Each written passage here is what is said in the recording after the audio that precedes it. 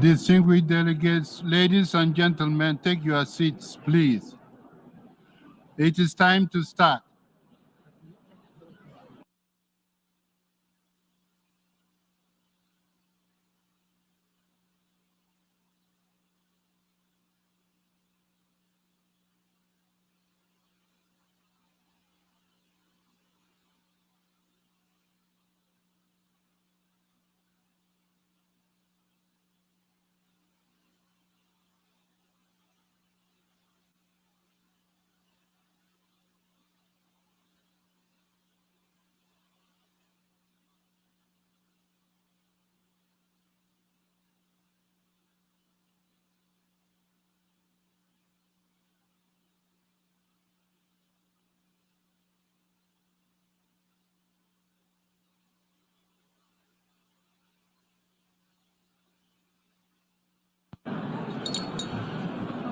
Ladies and gentlemen, distinguished delegates, let us start now.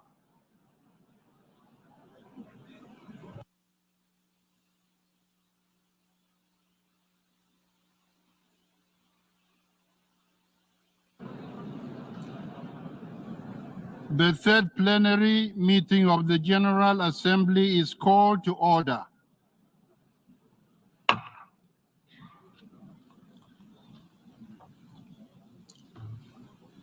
I declare open the Summit of the Future. This summit is held in accordance with Resolution 76/307 of 8 September 2022 and Decisions 78/555 of 10th July 2024 and 78/564B of 6 September 2024 and takes place under Agenda Item 123 entitled Strengthening of the United Nations System. In connection with this item, the Assembly has before it a draft resolution issued as document A/79/L2 and a draft amendment issued as document A/79/L3. The draft resolution before the Assembly contains the Pact of the Future and its annexes, the Global Digital Compact, and the Declaration on Future Generations. They represent the combination of many months of negotiations and embody compromise from all sides. No internationally agreed document is perfect. However, I strongly believe that the Pact, Compact, and Declaration represent the broadest support of member states. I urge all states to support the adoption of the Pact of the Future and its annexes.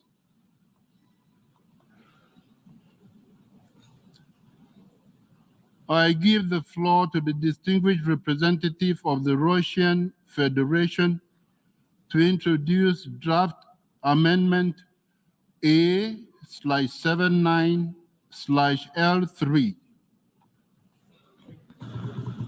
Господин председатель, Mr. President, almost 2 years ago, the GA resolution, A-Res 76/307, at that time, we wouldn't have guessed that the outcome document of our summit, the Pact for the Future, we'd agreed would be agreed upon ahead of time in accordance with consensus through intergovernmental negotiation. Unfortunately, this task was not fulfilled.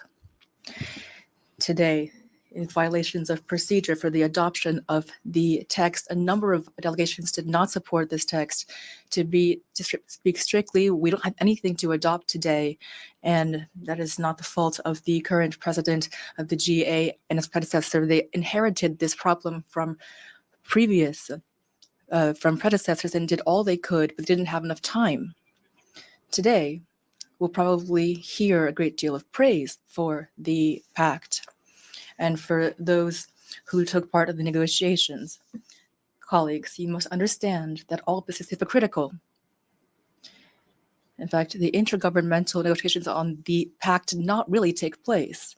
There was no meeting where delegations met, sat down at the same table, and held real negotiations on the draft broken down by paragraph. From the very beginning, the writers included in the text that was suitable to Western countries.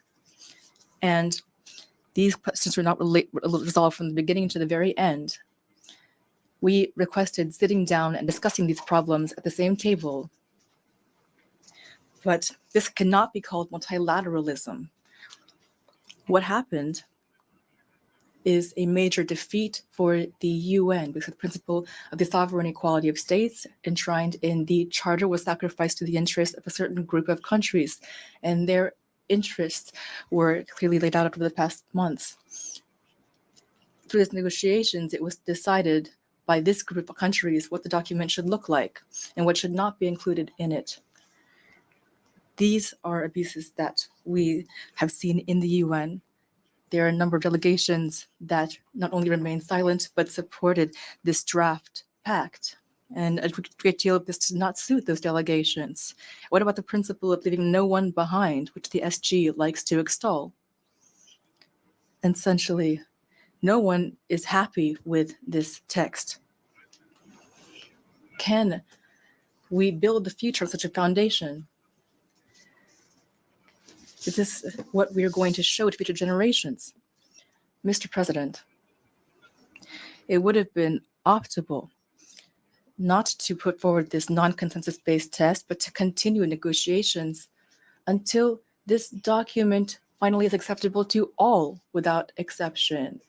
The direct negotiations with delegations and not maneuvers through coordinators. This summit would be our then common future, the victory of multilateralism in the UN Charter. I hope that you, Mr. President, will have the courage to propose this kind of procedural solution, and its details can be worked out in parallel with our summit. If you decide to do so, to move further and to push through a non-consensus text, then on the behalf of a number of countries, Belarus, Nicaragua, and the Russian Federation, we would like to propose an amendment to the draft text of this Pact for the Future and its annexes. Based on our amendment, the principle of non-interference in internal affairs of states, in accordance with the UN Charter, is something that must be followed by the UN. This is one of the fundamental principles of international law, which has not been reflected in the Pact. The amendment emphasizes the key role of the intergovernmental nature of UN decisions. The amendment emphasizes the need to prevent duplication of efforts and to maximize the effectiveness of the use of UN resources. All this is especially relevant given the current budget crisis in the organization. This amendment is not ignoring the needs of the global South, but on the contrary, is trying to protect them from further pressure from the collective West, which has not honored its previous obligations, for example, with the SDGs. And now they're trying to create new obligations, and now they are hiding behind the backs of the global South. Given the proposal of our amendment, we are hoping for the support of all delegations. And so our amendment being put to a vote was trying to uphold the intergovernmental nature of the UN and its charter. If our amendment is not included into the text of the pact, then we distance ourselves from the consensus on this document, on the Global Digital Pact as well. With regard to the provisions on disarmament, participation of NGOs in the work of the UN and the OHCHR. In any case, we believe it's crucial to emphasize that the pact is not a document that automatically creates new mandates and obligations for member states. It is simply a declaration, and quite a vague one. New mandates and obligations can only appear through an intergovernmental process that would take place through essentially a different process than how the work on the Pact and its provisions were organized. Thank you.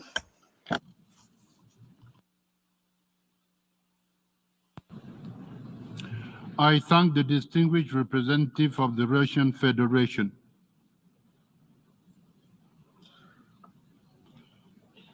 I now give the floor to the representative of the Republic of Congo on a point of order.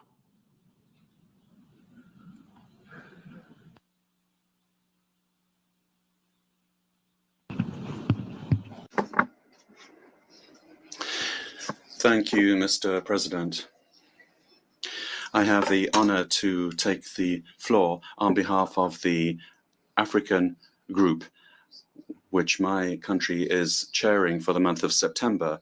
President, the African Group would like to warmly congratulate the President of the General Assembly for co-facilitating this event, and also the Secretary-General of the United Nations. We thank you for your tireless efforts, which together we have conducted during the negotiations that were so difficult and laborious. The African Union believes that it's our collective responsibility to ensure and guarantee a better future for current and future generations. We are now at a crossroads. Given what is at stake currently, what will define our common future, the African Group feels that we need to show unity and our capacity to find common answers to the multiple complex challenges that we are facing today. The African Group firmly believes that the adoption of this kind of amendment is not going to help us meet our expectations and legitimate aspirations. The African Le leadership du président de l'Assemblée générale et l'appui dans tous ses efforts pour l'adoption du pacte pour l'avenir. Enfin, le groupe africain propose qu'aucune décision ne soit prise concernant le projet d'amendement A79L3. Je vous remercie, Monsieur le Président. Thank you very much, Mr. President. Please stop it. Interpretation is not going. Please, Congo, can you start now? I'm sorry about that. Please, Congo, start now so that we can have the interpretation. I thank you, Mr. President.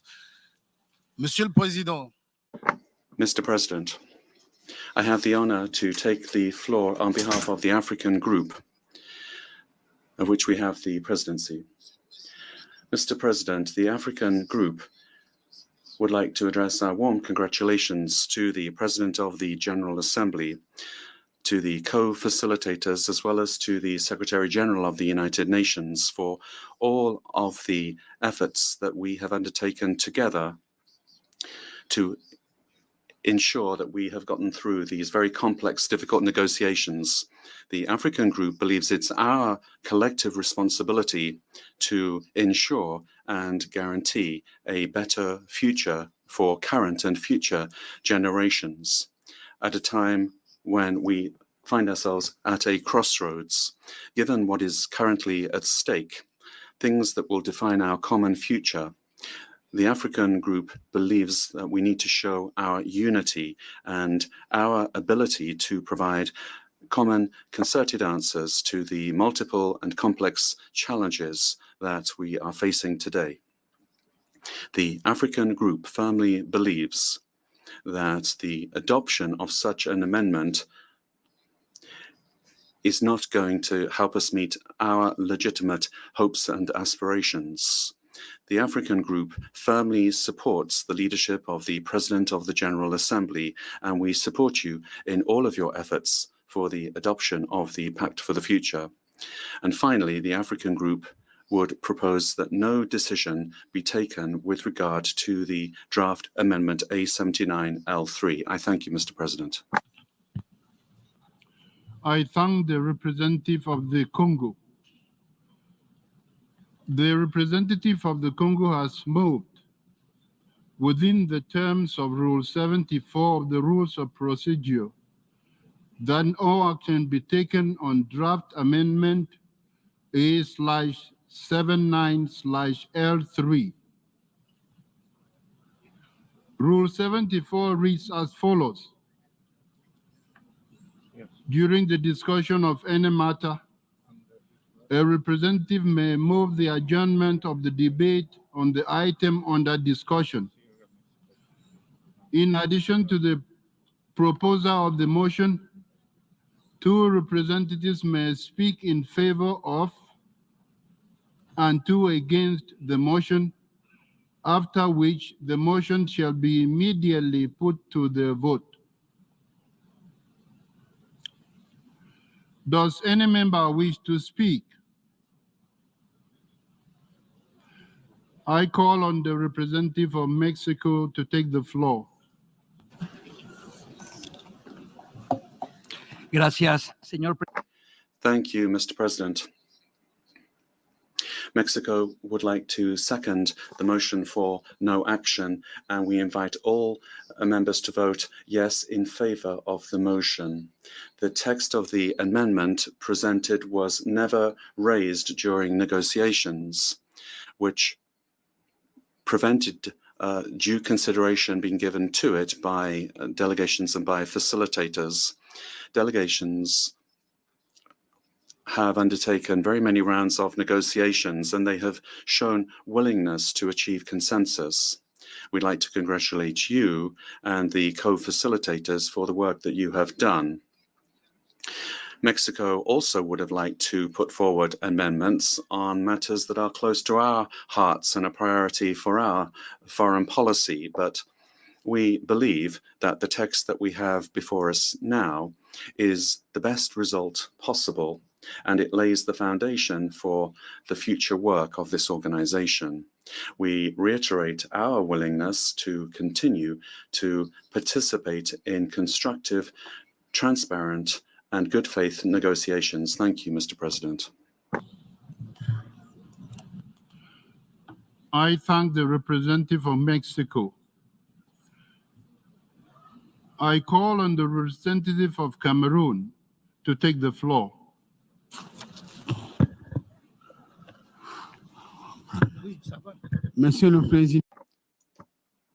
Mr. President, I would like to thank you for giving me the floor. Mr. President, the delegation of Cameroon supports the motion introduced by Congo on behalf of the African Group.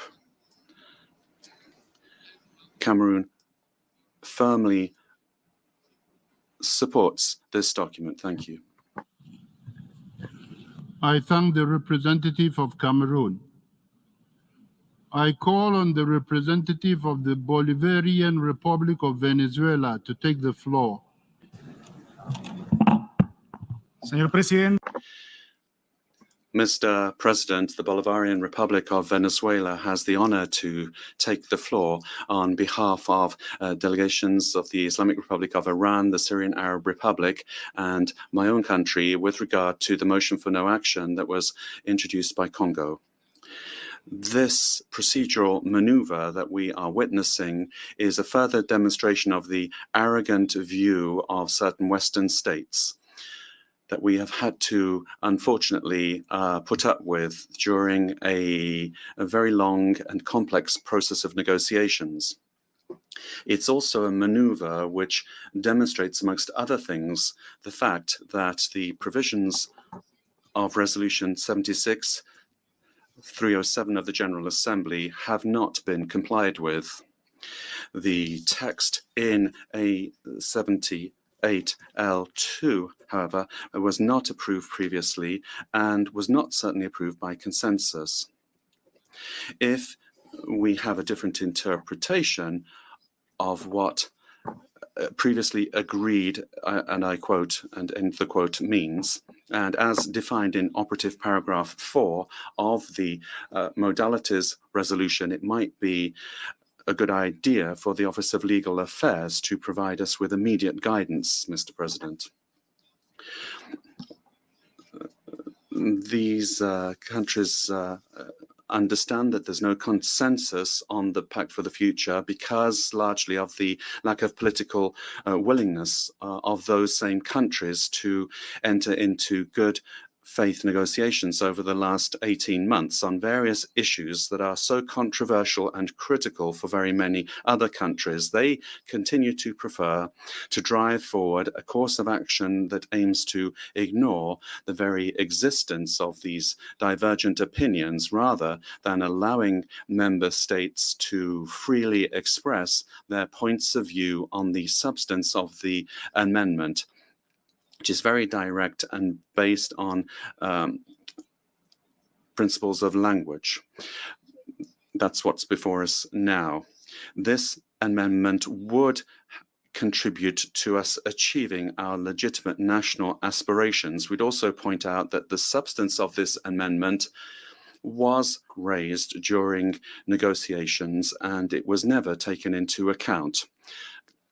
Currently, the Pact is selective in the way in which it addresses the various principles addressed in the UN Charter, and it does not refer at any time to the sacred principle of non-intervention in the domestic affairs of states contained in Article 2.7 of the UN Charter.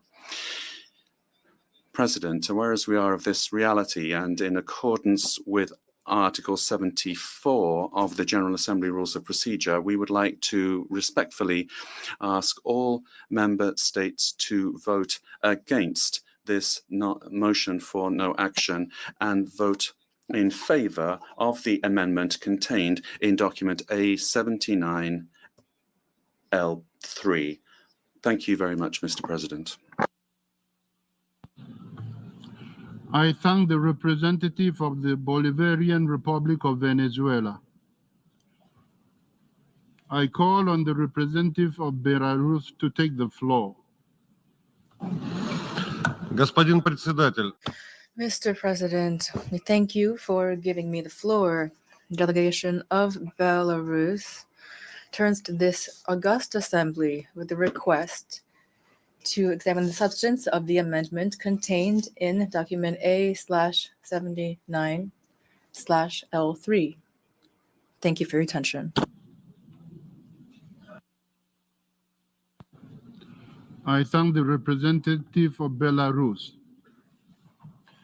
We have heard an objection to the motion by the representative of the Congo. I shall now put to a recorded vote the motion submitted by the representative of Congo that no action be taken on draft amendment A/79/L3.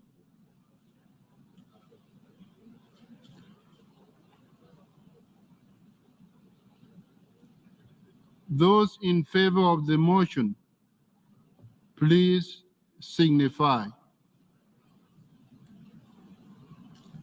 Against? Abstentions?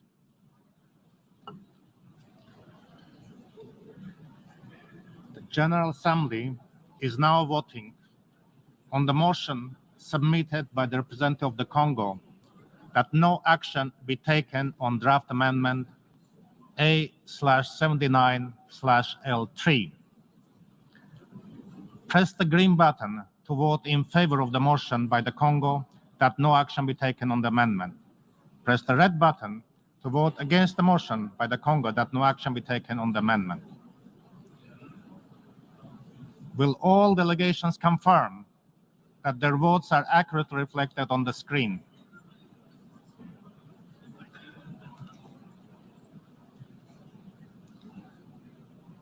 The voting has been completed. Please lock the machine.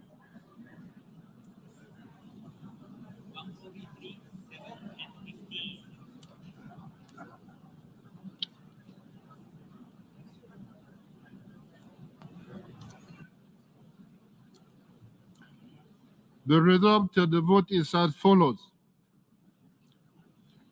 Please listen carefully. The result of the vote is as follows. In favor, 143. against 7, abstentions 15. The motion is adopted.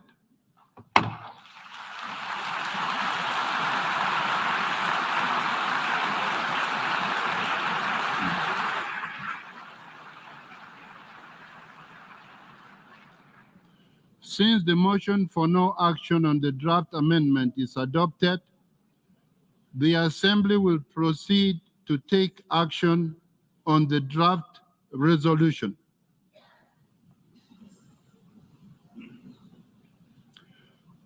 The Assembly will now proceed to consider draft resolution A/79/L2.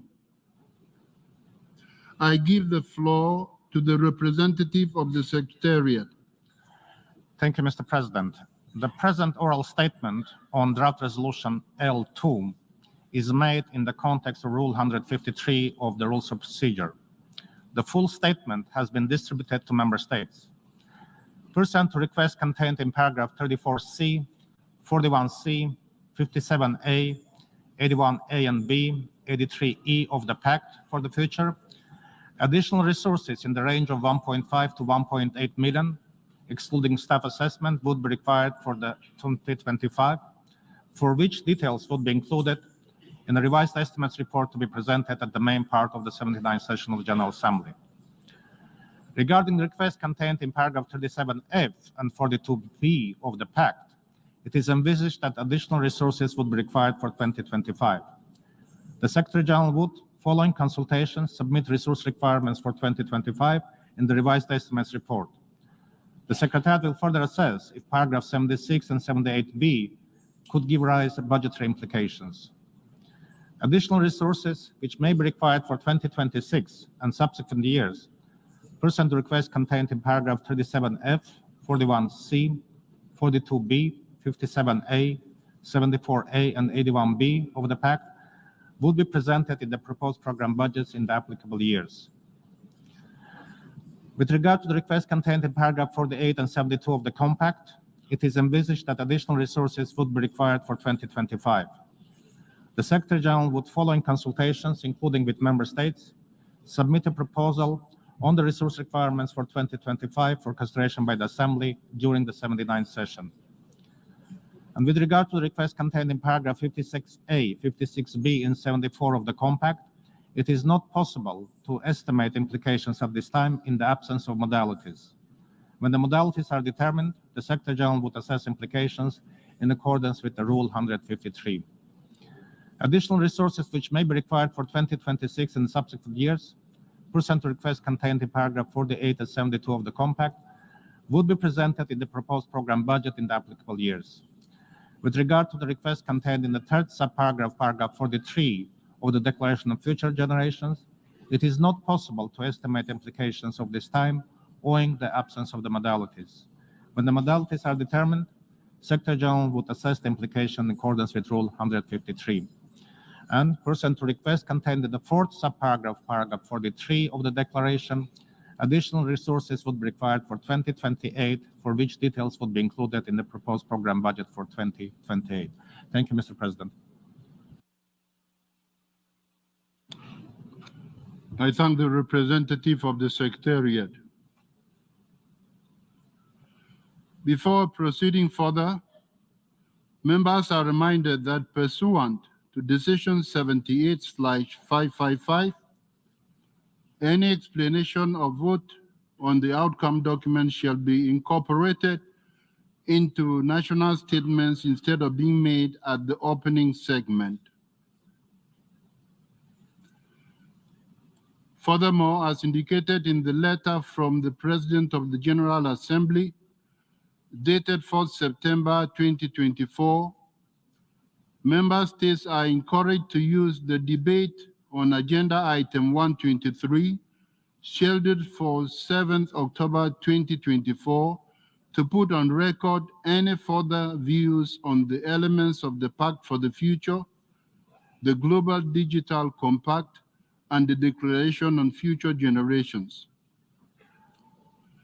The Assembly will now take a decision on draft resolution A/79 2021/L2 entitled the Pact for the Future. May I take it that the Assembly decides to adopt draft resolution A/79/L2. It is so decided.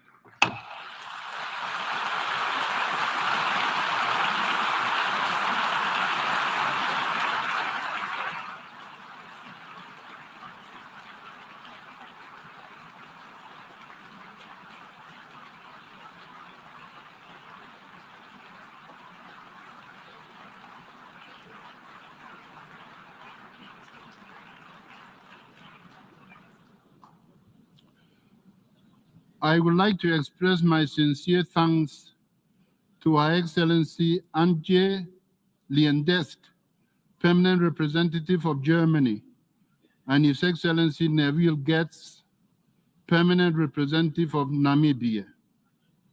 Her Excellency Anna Karin Enestrom, Permanent Representative of Sweden. His Excellency Chola Milambo, Permanent Representative of Zambia. His Excellency Brian Wallace, Permanent Representative of Jamaica, and Her Excellency Joka Brandt, Permanent Representative of the Kingdom of the Netherlands, who ably and patiently conducted discussions and complex negotiations on the Pact for the Future, the Global Digital Compact, and the Declaration on Future Generations. I also express my sincere thanks to His Excellency Thomas Zarneysen, Chargé d'Affaires ad interim of the Permanent Mission of Germany, for his work in the final stage of the process. Finally, I wish to recognize the hard work of the teams that supported the 6 co-facilitators over multiple sessions, including Agnes Julin, Audrey Gatana Namases, Cornelia Jarash, Ernst Reuter Marcel, Jan Bush, Johann Shekeni, Julia Fielding, Marcus Kreft, Moses Jere, Regelia Voges, Sevelina Ashipal, Tilman Scherf, Yannick Da Costa, and many more. I am sure members of the Assembly will join me in extending to them our sincere appreciation.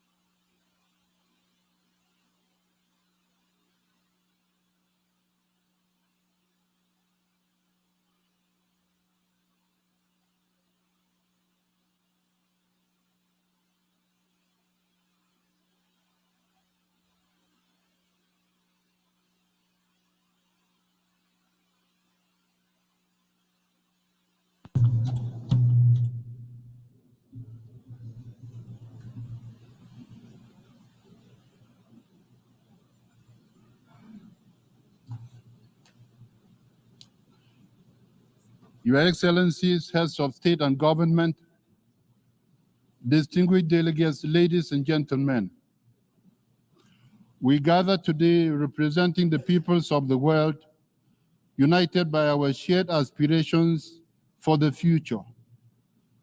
Our future is in our hands. We have the power to make important choices for the future. We stand at crossroads of global transformation, facing unprecedented challenges that demand urgent collective action.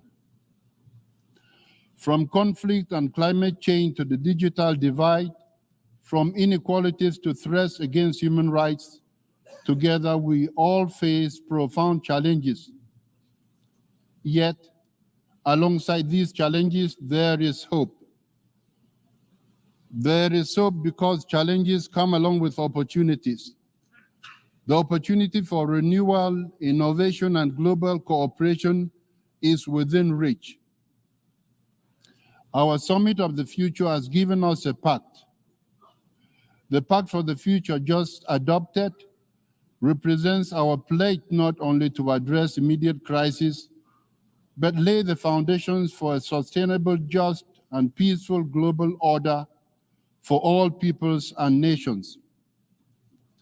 The commitments embodied in the Pact and its annexes reflect the collective will of member states and must guide our actions and encourage us to promote international peace and security, invigorate implementation of the Sustainable Development Goals, foster just and inclusive societies, and ensure that technologies always serve the common good of humankind.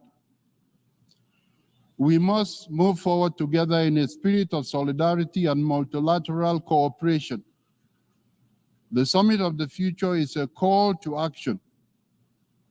We must shape our future to protect ourselves and our planet Earth.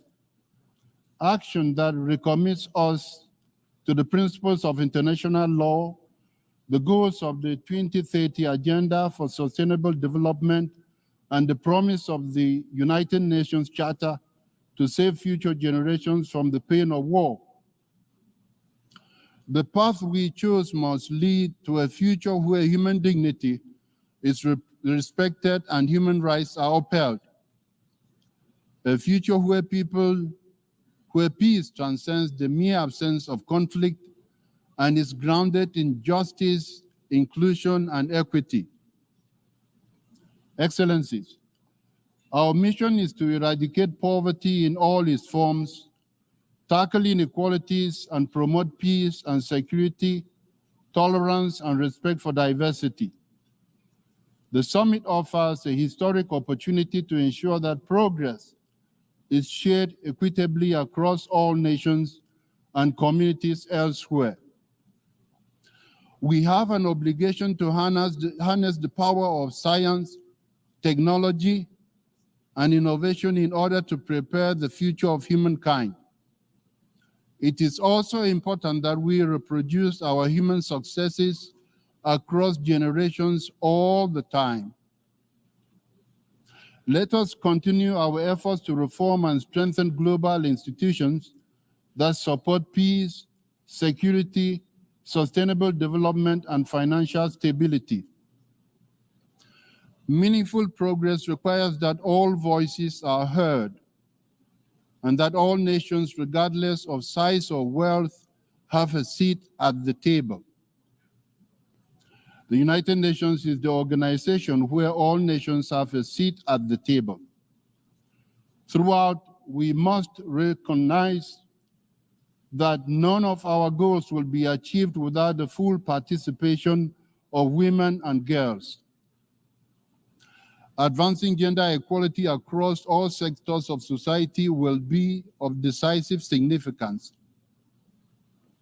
Equally, we must acknowledge the vital role of young people in shaping our future, ensuring their voices are heard, their rights protected, and their potential realized.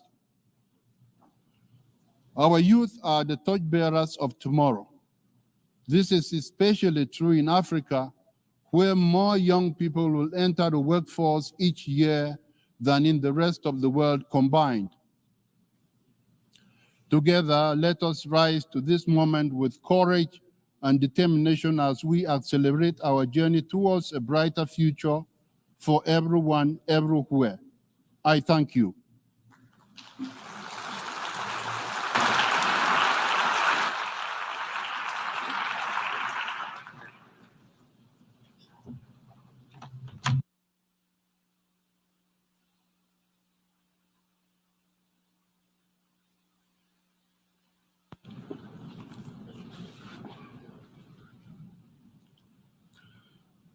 I now give the floor to His Excellency Antonio Guterres, the Secretary-General of the United Nations.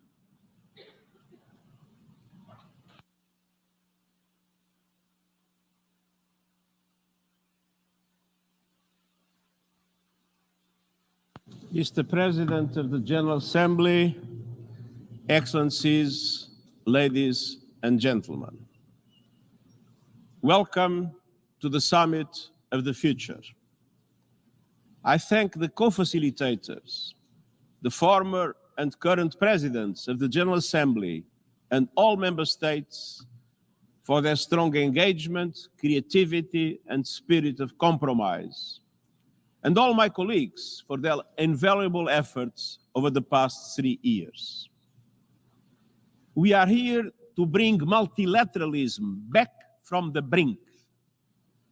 I called for this summit to consider deep reforms to make global institutions more legitimate, fair, and effective based on the values of the UN Charter.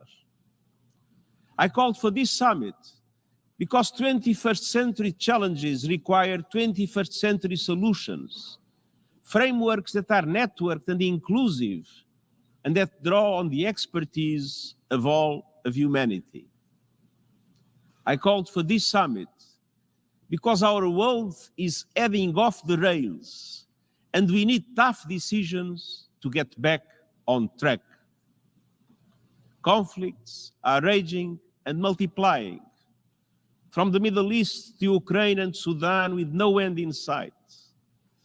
Our collective security system is threatened by geopolitical divides, nuclear posturing, and the development of new weapons and theaters of war.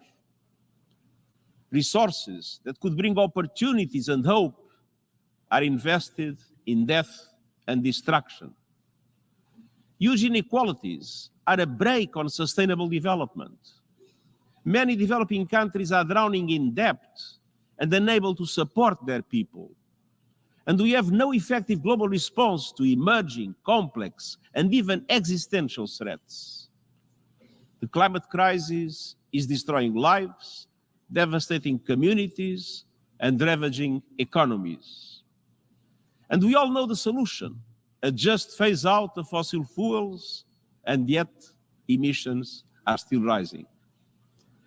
New technologies, including AI, are being developed in a moral and legal vacuum without governance or guardrails.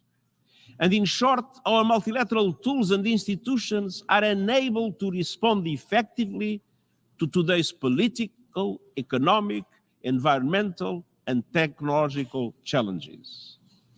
And tomorrow's will be even more difficult and even more dangerous. When the United Nations was established nearly 8 years ago, it had 51 member states. Today they are 193. The global economy was less than 1/12 of its current size. As a result, our peace and security tools and institutions and our global financial architecture reflect a bygone era. The United Nations Security Council is outdated, and its authority is eroding. And unless its composition and working methods are reformed, it will eventually lose all credibility. The international financial architecture was established when many of today's developing countries were under colonial rule. It does not represent the realities of today's global economy and is no longer able to resolve economic challenges, debt, climate action, sustainable development. It does not provide the global safety net that developing countries need. Meanwhile, technology, geopolitics, and globalization have transformed power relations. Our world is going through a time and turbulence and a period of transition. But we cannot wait for perfect conditions. We must take the first decisive steps towards updating and reforming international cooperation and make it more networked, more fair, and more inclusive now. And today, thanks to your efforts, we have. Excellencies, ladies and gentlemen, the Pact for the Future, the Global Digital Compact, and the Declaration on Future Generations open pathways to new possibilities and opportunities. On peace and security, they promise a breakthrough on reforms to make the Security Council more reflective of today's world, addressing the historic underrepresentation of Africa, Asia-Pacific, and Latin America. They lay the foundations for a more agile peace-building commission and for a fundamental review of peace operations to make them fit for the conditions they face. They represent the first agreed multilateral support for nuclear disarmament in more than a decade. They recognize the changing nature of conflict and commit to steps to prevent an arms race in outer space and to govern the use of lethal autonomous weapons. They include measures to mount an immediate and coordinated response to complex global shocks. On sustainable development, these agreements represent major progress towards groundbreaking reforms of the international financial architecture. They will help to make its institutions more representative of today's world, capable of mounting a stronger response to today's challenges, and able to provide an effective global safety net for developing countries at a time when many of them are suffocating in debt and unable to make progress on the SDGs. The Pact for the Future is about turbocharging the Sustainable Development Goals and the Paris Agreement, accelerating a just transition away from fossil fuels and securing a peaceful and livable future for everyone on our planet. It includes a groundbreaking commitment by governments to listen to young people and include them in decision-making at the national and global levels. And it commits to stronger partnerships with civil society, the private sector, local and regional authorities, and more. The Global Digital Compact is based on the principle that technology should benefit everyone. It includes the first truly universal agreement on the international governance of artificial intelligence. It commits governments to establishing an independent international scientific panel on AI and initiating a global dialogue on its governance within the United Nations. The Global Digital Compact represents the first collective effort to reach agreed interoperability standards essential for consistent measurement. And it supports networks and partnerships to build capacity on AI in developing countries. And the Declaration on Future Generations echoes the call of the United Nations Charter to save succeeding generations from the scourge of war, committing governments for the first time to taking the interest of our descendants into account in decisions we take today. Respect for human rights, cultural diversity, and gender equality are woven into all three agreements. In the face of a surge in misogyny and the rollback of women's reproductive rights, governments have explicitly committed to removing the legal, social, and economic barriers that prevent women and girls from fulfilling their potential in every sphere. Excellencies, I welcome these three historic agreements, which mark a shift toward multilateralism that is more effective, more inclusive, and that is more network-based in its functioning. I fought for the ideas contained in these agreements since the very first day of my mandate, and I will be totally committed to their implementation until the very last day. We have unlocked the door. Now it is our common responsibility to walk through it. That requires not just agreement, but action. And today, I challenge you to take that action, to implement the Pact for the future by prioritizing dialogue and negotiation, ending the wars that are tearing our world apart, and reforming the composition and working methods of the Security Council, to accelerate reforms of the international financial system, including at next year's conference on financing for development, to put humanity's best interests at the front and center of new technologies. Our success or failure hinges not on the adoption of agreements, but on our actions and their impact on the lives of people that we serve.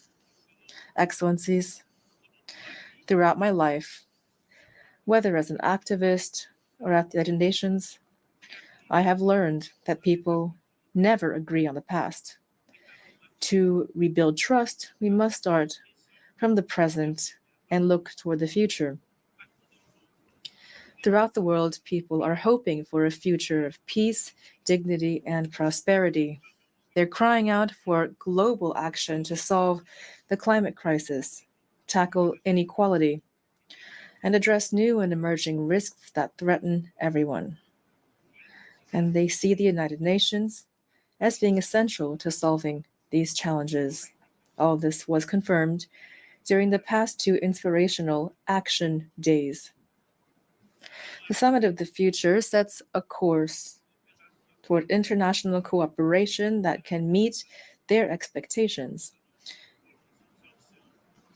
Now we're taking these first important steps together, and I congratulate all member states for playing their part. Now, let's get to work. Thank you.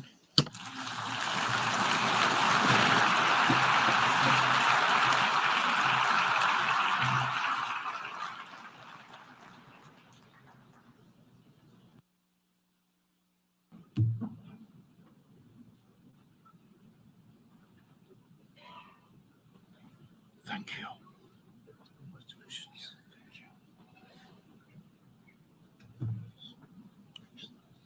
I thank the Secretary General.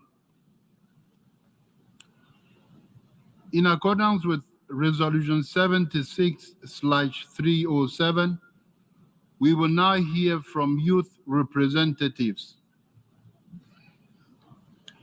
I now give the floor to Mr. Ghanim Mohammed Al Mufta from Qatar.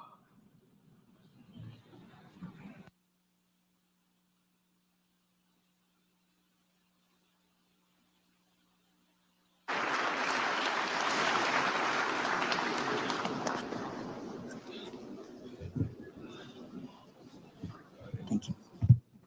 Oh, it's falling down.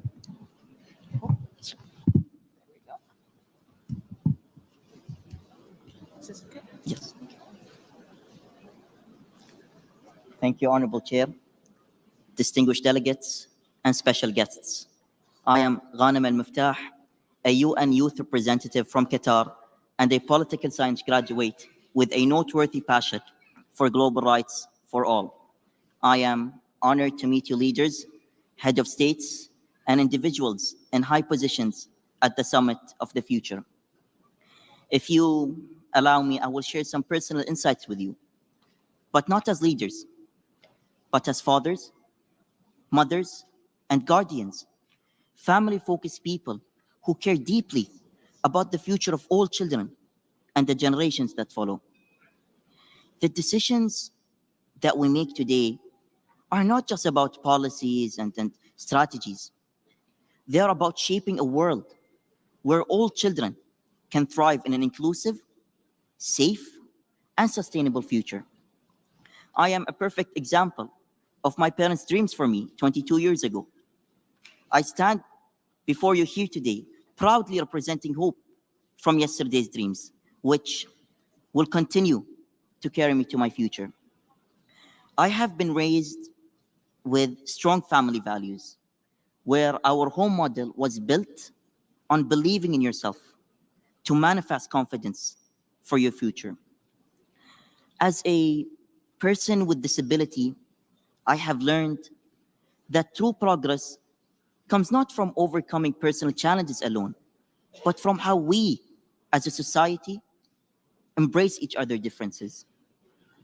As I look around the room, I don't see anyone else like me. But you have accepted my differences without prejudice, gender, nationality, race, or religion. You have accepted all of me. This must be the way we conduct our tomorrow, where inclusivity is a fundamental right, not a luxury, where every individual can contribute to the common good of the future, no matter our differences. It is my destiny to be born with disability. I chose to accept it.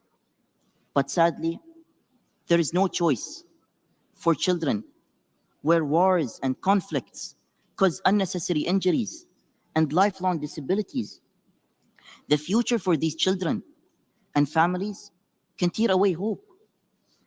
22 years ago, when my mother was told that I was hopeless and going to die, she only listened to her heart.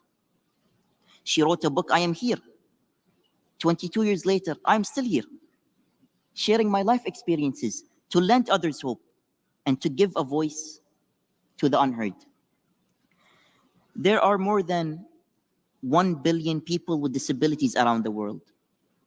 If they allow me, I unite with them to say, we raise our voices to stop these unexpected disabilities worldwide where peace is unseen.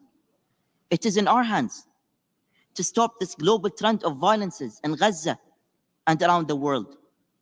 We must end the suffering today so that a clearer tomorrow can be seen.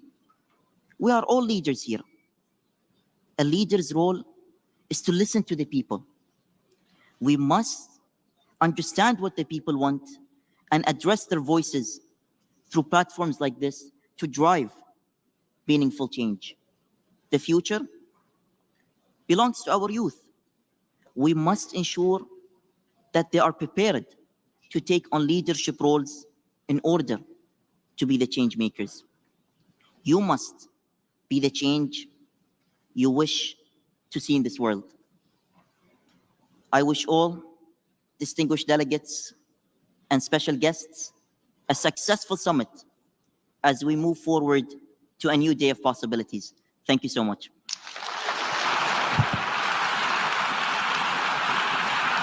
I thank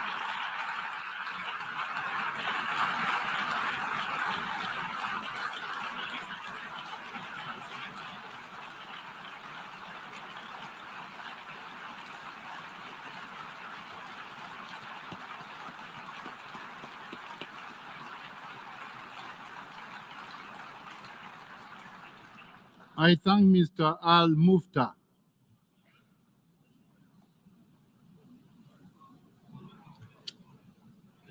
I now give the floor to Ms. Niria Alicia Garcia from the United States.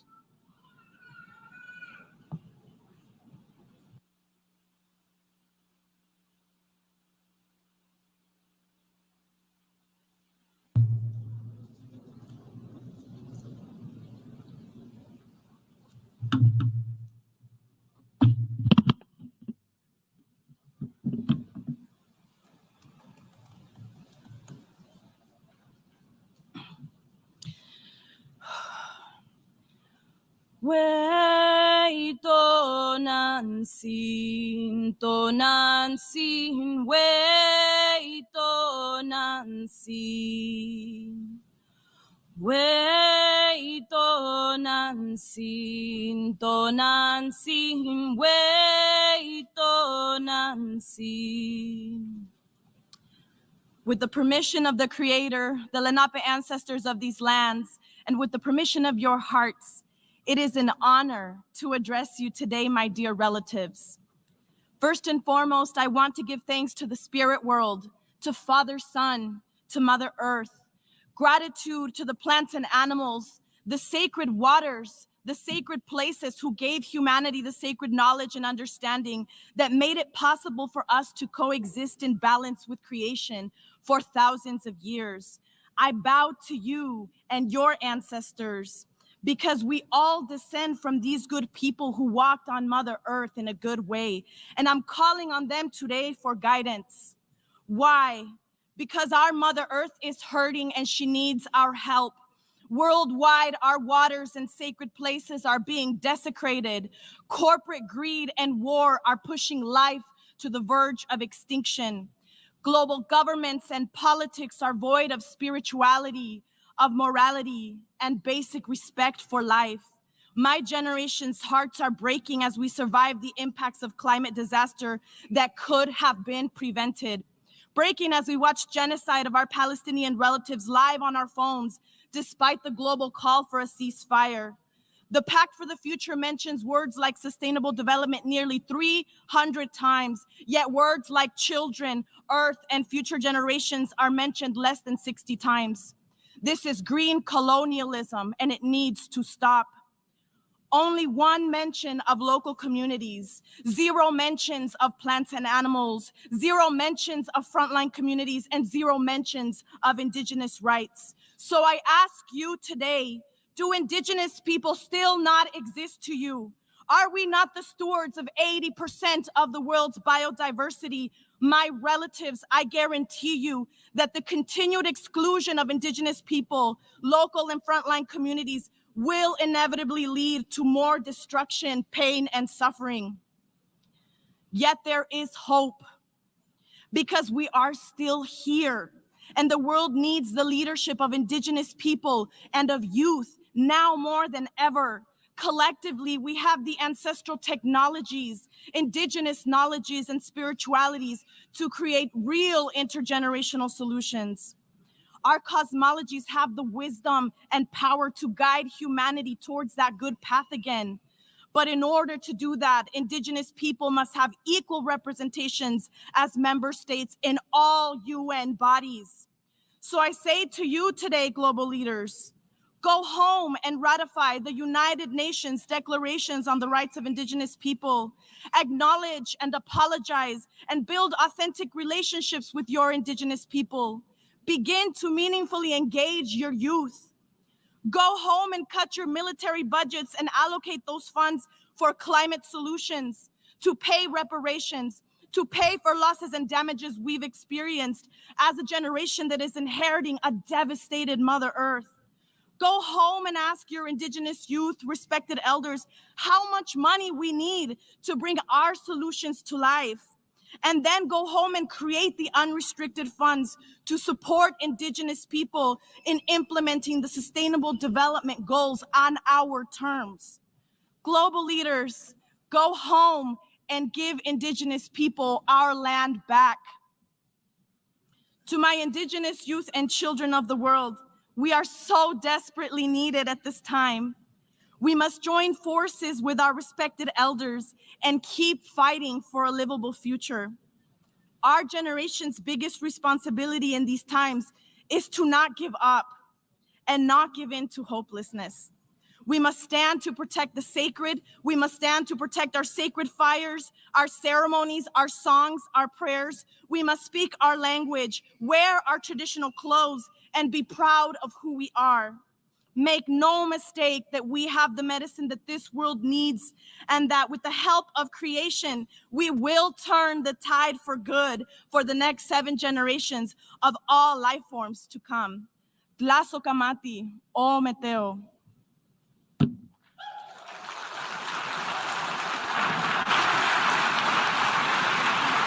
I thank Ms. Garcia.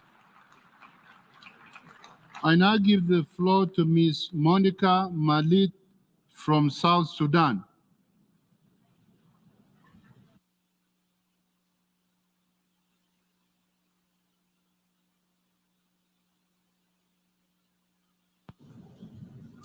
Esteemed world leaders, excellencies, and distinguished guests, I am Monica Malit.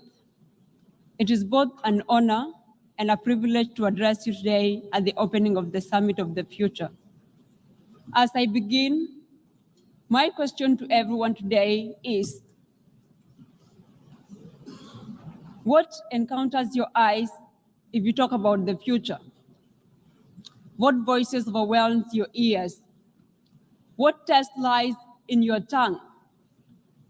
Of hope, of action, of collaboration, of inclusion, or of transformation?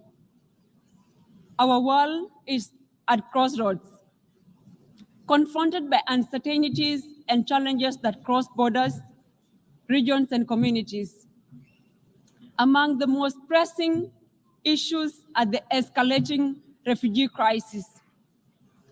If left unaddressed, this will destabilize societies, hinder growth, and sow divisions. Reflecting on my own experiences living South Sudan with only one language to speak, I had to struggle in a class with people who were 3 years in class before me. Kenya, a land of refuge, turned to be a land of where I thrived. Through the gates of education, it's opened its heart. The University of Nairobi gave me a chance to rise, to lead, and to speak for the voiceless, not just as a student, but as a student's president. A refugee crowned with the trust of a nation, my journey, not just of books and lectures, but of forging a future where the silent speak. With the right resources, I secured the Albert Einstein German Scholarship. The support of UNHCR and Kenya granted me access to education, to thrive, to pursue knowledge, and turn dreams into tangible realities. Now, the weight of my law degree, I stand as a voice for the youth, for the refugees, and for all those forgotten. Through my journey, I learned that it is not enough to receive degrees. We need to exemplify leadership for us to thrive. And we lose it out when we let the youth and the refugees especially go unnoticed, unsupported, and unchampioned for. The flight of refugees underscores our collective responsibilities. Individuals like me, displaced by conflict, environmental disasters, and economic uncertainties, seek refuge, security, and a chance for a better life, not to be pitied. It is our collective duty to provide not just immediate assistance, but also long-term, compassionate solutions that uphold the dignity of refugees and enable their meaningful contribution to the society. Education remains a powerful tool for progress regardless of the constant cut down in education funding across the world. It equips individuals with the skills and knowledge to navigate a complex world with limited opportunities. For developing nations and emerging economies, investing in education is crucial for sustainable growth. We must ensure that education is accessible, equitable, and aligned with the future workforce demands. And for this, I want governments and key stakeholders in the education sector to think big on funding for education. In a world where world leaders openly make negative comments about refugees, none of us chose to be a refugee, and anyone can become a refugee. Without peace, there can be no safety nor development. Without security, there can be no stability. Without stability, education falters and nations fail. As we embark on this journey, let's envision a world and a future where it is shaped by cooperations, understanding, and shared purpose. Let today mark the beginning of a deeper collaboration, stronger institutions, and renewed commitment to creating a world where every individual has the opportunity to thrive. And to our world leaders, I'm very grateful that I have a chance to stand before you today and address you directly. The gaps are growing wider. The structures are rusting. While you talk of reforms, our future deliberations must not be rehearsed platitudes, but revolutions of thoughts. This summit, this moment, it is supposed to mend the fractures in our trust, to build a future where cooperation thrives. And to the youth, the future is ours to forge, not theirs to cling to, not theirs to pass down like spoils of war, because there are those who went for the war but were left in the war. It belongs to the bold, those who speak, even when silence is expected. It belongs to those who demand more justice, more equity, and more humanity. Thank you so much.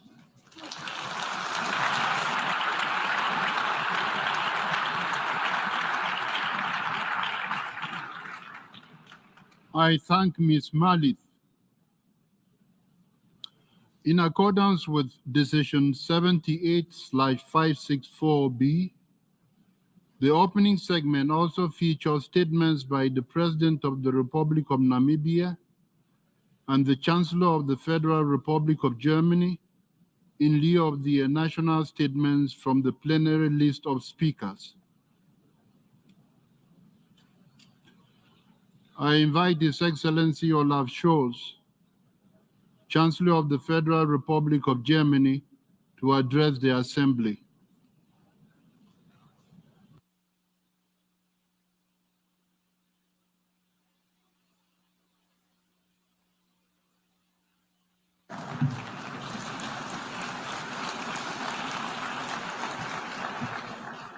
Mr.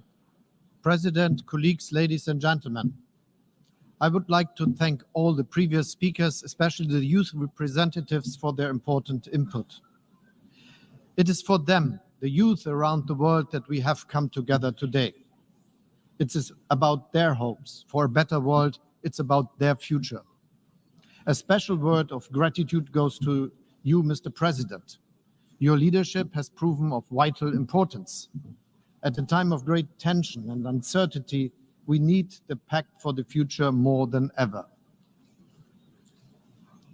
The previous speakers have already explained how deeply our fates are linked by the global challenges we are facing. War, climate change, poverty and hunger, impediments to free and fair trade, global health threats, technological developments such as AI, which, as well as huge opportunities, also harbor the potential for abuse and for exacerbating economic imbalances. The Pact does not just acknowledge these challenges. It expresses our commitment to confronting them, not alone, not one by one, but together, East and West, North and South. The Pact for the Future can serve as a compass for us, a compass whose needle points towards more cooperation and partnership instead of towards more conflict and fragmentations. A compass guiding us to a more just, inclusive and cooperative world.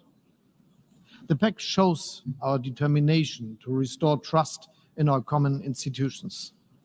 It shows that all the talk of division, polarization and uncertainty will not be the end of the story of the United Nations.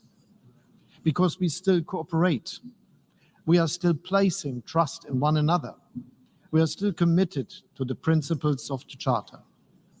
And we are still willing to treat each other with respect and fairness. Respect and fairness, these principles have also been guiding us, Namibia and Germany, as co-facilitators of this pact. We come from different continents. Our political and socio-economic situations differ. And yet we manage to work together as friends. Thank you, President Mbumba, for your friendship and for the excellent cooperation. I also wish to thank everyone who helped us to carry the negotiations so far. The text before us today is the achievement of the countless men and women who overcome fatigue, the occasional feeling of frustration, political and ideological divides to achieve this global consensus today. You have proved that multilateralism is alive, that we can find common ground. Let's take steps towards a world that is safe, just, equal, inclusive, sustainable, prosperous, and above all, peaceful. The Pact outlines what those steps are, over 50 of them. Not only history would judge us if we didn't take them, but also young people around the world. The road is rocky, but what was that ever any different? Germany will extend its hand to anyone who wants to walk this road with us. Let's get moving. The future starts now. Thank you.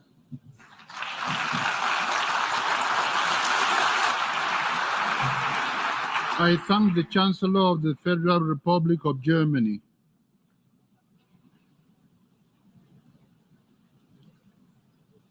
I invite His Excellency Nangolo Mbumba, President of the Republic of Namibia, to address the Assembly.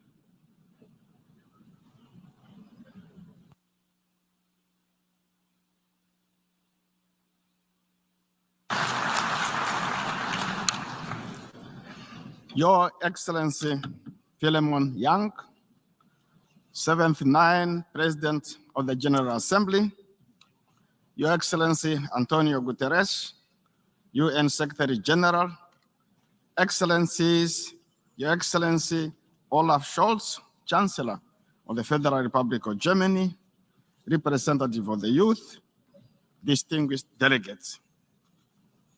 Today we gathered at this Summit of the Future to adopt, and which we have done already, a pact for the future, which our countries painstakingly negotiated over the past 18 months. We all are differently impacted by the weight of this historic moment for our global community under the United Nations. There is an African proverb that says, and I quote, "Tomorrow belongs to the people who plan for it today," end of quote. The Summit of the Future is a pivotal moment in our quest to shape a brighter, more just, sustainable, and peaceful common future for all humanity. It is a further commitment to bequeath to the current and future generations a world at peace with itself, a world in which all countries and peoples are prosperous, and a world that is more loving, more inclusive, and tolerant. At this critical juncture, the scale and degree of compounding challenges of poverty, hunger, climate change, economic inequality, conflict, and public health crisis may seem unsurmountable. However, this summit equally presents a historic opportunity for the nations of the world to combine their strength and resources and confront these crises head-on. Today, the world is at a crossroad. One path leads to an environmental catastrophe, widening inequality, global conflict and destruction, and the rise of dangerous technologies that threaten our security and civil liberties. The other path offers hope. Hope for climate change, global peace, the eradication of poverty and hunger, and the responsible harnessing of digital technologies for the benefit of all humanity. Therefore, the Summit of the Future is a timely and urgent call to action, urging us to choose the path of peace, prosperity, and sustainable development for all. The world of 1945, where the United Nations was established in San Francisco to promote unity among nations under the rubric of we, the peoples, is contrastingly different from the world of 2024. So much has changed. As a result, we as leaders are once again called upon by destiny to come together and forge a brighter future for our peoples, to forge a brighter tomorrow for people and planet, we must be courageous to reform international organizations, including the United Nations and its Security Council. A new multilateralism, one that truly works, must rest on 4 key pillars of UN reform. First, the UN must empower nations and regions to adopt comprehensive pathways to provide economic opportunities and prosperity, underpinned by environmental sustainability. Second, the UN must strengthen global agreements and institutions to ensure the effective implementation of the Sustainable Development Goals. Thirdly, the UN must be equipped to finance these goals through an innovative global financial architecture. Fourth, we must harness the incredible advancement in science and technology for the common good, while being ever vigilant against the misuse of innovation such as artificial intelligence, biotechnology, and geoengineering. The Pact for the Future set out key global priorities for humanity, which are sustainable development and financing, international peace and security, science, technology, and innovation, the empowerment of youth and future generations, and global governance. I extend heartfelt congratulations to the respective facilitators and all member states of the United Nations for this profound accomplishment. The Summit of the Future, under the able leadership of the permanent representatives of Germany and Namibia, has been a collective effort over the past 18 months to build consensus and restore trust, and to reinforce the principles of dialogue, cooperation, and shared responsibility. Excellencies, we need the UN because at the heart of this institution is a simple yet profound principle.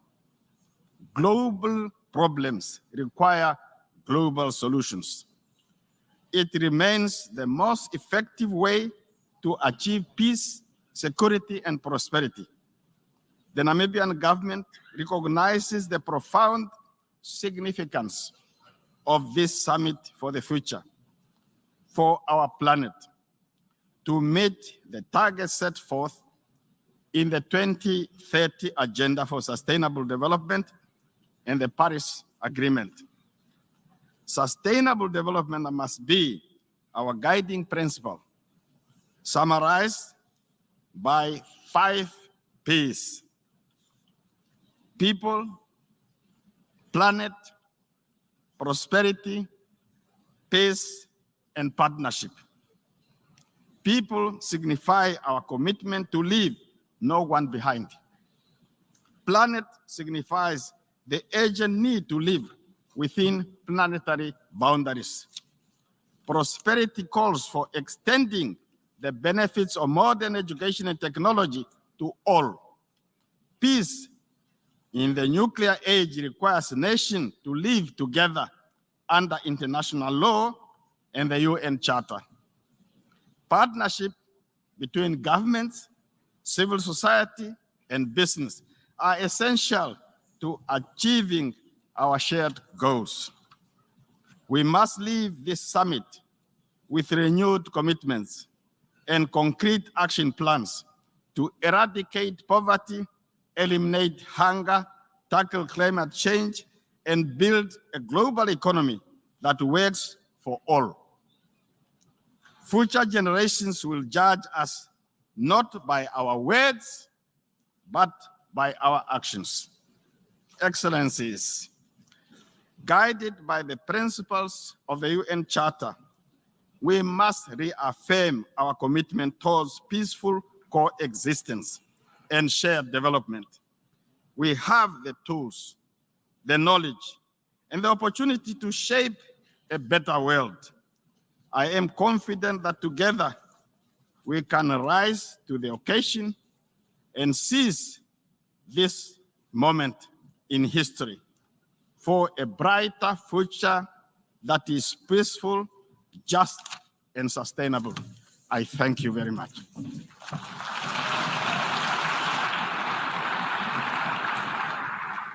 I thank the President of the Republic of Namibia.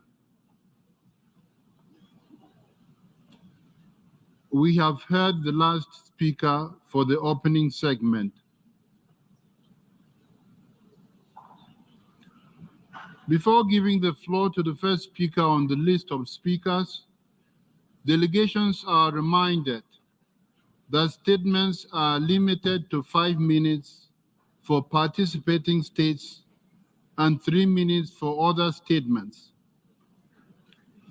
Pursuant to Rule 72 of the Rules of Procedure, when a representative exceeds her or his allotted time, the President shall call the speaker to order without delay, which will be done by means of automatic microphone cutoff.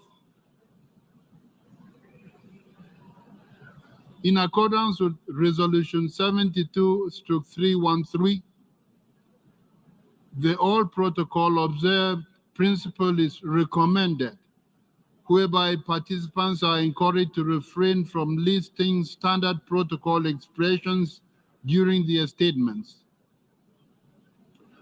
I would like to appeal to speakers to deliver their statements at a reasonable pace so that interpretation into the other official United Nations languages may be provided properly.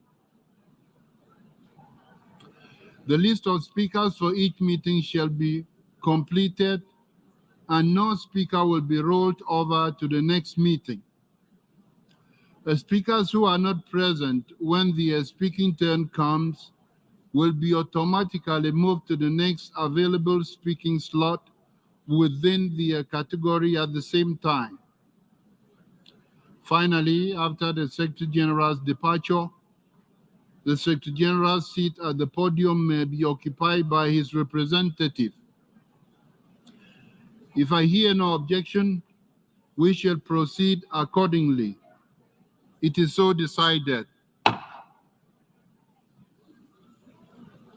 Members are also reminded, in accordance with Resolution 76/307, 4 interactive dialogues will take place in the Trusteeship Council chamber in parallel to the plenary meetings.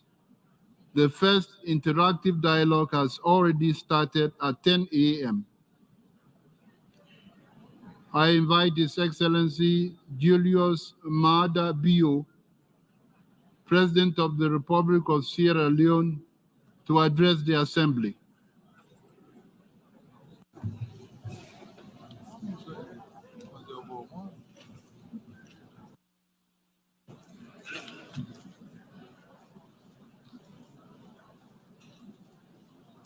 Mr. President of the General Assembly, Mr. Secretary General of the United Nations,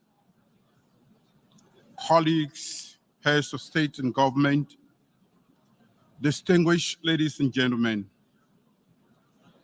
I have the honor to deliver this statement on behalf of the G7 plus countries, a group of nations bound together by a shared history of experiencing the horrors of conflict and the challenges of fragility, with an unwavering commitment to peace, stability, resilience, and sustainable development. This summit represents an important moment for reflection, collective action, and renewed commitment to building a sustainable, just, and equitable future. As countries deeply affected by conflict and post-conflict circumstances, we understand all too well the cost of instability. The urgency of a united global response to build a future of peace, prosperity, and justice is a shared responsibility that cannot be overstated. For us, these challenges are neither theoretical nor distant. They are the stark reality that we contend with every day. Our countries have endured and continue to endure fragility, conflict, and violence. Still, we stand here united by a shared hope and common purpose, the pursuit of sustainable peace and development. Today, we stand at the crossroads of history. As this summit of the future has offered us an opportunity to adopt the Pact of the future, a transformative roadmap for a more inclusive, secure, and sustainable world. This pact gives us hope and inspiration for a better future. Mr. President, allow me to put forward 6 points to help in situating the G7 plus countries in the pact for the future implementation. 1, the call for national ownership and inclusive government. The G7 plus was founded on the principle that peace and development must be driven from within. We advocate for national ownership of development processes and insist that efforts to address fragility must be grounded in dialogue, reconciliation, and inclusive governance. 2, promoting sustainable development in conflict-affected countries. The SDGs represent a shared vision for a better world. But for the G7 plus countries, progress remains hindered by persistent challenges of fragility. Sustainable development and finance for development is essential to address the needs of fragile countries. Therefore, we call for increased international cooperation, innovative and tailored approaches to ensure that no country is left behind. 3, foster international peace and security. International peace and security form the bedrock of global development. For countries recovering from conflict, achieving peace is not a singular event, but a continuous process of strengthening institutions, promoting the rule of law, and addressing the root causes.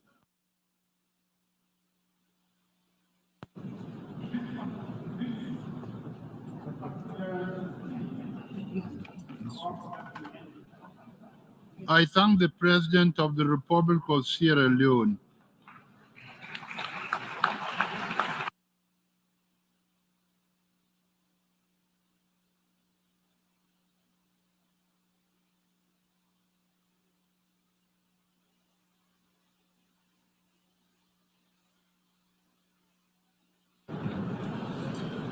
I invite His Excellency Rashad Mohammed Al-Alimi, President of the Presidential Leadership Council of the Republic of Yemen, to address the Assembly.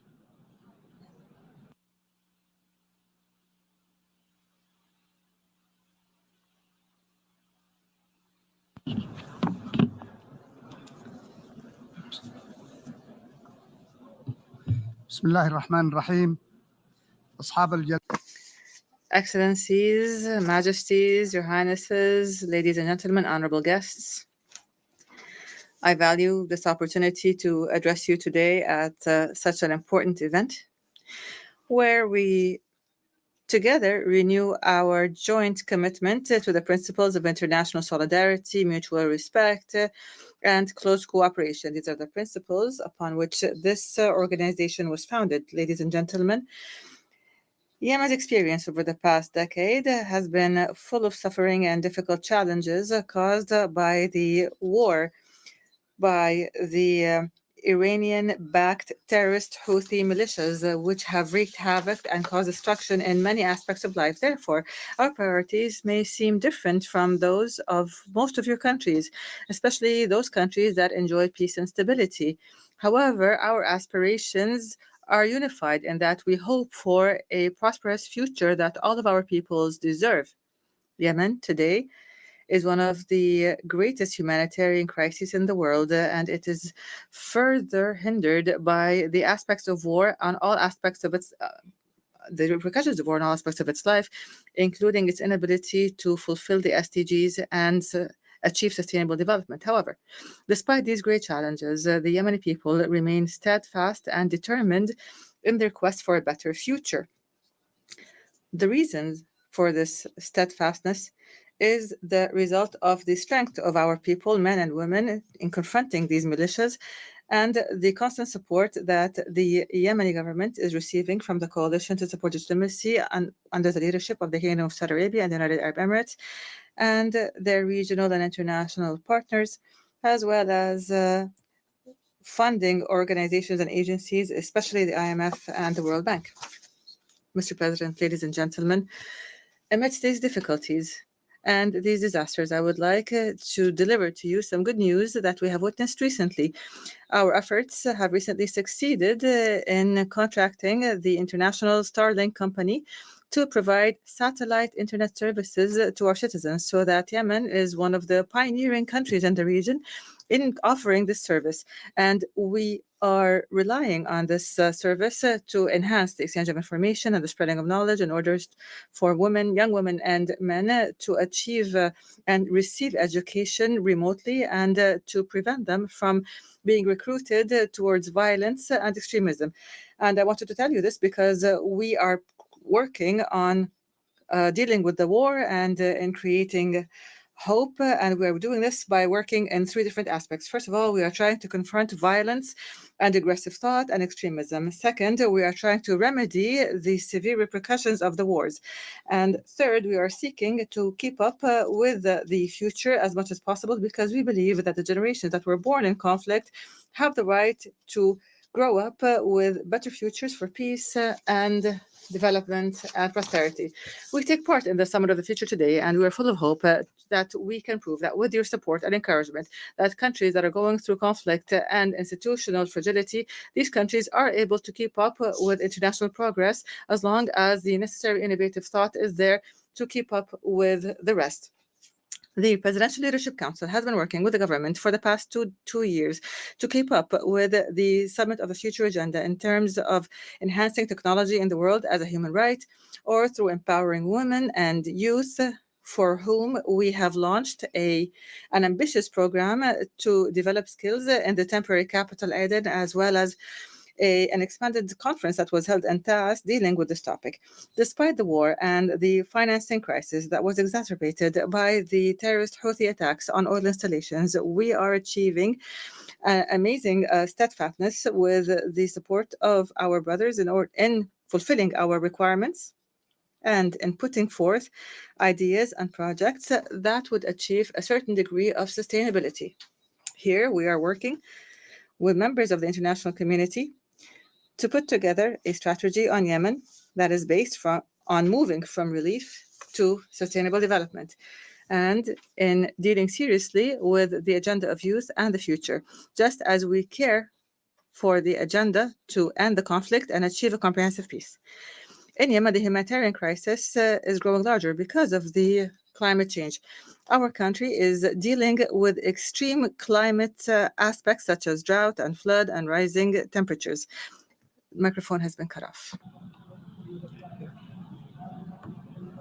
I thank the President of the Presidential Leadership Council of the Republic of Yemen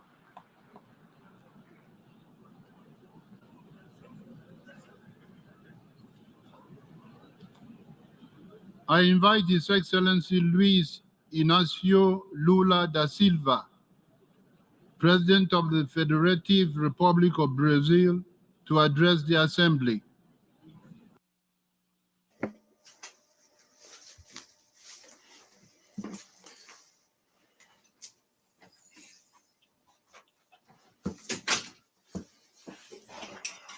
I would like to thank the Secretary-General Antonio Guterres for the initiative to promote this summit of the future. I congratulate Germany and Namibia through Chancellor Olaf Scholz and President Ngolo Mbamba for leading the process that brought us here. Almost 20 years ago, the then Secretary-General Kofi Annan invited us to think about how to reinvigorate multilateralism to face the challenges of the new millennium.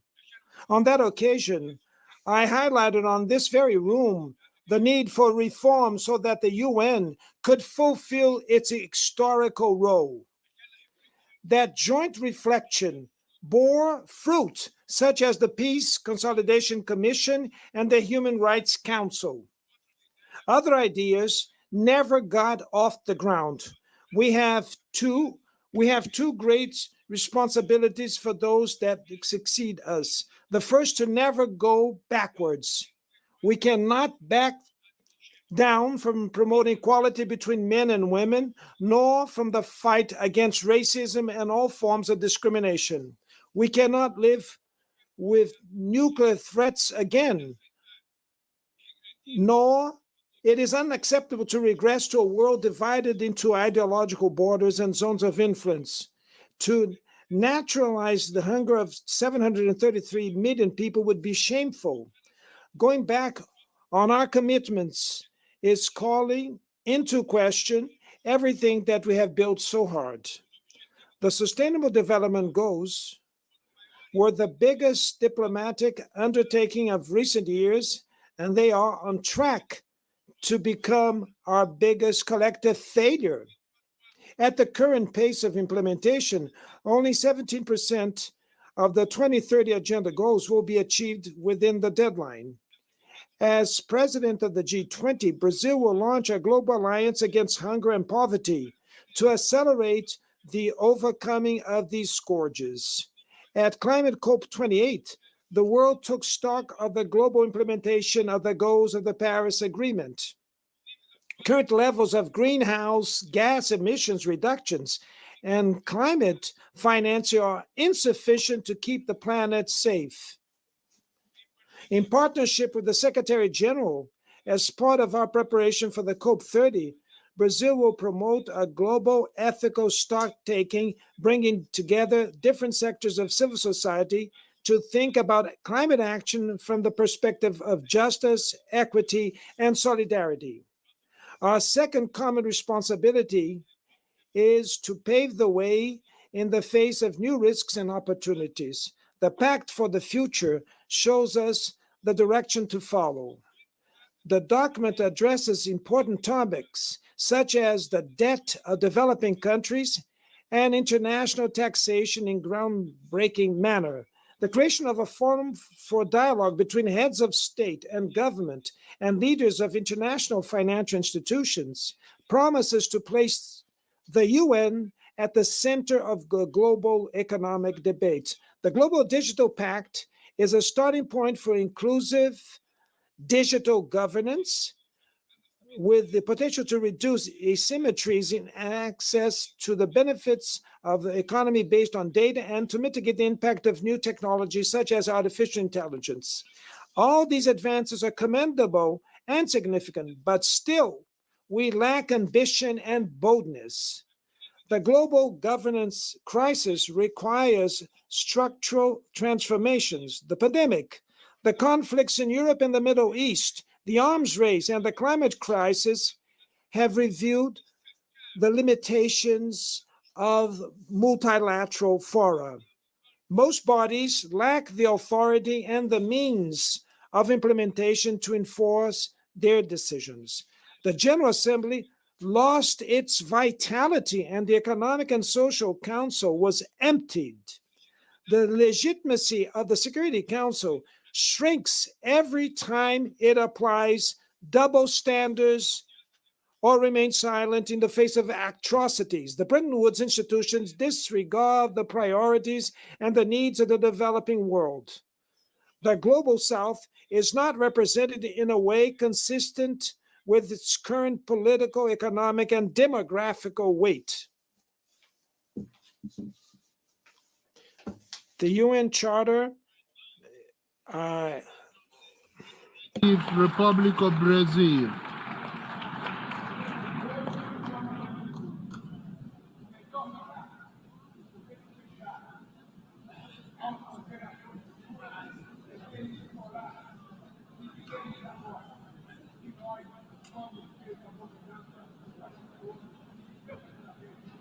We need courage and political will to change, creating today what we want for tomorrow. The best legacy we can leave for future generations is governance framework capable of responding effectively to the challenges that persist and those that will arrive. Thank you very much. I invite His Excellency Lazarus Mkati Chakwera, President of the Republic of Malawi and Commander-in-Chief of the Malawi Defense Forces, to address the Assembly.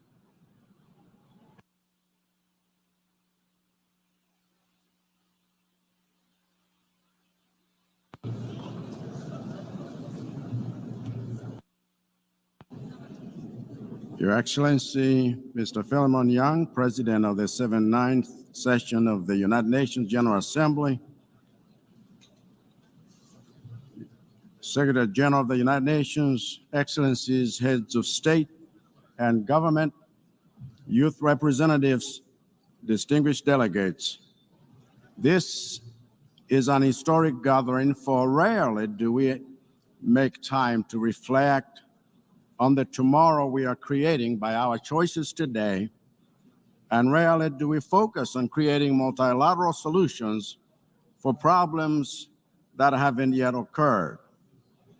As things stand, we are not likely to meet the targets we set for Sustainable Development Goals, SDGs, because we seem more interested in moving with speed in destroying the future than we are in replenishing it. So now we must reflect on the extra gear we need to engage between now and 2030 to sustain the hope of young people all over the world that the old men and women in this assembly have what it takes to build solutions for a future that is not ours to inherit. This summit of the future is not about us, but about the next generation and their children, and we must make this pact of the future without rigging it with the prejudices of yesterday and the conflicts of today. Let me be blunt, Mr. President. Sustainable development is untenable without sustainable financing. As such, I call for urgency in remodeling development financing. I call for financing facilities that are more robust, inclusive, and humane. I call for financing that will categorize global development in developing countries, because the underdevelopment of LDCs is a drain on the potential of the Global South and the Global North alike. What this means is we must shift from the mere provision of aid to the cultivation of self-sufficiency through robust private sector engagement. I am deeply concerned that many conflicts around the world not only remain unresolved, but are actively being stroked towards escalation, even here at this 79th Assembly. I am sure that no one in this room still lives under the naive illusion that we live in a world where a war can be won, for that world does not exist anymore. We must pursue a rules-based approach that seeks peaceful solutions to disputes, for it is evident that the current multilateral system has proven significantly inadequate in resolving these conflicts. We recognize the global utility of artificial intelligence in terms of improving productivity and decision-making processes. However, the least developed countries are faced with significant challenges in coping with this unprecedented technological advancement. It is therefore imperative that the global world makes deliberate efforts to improve the capacity of LDCs to reduce the digital divide. In Malawi and invariably in the rest of Africa, the youth are not just our future, but they are our present as well. We therefore must exploit this demographic dividend by developing technical skills and harness the enormous potential of the youth in order for us to achieve this fourth industrial revolution. Malawi reiterates our call for comprehensive UN reforms in order to create a UN that is fit for the future through fair representation and enhanced capacity to deal with complicated global challenges while promoting sustainable development. Additionally, the global financial architecture is crucial for creating a sustainable future amidst rising debt levels. Mr. President, the future we build depends on our collective efforts, and we urge our member states to turn the tide toward a brighter and more just world. I thank you. I thank the President of the Republic of Malawi and Commander-in-Chief of the Malawi Defense Forces.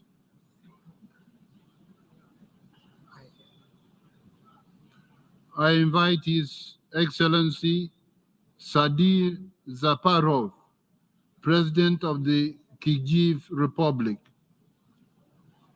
to address the Assembly.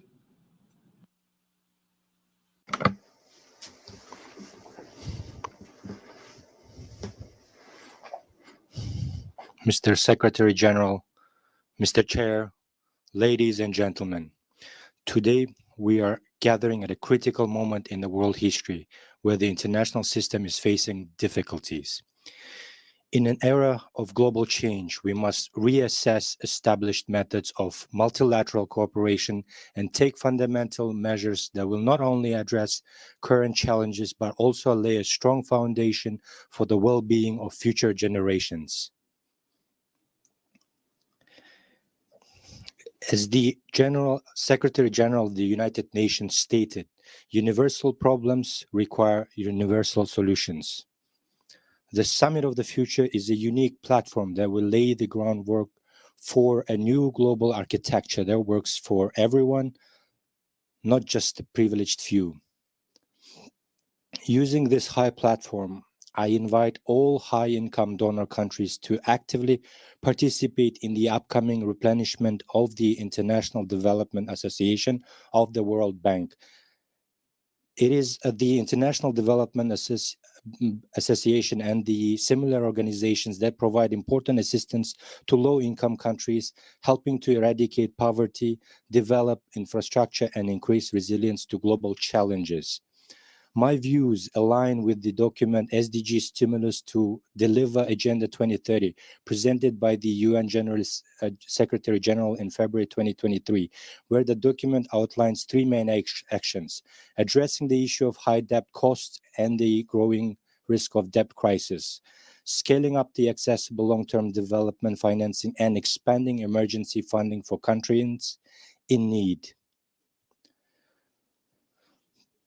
To build strong bridges between the present and the future, we must strengthen the connections between nations.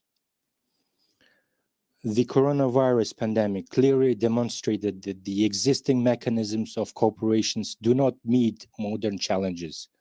Therefore, the Summit of the Future is considered an important platform for rethinking global relations. Today, the international community faces many challenges: the rise in the number of forced migrants, increasing climate threats, and the unjust distribution of resources and wealth. The successes we have achieved often do not reach the most vulnerable segments of society. We need new approaches to multilateral governance based on fairness. That is why we must take decisive action as soon as possible. We do not have time to wait. The Kyrgyz Republic is ready to contribute to this great cause. We support the adopted Pact for the Future. We also support the adaptation of the Declaration on Future, as it is the future generations who will bear the greatest burden of decisions we make today. We must significantly accelerate the implementation of the Sustainable Development Goals. We have made significant progress in eradicating extreme poverty, developing infrastructure, and digitalization. Our experience in achieving the Sustainable Development Goals has shown that with the right vision and political will, even small countries with limited resources can succeed. Dear participants of this summit, the decisions we make now will shape the fate of more than one generation. Remember, the future is not an abstract concept. It is our collective responsibility. It is what we leave as a legacy to our children, grandchildren, and all who come after us. The world we are building today will become the source of their hopes and dreams. I invite you, esteemed leaders, to become architects of a future based on mutual trust, mutually beneficial cooperation, and impeccable fairness. We cannot live here without taking decisive action. The future demands bold and ambitious steps from us without any delay. Thank you for your attention. President of the Kyrgyz Republic, I invite His Excellency Cyril Ramaphosa, President of the Republic of South Africa, to address the Assembly.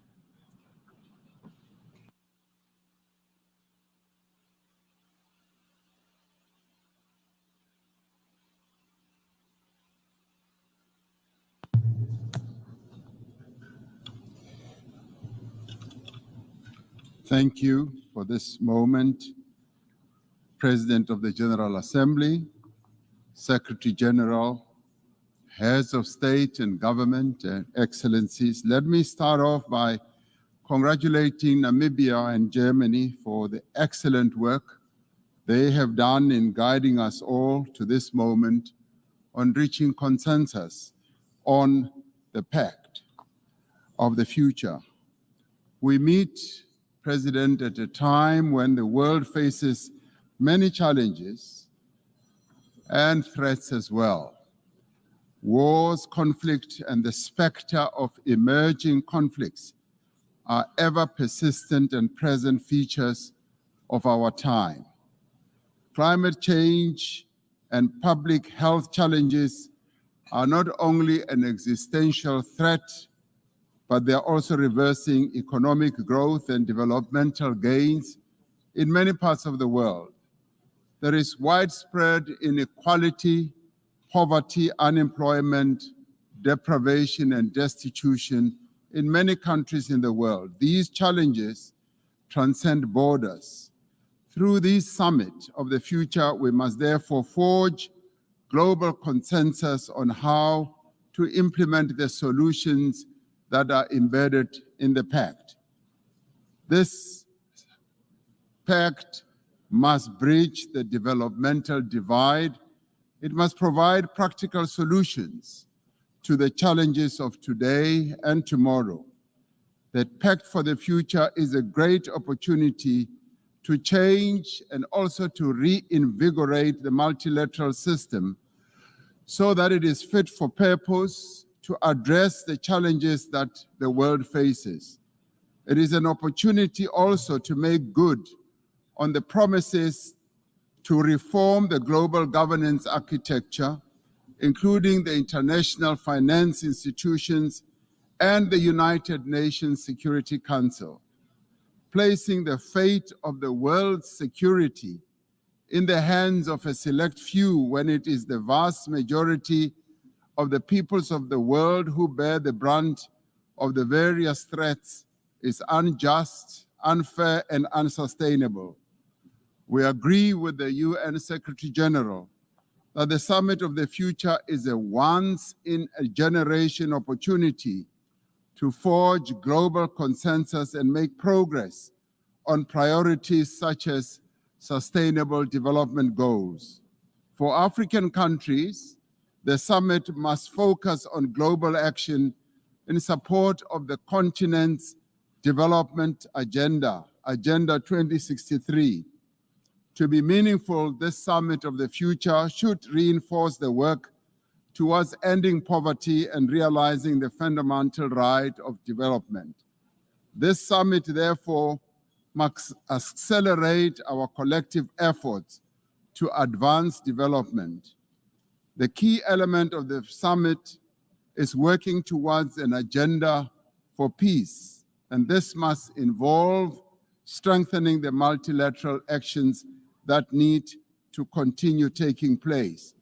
We do believe that this is the time to recommit ourselves to adopting concrete actions, so we should leave this summit with a more ambitious, clearer, and concrete call to action to build a world for future generation that is far better for young people and for women than the world that we live in today. Our failure will in the end be a betrayal for future generations.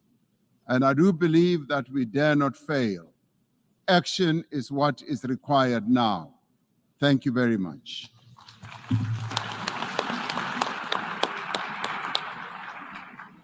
I thank the President of the Republic of South Africa. I invite His Excellency Joseph Numa Boakai, President of the Republic of Liberia, to address the Assembly.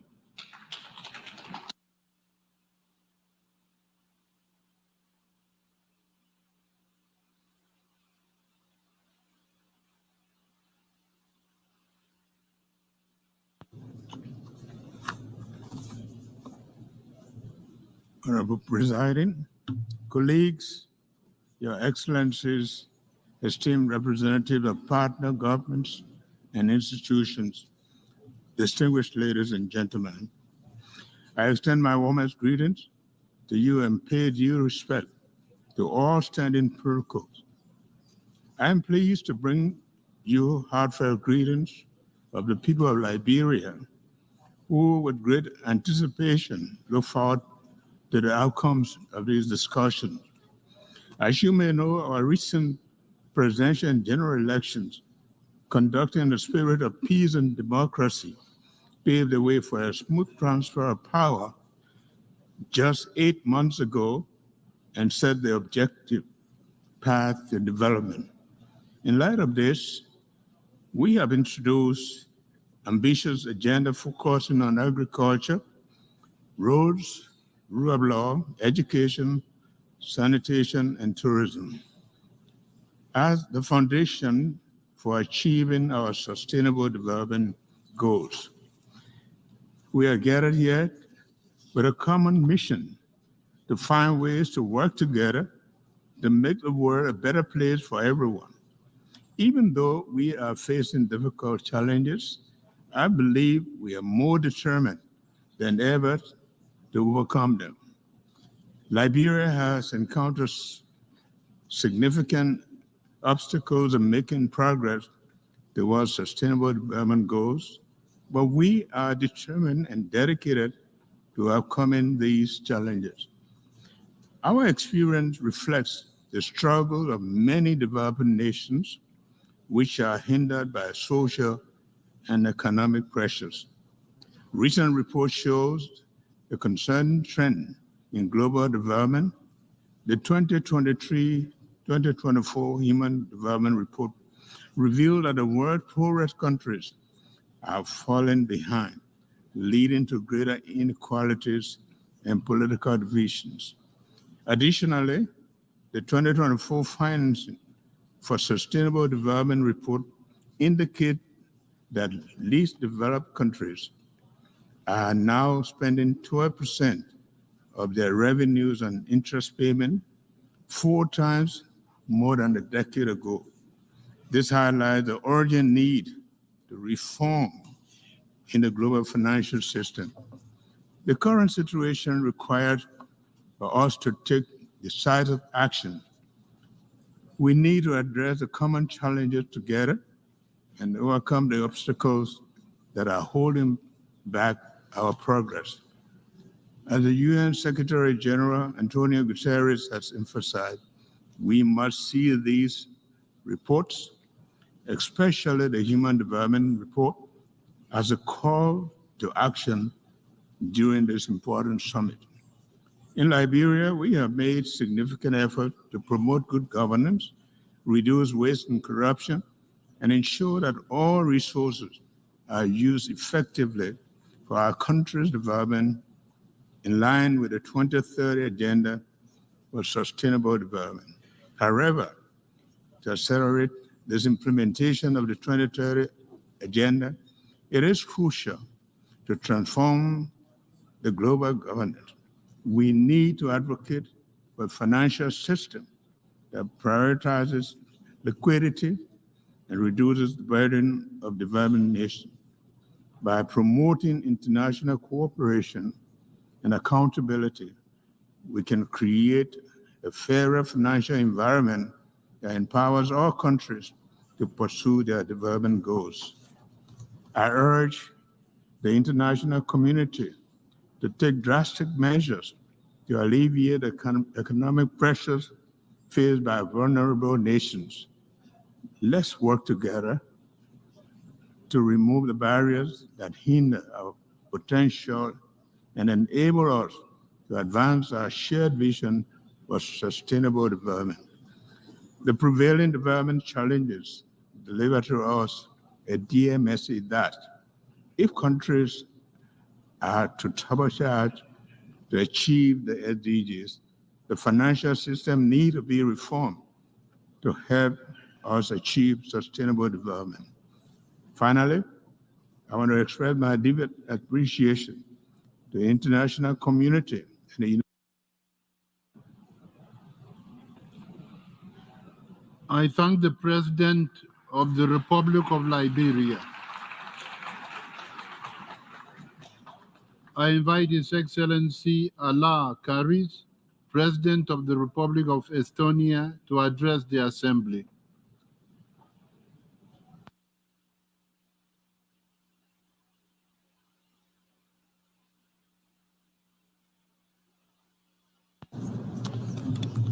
President Young, Secretary-General Guterres, Excellencies, ladies and gentlemen.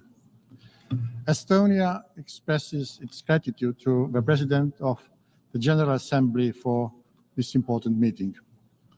We also commend Germany and Namibia for their enormous work in co-facilitating the Pact for the Future and bringing it successfully to a conclusion. The Pact aims to bring much-needed efficiency and reliability to what we do in the United Nations and multilateral arena. It is now our guidebook for a better, more peaceful, and just future. Mr. President, by adopting the Pact, we also reaffirm our unwavering commitment to the rules, norms, and standards set by international law, including, in particular, speaking in this room, the UN Charter. However, by the end of the day, the Pact for the Future is simply a document with words, and I hope good intentions. How we are going to implement this document is what will determine our common future. Whatever we do, the human rights, fundamental freedoms, and the international law must always be at the heart of our global existence and cooperation. Because without upholding the UN Charter and the rule of law, many of us might be deprived of a future at all. Over the last years, we have witnessed the highest number of global crises and conflicts. we have witnessed brutal full-scale aggression against sovereign country by a permanent member of the Security Council in utter disregard of the UN Charter. But frustrates our societies with screams for change. Focusing on the Pact, we must first reform the Security Council. It is important to deter and delegitimate aggression as a rogue tool for statecraft. To deter crimes against humanity, war crimes. All the UN members need to demand more accountability on the Council to make sure no one can shield their own punishment for a crime with a veto right. In this context, it is our high time to strengthen General Assembly's role and responsibility in maintenance of international peace and security. Second, let us make every effort, from additional finance to capacity building, to bridge all divide between and within countries, particularly the digital divide. So what we can all as equals, and here I can emphasize especially our girls and women, step into the future. Thankfully, we have the global digital compact to guide us to that. One of the consequences of infection within the UN is a strong vein of multilateralism. Let us revive it. We have to find more opportunities for cooperation on fundamental issues between all states. Let us open doors to the civil society and youth for meaningful engagements in all our decisions and decision-making, as it is them who hold the key information from the ground. This is crucial for avoiding deeper crises and wars. Mr. President, Dag Hammarskjöld, former UN Secretary-General, once said, "The UN wasn't created to take mankind to heaven, but to save humanity from hell." Perhaps we cannot achieve perfection, but we must ensure that we save people from war, famine, torture, and injustice. Fruitful discussions and good intention only will not get us there. Without doing anything and staying paralyzed, nothing will happen, and I will see further erosion of trust in the UN and multilateralism. Nothing is for granted. For a world to be peaceful and just, non-stop hard work is needed, even if we don't see immediate results. Only by staying focused and moving forward with practical steps in implementing and agreed actions of a pact of the future will prove our people that UN.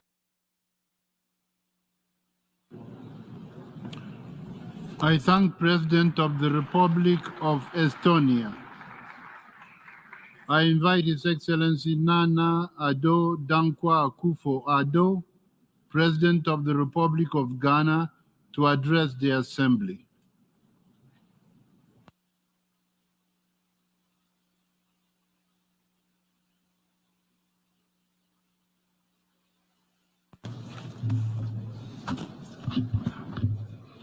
Mr. President, we gather here as members of a global family, not pursuing narrow national interests. The future is not distant. It is here, and the choices we make here will determine the fate of generations to come. Our theme, multilateral solutions for a better tomorrow, reminds us that no nation, however powerful, can resolve today's challenges alone. The climate crisis, inequality, pandemics, terrorism, and violent extremism, these are not local problems. They are global and demand global solutions. We live in an era of division. Too often, we allow lines of wealth, geography, or ideology to define our responses to global challenges. In doing so, we forget that standing apart leads to failure, while standing together ensures progress. The pandemic showed us how interconnected we are. It revealed that no nation can shield itself from a world in disarray. Yet, in its aftermath, we have seen irrational isolationism and blind nationalism resurge. This, my friends, is a path that leads to failure. We must return to the founding principles of the United Nations: cooperation, solidarity, and shared commitment to peace, which underline the UN 2030 Sustainable Development Goals, whose fulfillment presents humanity with its most progressive charter. At the heart of today's crisis is a climate emergency, which threatens humanity's very existence. Africa, whilst contributing the least to global emissions, bears the heaviest burden. From floods to desertification, we're already experiencing its devastating effects. Despite the promises, the vulnerable remain abandoned.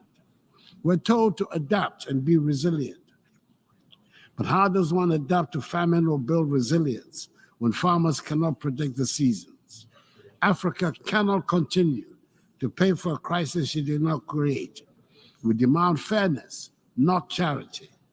Climate justice requires an economic system that works for everyone, not just the privileged few. Mr. President, the vast gulf between rich and poor should be a stain on our collective conscience. Over 700 million people, that is 8.57% of the world's population, still live in extreme poverty, deprived of basic human rights: education, food, healthcare, housing, and the dignity of work. The pandemic exacerbated this inequality, pushing millions more into poverty, whilst the wealth of the richest soared. This is unsustainable and it is immoral. We must build a new global economic order, one that promotes inclusivity and equity for all. The multilateral system, especially the United Nations, should be at the forefront of this effort. This leads me to a critical issue: the reform of the United Nations Security Council, the body charged with the maintenance of international peace and security. In its current form, the Council does not reflect the realities of today's world. It remains an outdated post-Second World War relic, with Africa, a continent of 1.4 billion people, grossly underrepresented. We cannot speak of multilateralism when the structures of global governance are rooted in an unjust and unequal order. Mr. President, the time for half measures is over. Bold reforms are needed to ensure that every nation, large or small, rich or poor, has an equal voice at the table. Only then can we achieve a fair and inclusive system of governance. History will judge us, not by our words, but by our actions. The world is watching. The future is watching. We cannot be the generation that stood by as the world burned, whilst inequality widened and promises of justice went unfulfilled. That is why Ghana supports fully the global pact of the future and its supporting documents. I thank you for your attention.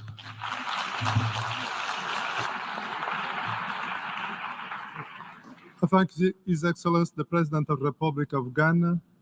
I invite His Excellency Denis Bishirovic, Chairman of the Presidency of Bosnia and Herzegovina, to address the Assembly.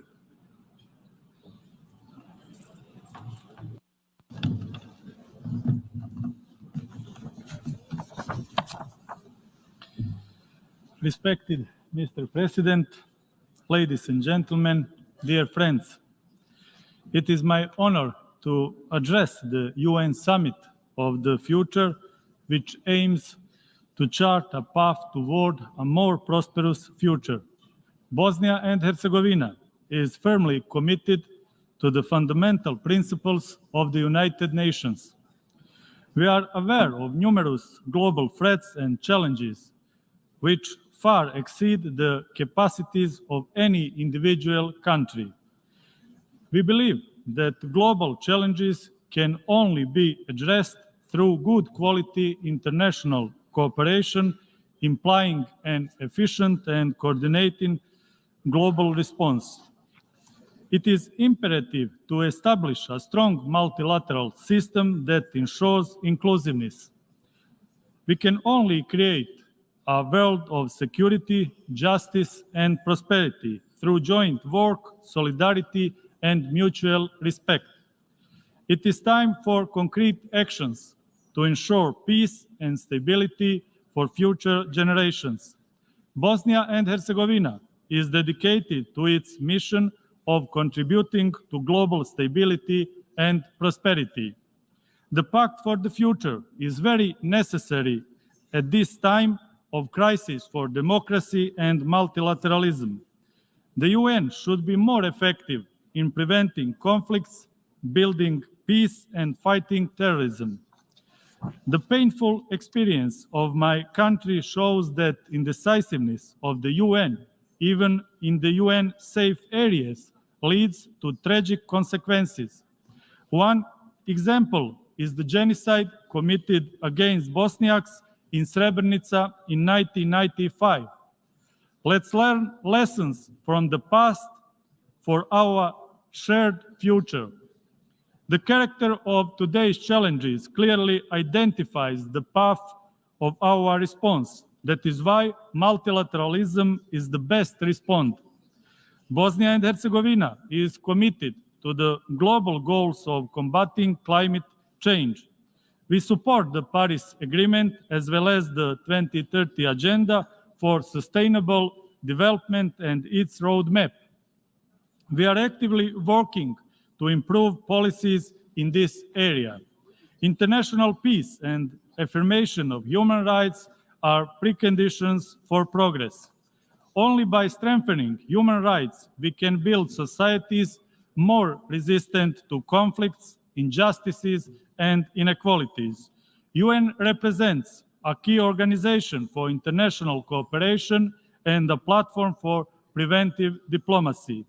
Diplomacy and dialogue are key for the peaceful resolution of disputes and overcoming divisions, but also as a means of improving cooperation. Bosnia and Herzegovina will work hard to strengthen such a role for the United Nations. The future belongs to the young generations. I personally advocate for the comprehensive engagement of young people, not through symbolic inclusion, but as a concrete involvement in the shaping of policies at the national and global level. We can draw inspiration for a more secure future from the UN Charter. The Pact for the Future has enormous potential to reshape our multilateral system, ensuring concrete benefits for all. I call all of us to start concrete and comprehensive implementation of today's adopted Pact for the Future. I believe that summit is opening a new chapter in a process of strengthening multilateralism that is needed to all of us together. Bosnia and Herzegovina is ready to cooperate with all the countries gathered at this summit to preserve our planet and a safer future for new generations. Thank you for your attention.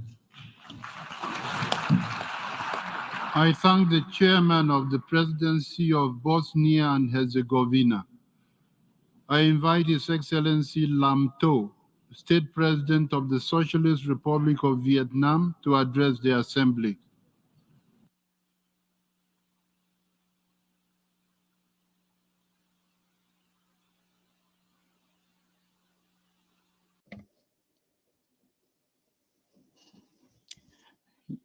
Your Excellency President of the UNGA, Your Excellency Secretary-General of the United Nations, ladies and gentlemen, good morning. Throughout history, mankind has marked this journey with considerable progress. Our intelligence has transformed the world, enhancing our lives with greater development and fulfillment. Yet, we're also facing challenges of our own making: climate change, epidemics, and depletion of resources, and the threat of weapons of mass destruction. The decisions we make today will shape the landscape of our future. In this era of rapid science and technology advancements, sustainable development and human interest must be placed at the front and center of our agenda. Science and technology innovations must drive social progress, and they should be human-oriented, promoting emancipation and well-rounded development while enhancing the quality of life and ensuring the well-being of humanity for generations to come. This progress should serve cooperation and not to be weaponized against other nations or undermine aspiration of nations for peace, development, equality, and justice. The fruits of human intellect should be directed towards economic development, building equitable and progressive society, and improving living standards and reducing poverty. We need to shift our focus from investing in destructive weapons to enhancing healthcare, education, digital transformation, and greening efforts and public goods for the benefits of all. And this will pave the way for peace, stability, and sustainable development and equality among nations. At this critical juncture, strengthening solidarity, cooperation, and mutual respect is essential. We must uphold international law and UN Charter and resolving disputes through peaceful means. Major countries need to act responsibly and must be willing to share science and technology advances to foster collective growth. The UN and regional organizations, including ASEAN, must lead in advancing cooperation and coordination efforts to tackle global challenges and leverage technological gains. We're standing before a historic opportunity to lead the world into a new era of greater growth, progress, prosperity, freedom, and happiness for all. This can only be achieved through joint efforts and collective actions with close collaboration. Vietnam applauds the instruments signed at this summit, and we hope that these documents will be implemented effectively. We hope that the UN, in its coordinating role, and other international organizations will continue to make concrete, effective, and robust efforts to counter threats to rapid and sustainable development, beginning today. Vietnam is committed to actively participating in these collective efforts to build a world of peace and equitable development for the prosperity and happiness of whole humanity. Thank you for your kind attention. I thank the State President of the Socialist Republic of Vietnam. I invite His Excellency Mohamed Muizzu, President of the Republic of Maldives, to address the Assembly.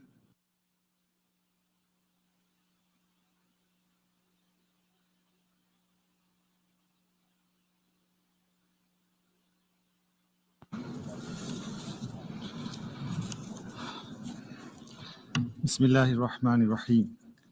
Mr. President, Mr. Secretary-General, good afternoon. Imagine a world where the United Nations is no longer an ivory tower, distant, remote, and inaccessible. A world where the multilateral system is not resolution after resolution gathering dust, as is often believed, but a dynamic force shaping lives in real time. For decades at the United Nations, we've been crafting visions, yet they often remain unrealized.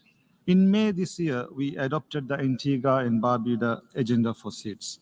That agenda, along with the 3 outcome documents we will adopt at this summit, have defined our vision and how we can realize it if we choose to do so. It is time to deliver. It is time for the multilateral system to produce tangible results. It is time to turn the page to a chapter where multilateralism is more than a concept, but a lived reality. I offer 3 proposals on how. First, we must empower our young people. Young people shape the world of today, and they will lead the world of tomorrow. The declarations and the pacts we craft must inspire and engage young people. In the Maldives, we understand that an enabling environment is key to true empowerment. We are investing in cutting-edge digital infrastructure to ensure every young person has access to the latest technologies. Our vision is a Maldives where digital innovation is the engine driving economic opportunity and social equity. These initiatives will enable our youth to seize the opportunities before them, to unleash the power of their creativity, be the master of their present and future. Second, we must combat climate change. This is the biggest threat to the present and future generations. Climate anxiety is not a hypothetical concern. It affects nearly 62% of youth globally, and with good reason. In SIDS, extreme weather events have caused over $153 billion of loss in the last 50 years. Ignoring the 1.5 degree Celsius target is not an option. This summit should honor previous commitments on climate adaptation and mitigation, on loss and damage, and on the protection of our oceans and marine resources. The Maldives is committed to achieving a net zero climate resilient future. We are doing our part, and we urge all countries to do yours. Third, financing is the key that will turn aspirations to reality. The SDG financing and investment gap stands between 2.5 to 4 trillion US dollars annually. The system that was meant to balance scales has now been tilted. The Maldives knows this pain firsthand. We need adequate, predictable, and sustainable development and climate financing. It's time for a financial system that listens to everyone and works for everyone. Future generations will judge our legacy not by the processes we initiate, but by the concrete actions we take. They demand a system that delivers, a world where every challenge is met with courage, courage to halt the genocidal war in Gaza, courage to grant the State of Palestine full membership of the United Nations, courage to hold perpetrators of human rights accountable, where the UN is closer to the people, listens to the people, a future that is defined by equity, innovation, and real impact. As we leave this summit, let us commit to fully implement the 3 outcome documents of this summit. For the Maldives and for every island and for every soul dreaming of a better tomorrow, let us be the architects of that brighter future. Will we rise to the occasion? For the Maldives, the answer is yes. Yes, we will. I thank you. I thank the President of the Republic of Maldives. I invite His Excellency Chandrika Prasad Santokhi, President of the Republic of Suriname, to address the Assembly.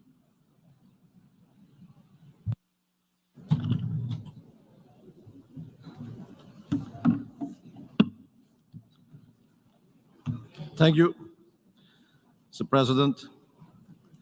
Distinguished heads, distinguished honorable delegates, ladies and gentlemen, good morning. As we get it at this summit, we are called upon to transform our deeply interconnected world for the benefit of current and future generations. The theme of our summit underscores the critical need and truth, multilateral solutions for a better tomorrow. Today, I find myself reminding ourselves of the reality that many of the commitments and declarations made today echo those that have been voiced time and time again. Therefore, our first decisive action must be to deliver on the promises and pledges made. We must act now with urgency to make this world a better place. Inaction is not an option. The Caribbean, to which my own country, Suriname, belongs, is a region that is confronted with existential climate threats and financial economic distortions, among which high debt. These nations struggle with enormous challenges in the pursuit of sustainable development as they lack the financial resources to invest in critical sectors such as health, education, and infrastructure. In 2022, low and middle income countries paid a record of $443.5 billion to cover their external debt, as reported in the World Bank's International Debt Report 2023. Mr. President, funds that could have been directed towards building schools, hospitals, and resilient infrastructure to mitigate the effects of climate change. Yet, the global financial system continues to disadvantage and at times alienate these nations. Now that the multidimensional vulnerability index has been adopted, we expect that this mechanism will be effectively introduced in the operations of international financial institutions. My country, Suriname, for instance, a carbon negative nation with an abundance in resources, is burdened by significant financial and economic challenges.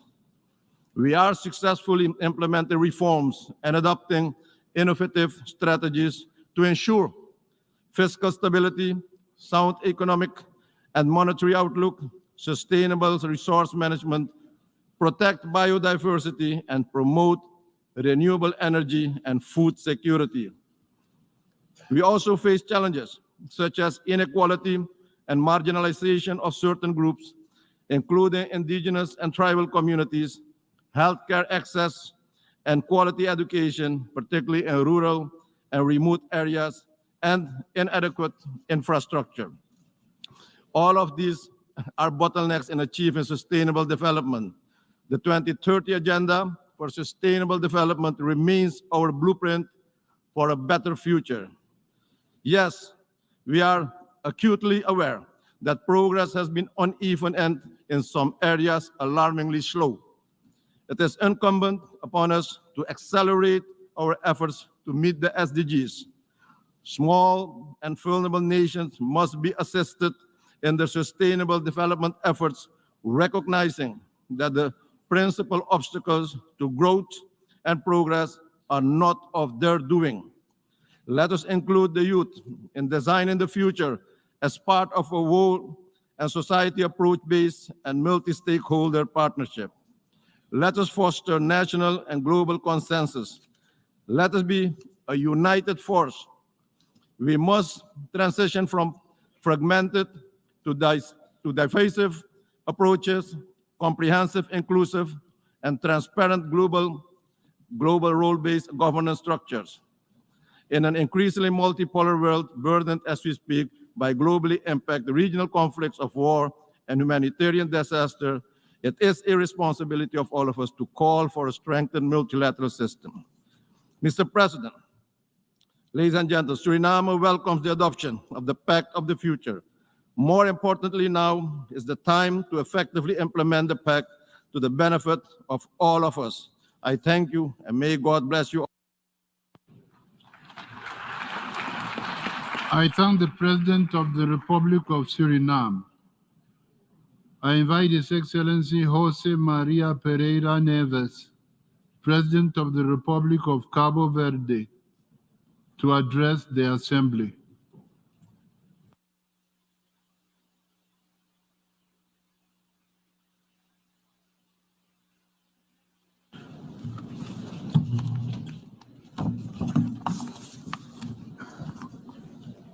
Senhor Presidente da Assembleia Geral, Excelências, é com elevada honra of the General Assembly, Excellencies, it is with profound honor that I address this distinguished assembly, bringing warm greetings from the people of Cabo Verde, whom I am privileged to represent.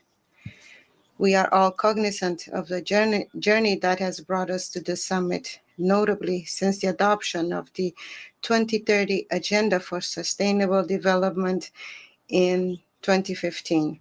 The review of the UN's 75th anniversary in 2020 highlighted both the accomplishments of multilateralism and the path ahead in realizing the ideals of the United Nations Charter.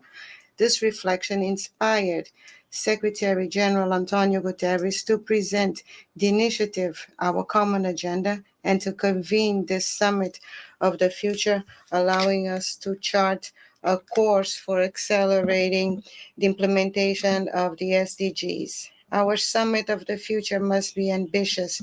Indeed, the future we want and the United Nations we need must rise to the occasion with ambitious objectives to address the immense challenges the world has been facing, challenges that are increasingly global, with consequences that are disproportionately affecting the most vulnerable nations. The pursuit of SDGs, including efforts to mitigate and adapt to the extreme events associated with climate change, has not been fully inclusive in the sense of leaving no one behind, and at the same time has fallen short of our goals. A key barrier to accelerated progress in this area is the persistent financing gap between pledges made and the actual funds disbursed. This gap fully underscores the need for a comprehensive reform of the international financial architecture, one that ensures financing mechanisms are aligned with the diverse and evolving development needs of all nations. The absence of peace and security has been exacerbated by the proliferation of wars of aggression, interstate conflicts, and acts of terrorism across all continents.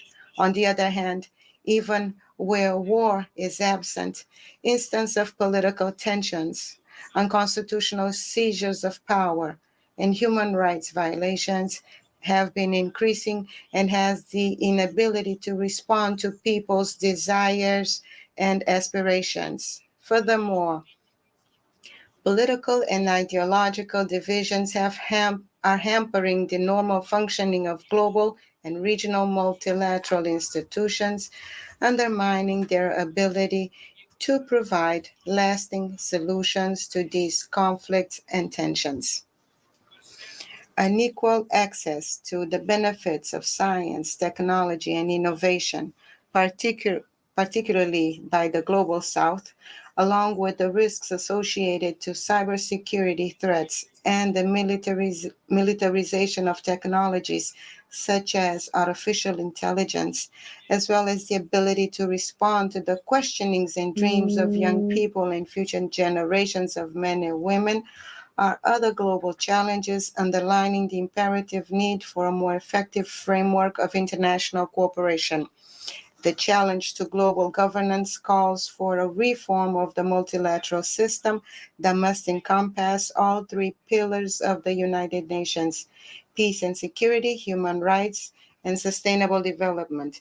Reforming the Security Council, in particular, is essential to making it more effective, especially if it includes expanding its membership, ensuring balanced regional representation, and reducing the interference of vetoes in the decision-making process. Nevertheless, it is equally important to underline that our commitment to reforming multilateral governance cannot and should not distract us or relieve us from what we must do at the national and regional levels in relation to strengthening the democratic rule of law, upholding inclusive societies, deepening democratic practices, and fostering regional integration and complementarity. We must be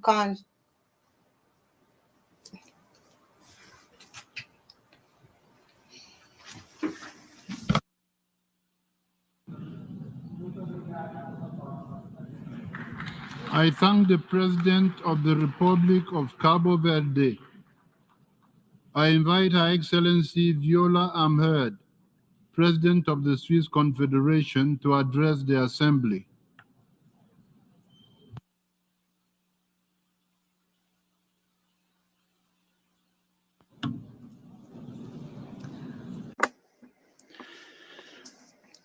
Mr. President, Excellencies, ladies and gentlemen, the Charter of the United Nations entered into force almost 80 years ago. It established a prohibition on the use of force, respect for human rights, and laid the foundations for international cooperation. This text bears the hope of a solemn undertaking that states would work together for a more stable, just, and peaceful world. At the time, the international community was addressing the most pressing issues of its time. The Charter was, and remains so, visionary. Today, more than ever, we must follow the example of our predecessors. The constant here is multilateralism, with the United Nations at its core. In order to drive forward the necessary reforms, we not only need strong political will, but we also need to rebuild trust. I believe that this is urgently needed, because unfortunately, our entire efforts were almost undone when the adoption of the Pact for the Future was jeopardized today. However, almost all member states were in favor of a strong negotiated text, for which everyone had had to make compromises, some of them painful. And, perhaps because of some of these difficulties, the Pact is proving to be an important and clear signal of commitment to the multilateral system. It is our duty, as members of the international community, to work together over and above differences, and to ensure that our common future is not determined exclusively by national self-interest. We must not be discouraged by these challenges. Quite the opposite. It is a wake-up call for all of us to intensify our efforts, and that together we can still succeed. So now is the time to act with even more determination. Multilateralism needs this, and we need multilateralism. We must not become distracted or throw in the towel, but we must continue to move forward together. Ladies and gentlemen, Switzerland is ready to take on its share of responsibilities. We remain firmly committed to the values of multilateralism, and we are determined to continue on the path towards a more sustainable, just, and peaceful world. Let us work together towards a strong and targeted multilateralism, multilateral agencies and organizations that focus on priorities and that work together effectively, and a system that addresses current challenges efficiently and effectively. Switzerland invites all states to join in these efforts. Thank you. I thank the President of the Swiss Confederation. I invite His Excellency Kurel Suk Ukna, President of Mongolia, to address the Assembly.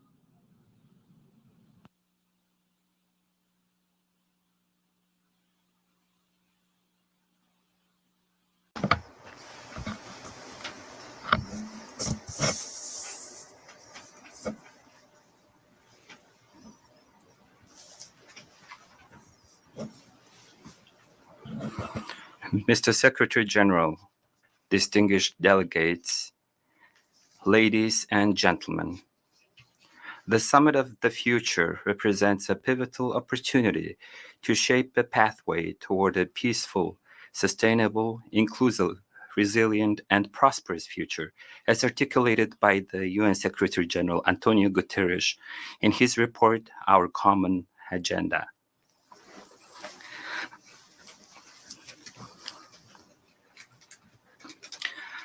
I would like to express my profound gratitude to the permanent representatives of Namibia and Germany for their successful co-facilitation of the preparations for the summit. I would like to extend my heartfelt appreciation to UN Secretary-General Antonio Guterres for initiating the Summit of the Future, which aims to assess the progress of the 2030 Agenda for Sustainable Development, reinvigorate its momentum, and accelerate its implementation. The documents we have adopted this morning, Pact for the Future, Declaration on Future Generations, and Global Digital Compact, following extensive negotiations and consultations, mark a significant milestone in reaffirming our shared goals and political aspirations during these challenging times. Mongolia adheres to a peaceful, open, independent, and multipolar foreign policy, respects the pluralism that arises from the history, culture, civilization, national interests, and development paths of all countries, and is committed to building international relations based on a multipolar approach. Our country also believes that strengthening multilateral cooperation anchored in international law and the United Nations Charter is vital for ensuring international peace and security. Enhanced dialogue, mutual understanding, and trust are the fundamentals for global stability and coexistence. I am confident that Summit of the Future will play a significant role in advancing the Sustainable Development Goals, including peace building, combating climate change, protecting global health, reducing economic inequalities, ensuring justice, and promoting science, technology, innovation, youth, and governance reform. In preparation for this summit, my country has organized a series of events in collaboration with the United Nations. I take pride in highlighting our successful hosting of the World Women's Forum in August, themed towards a green future, which culminated with the adoption of the Ulaanbaatar Declaration towards a sustainable future. We're pleased that the core ideas from this declaration are reflected in the documents that adopted at today's summit. As we move forward, Mongolia will continue to fully support the United Nations in its vital role and coordination in global affairs while further promoting UN-centered multilateralism. I wish the summit's activities great success. Thank you very much for your attention. I thank the President of Mongolia. I invite His Excellency Wavel Ramkalawan, President of the Republic of Seychelles, to address the Assembly.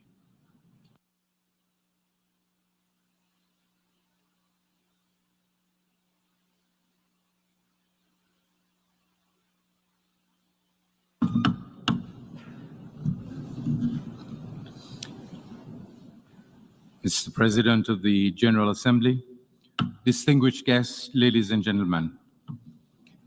In this era of a multipolar world, we stand at a crossroads, grappling with existential challenges that not only threaten the very fabric of our global community, but tear at its increasingly fragmented seams. The stakes of our deliberations at this summit cannot be emphasized enough. The Pact for the Future must not just mirror the aspirations of all nations, it must embody the hopes and dreams of the most vulnerable among us. We cannot afford to make commitments to strengthen global cooperation on climate action, sustainable development, and equitable access to resources, only to see them diluted in implementation. The harsh truth is that despite our ambitions, there is a real risk that these commitments will fall short, continuing to marginalize those who are already most at risk, shutting them out of the very decision-making processes that shape their futures.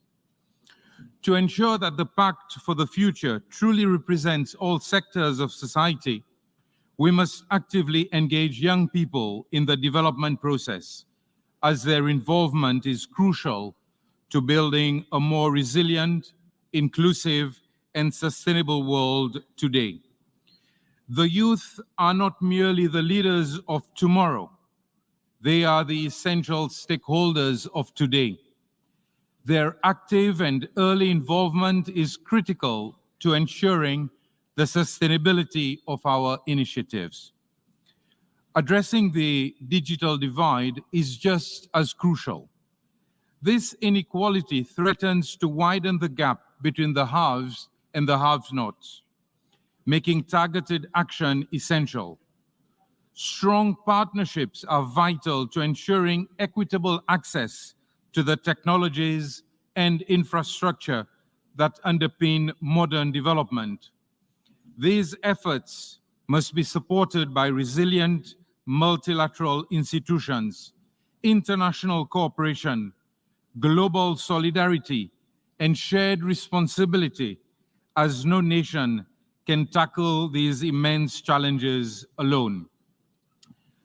To truly embody the principles of cooperation and shared responsibility, we must recognize and preserve the strategic significance of regions like the Indian Ocean, where fostering peace and collaboration is vital for both regional stability and the broader success of our global community. Just as the stability of the Indian Ocean is crucial to our collective prosperity, so too is the success of initiatives like the Antigua and Barbuda Agenda for Seeds, which demands our unwavering commitment and the active support of the international community to turn its promise into reality. To ensure that the Antigua and Barbuda Agenda for Seeds truly succeeds, we must move beyond rhetoric and into action.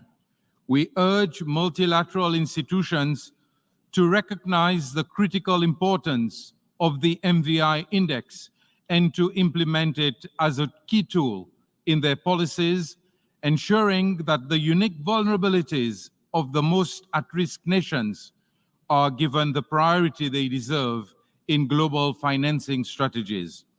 Excellencies, ladies and gentlemen, our collective future depends on the strength of our multilateral institutions and the solidarity of our global community. The challenges we face are daunting, complex, and deeply interconnected.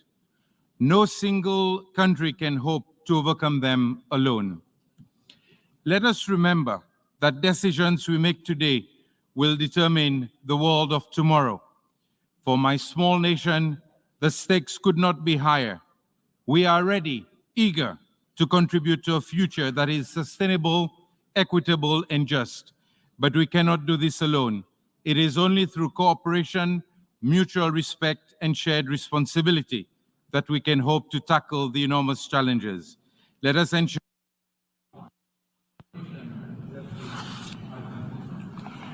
I thank the President of the Republic of Seychelles. I invite His Majesty the Sultan of Brunei to address the Assembly.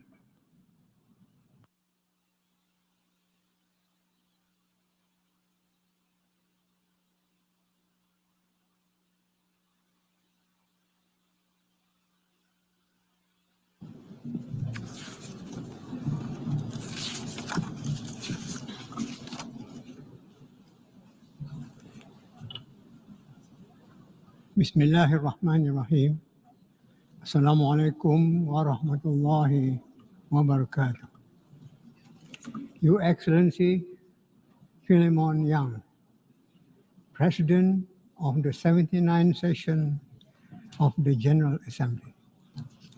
Your Excellency Antonio Guterres, Secretary-General of the United Nations. Distinguished heads of delegation, ladies and gentlemen. Over 80 years ago, the United Nations emerged from a world torn apart by conflicts, embodying our collective aspiration for a future forged on unity rather than division. This resilient institution has navigated the rise and fall of empires and the impact of natural disasters and pandemics.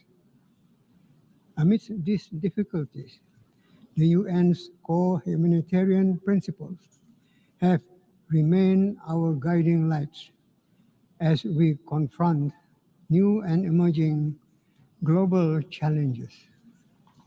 In line with our summit's theme of multilateral solution for a better tomorrow, would like to highlight three main points.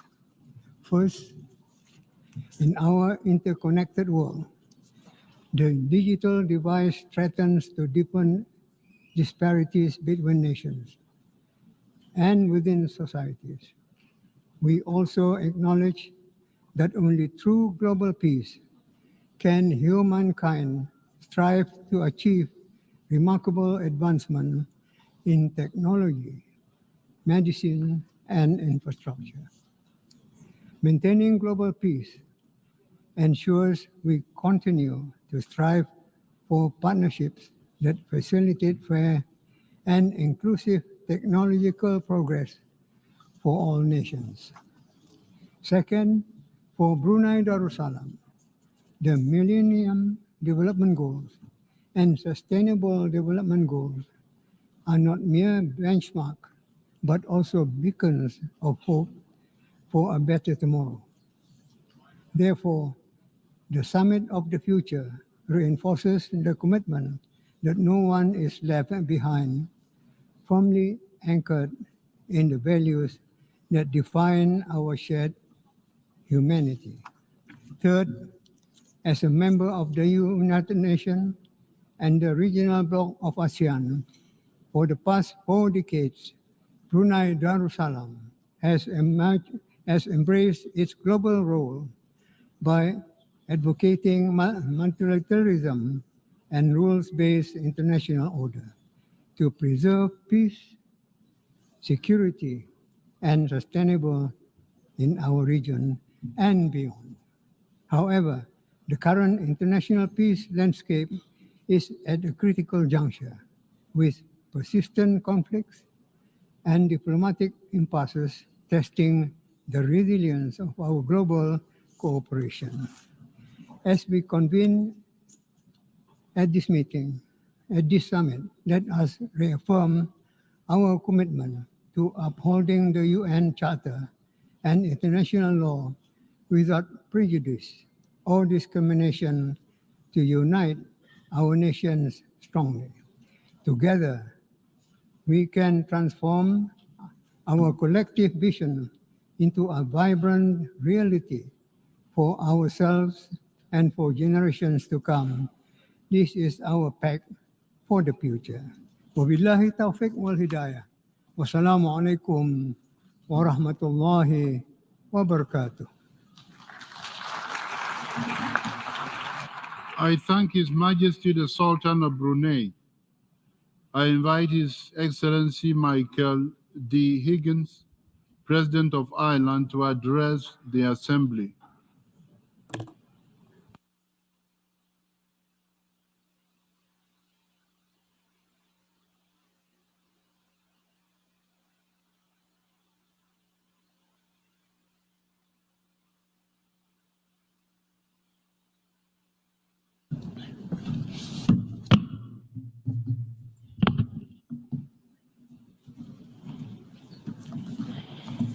President of the General Assembly, distinguished heads of state and government, Secretary General, Excellencies Akocha Ilyok.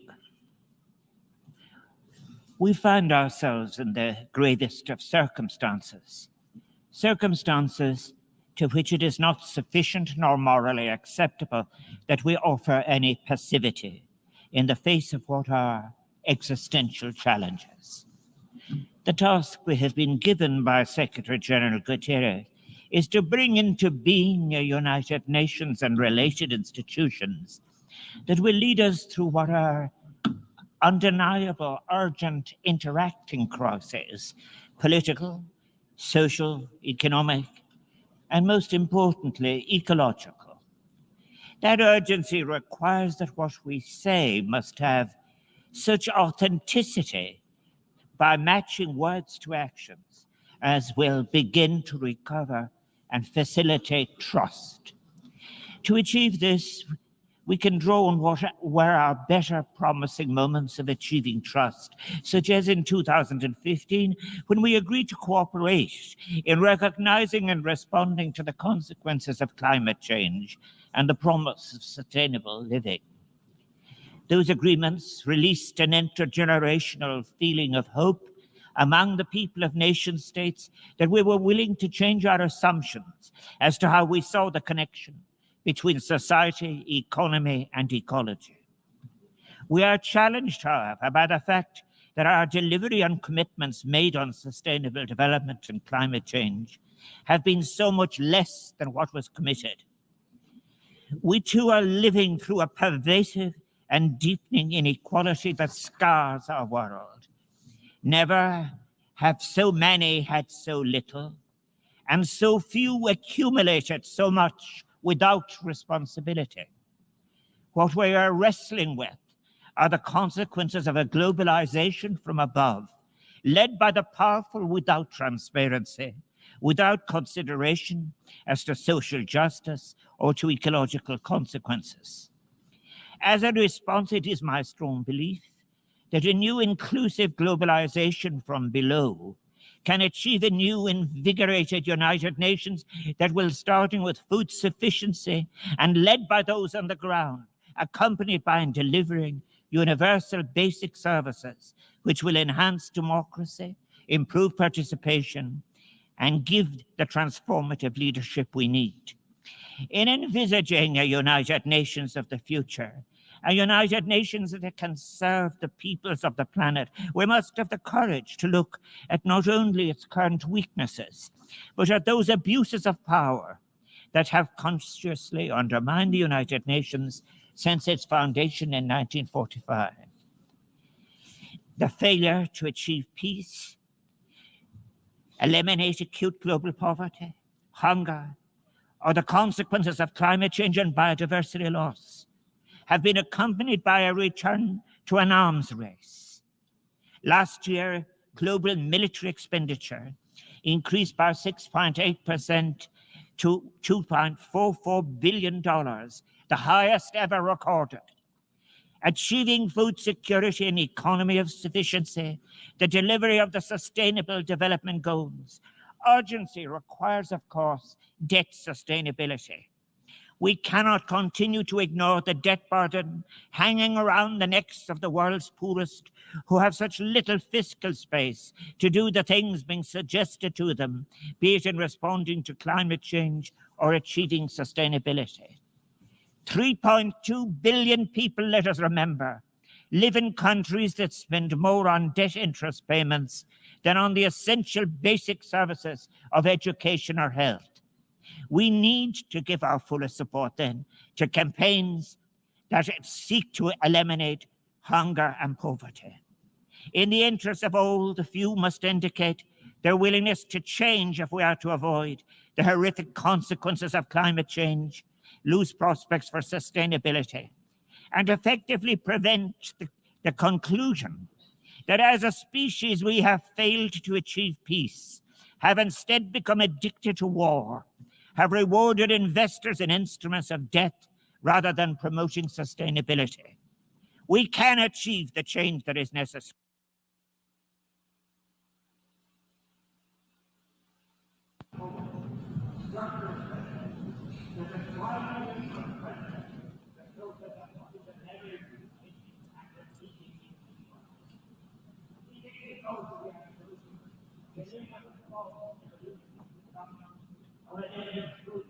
C'est fini.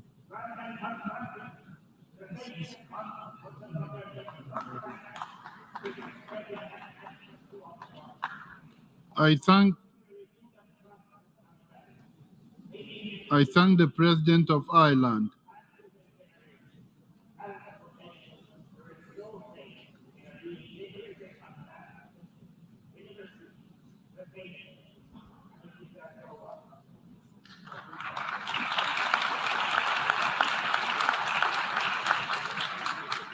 I invite His Excellency Charles Michel to address the President of the European Council to address the Assembly.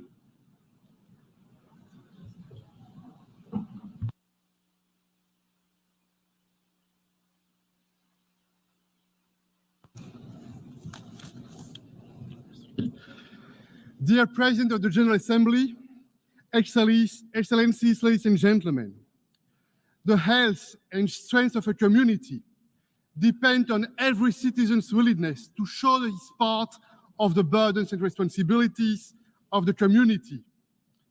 These are the memorable words of former Secretary-General Dag Hammarskjöld.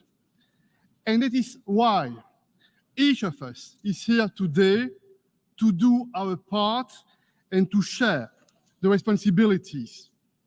Ladies and gentlemen, dear friends, finding the best way to tackle our common challenges is the shared mission of our generation. And this summit is a unique moment to boost our ambition, and the EU is fully on board. We want a pact for the future that will invigorate multilateral trust and put the United Nations back at the heart of our actions. This pact is a powerful catalyst to speed up our sustainable development goals, make progress on human rights, gender equality, and protecting our planet. Dear colleagues, we must urgently reform our international financial architecture. We have already fulfilled our commitment to rechannel $100 billion of special grant rights to developing countries, and the EU has taken a leading role. But we all know this is not enough. We must do more. We should strive to rechannel more SDRs, up to 40% of the SDR allocation. And we must fulfill our past commitments. The EU, together with our member states, we are front runners in global development financing. In 2023, ODA from the EU reached 0.57% of our GNI, more than $100 billion.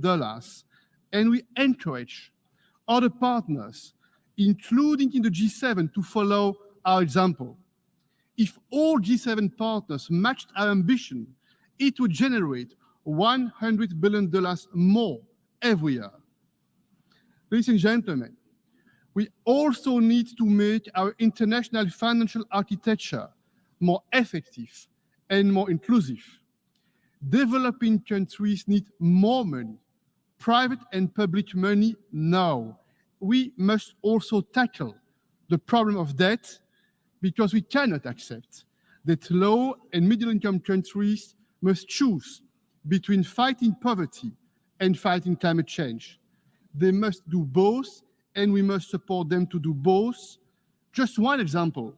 Last year, some middle-income countries had to pay 6 times more on average than a country like Germany for interest payments on public debt when measured as a share of public debt. The G20 Common Framework is a good tool, but we must work with partners to make it more efficient, more transparent, and more timely. I would like to thank you, dear Antonio Guterres, for your leadership. I would like to thank all the negotiators and co-facilitators for their work in making this pact for the future a reality. 193 countries have signed on to the pact. Developing countries, together with the EU, we have tried to play a particularly positive role in helping reach consensus among all nations of the world, and this signals a path for future cooperation for the benefit of multilateralism and humanity, diversity, tolerance, and mutual respect. Ladies and gentlemen, dear friends, this pact for the future sends a powerful signal of confidence that despite our differences, despite the challenges we face, we can work together, and we want to work together. You can count on the EU to be a strong and reliable partner in making this pact a success. I thank you. I thank the President of the European Council. I invite His Highness the Crown Prince Sheikh Sabah Khaled Al-Sabah, Emir of the State of Kuwait, to address the Assembly.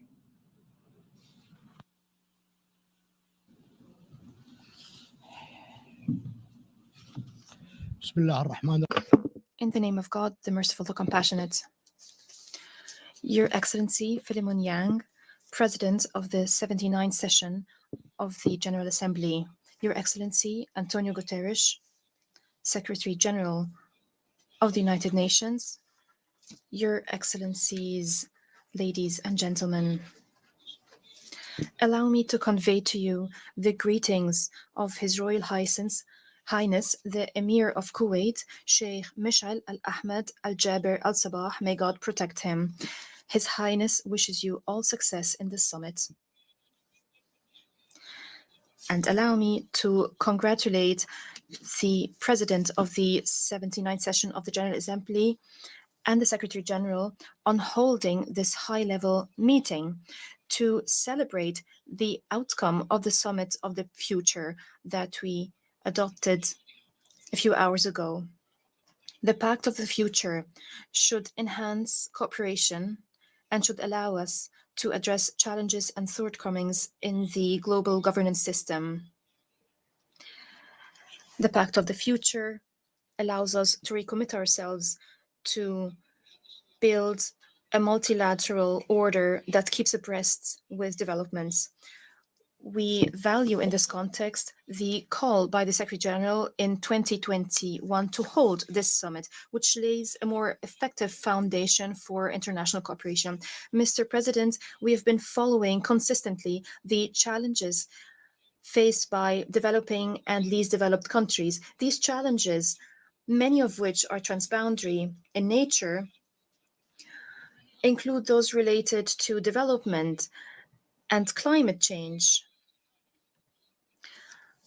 These challenges show the importance of effectively apply the principle of equitable geographical representation and move away from discrimination and politicization. We agree with the Secretary-General when he said that it is impossible to build a future for our children and grandchildren through an order or a system that was built by our forefathers without taking into account the future of young people. We are required today to work on introducing serious and practical changes to the global economic governance system, to networks of financial security, to international tax cooperation. We must reform multilateral development banks, and we must address the problem of sovereign debts. Mr. President, concerning the second chapter of the Pact of the Future, the chapter related to international peace and security, once again, we stress the need for us all to comply with international law and international conventions and treaties. It is important to refrain completely from applying double standards. What is transpiring in Palestine, the genocide that has claimed the lives of more than 41,000 Palestinians, most of them are women and children, and the inability of the Security Council to stop this aggression is a case in point. It is extremely regrettable that double standards have been applied in implementing international law. There should be no place for double standards in our future so that we do not descend into a world where the rules of the jungle would prevail. Concerning the fifth chapter of the Pact, entitled Transforming Global Governance, more specifically the provisions related to reforming the Security Council, we call upon the international community to push for negotiating and working on accelerating the reform process so that the Security Council reflects our world and is responsive to our challenges to achieve a Security Council that is inclusive, effective, transparent, and accountable. Mr. President, not long after its independence, the state of Kuwait has established the Kuwait Fund for Arab Economic Development, as we believe that enhancing development for developing and least developed countries is of paramount importance. The fund has provided since then concessional financing amounting to 1,073 grants and loans that were used to implement various development projects in 105 countries. We recall proudly the efforts by the state of Kuwait and its progress in implementing our national development plan and to achieve the SDGs and the Kuwait Vision 2035. We can no longer hear the speaker. I thank the Crown Prince of the State of Kuwait. I invite His Excellency Cesar Bernardo Arevalo de Leon, President of the Republic of Guatemala, to address the Assembly.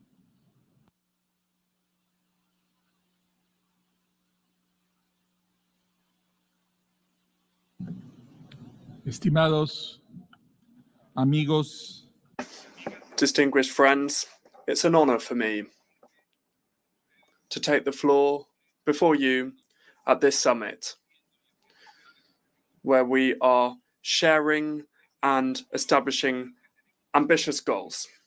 This is an opportunity to protect the needs and the interests of present and of future generations through concrete actions, the concrete actions that we are adopting in this pact for the future. This is not yet another agreement, but rather it is something that commits us with responsibilities, renewing the commitments that we made as fundamental principles in order to strengthen the multilateral system and to make headway towards the achievement of our commitments that are the pillars of our organization: peace and international solidarity, human rights and sustainable development. All of these things relate to each other and mutually strengthen each other.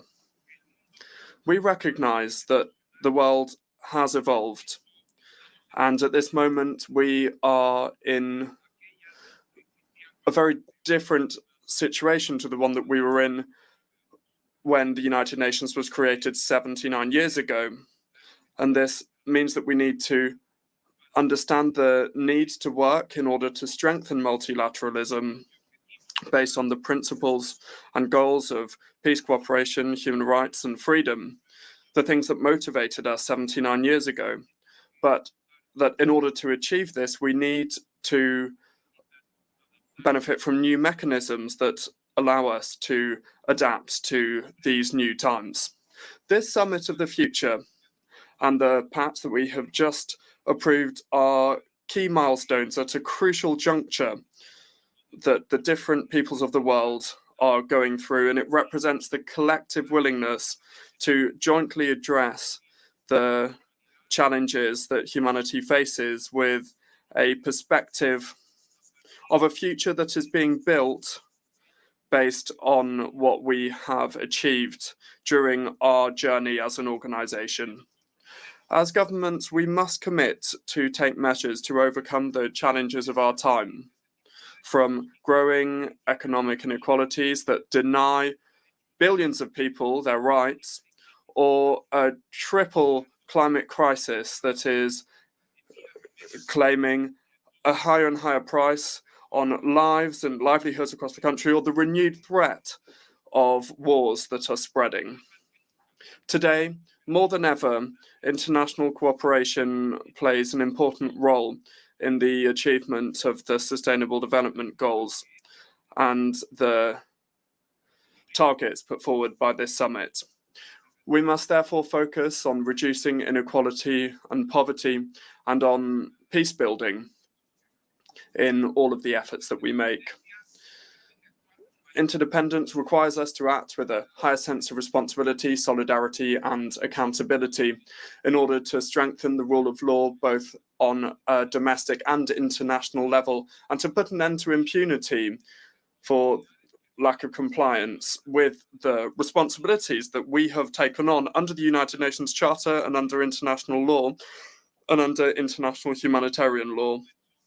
If we fail in this effort, war, violence, famine, and poverty that are always on the horizon will come back and ruin the lives of the different nations. Friends, in an increasingly changing world, reform of the Security Council is essential to achieve the goals of this new Pact for the Future, seeking to be a body that is tailored to current geopolitical challenges.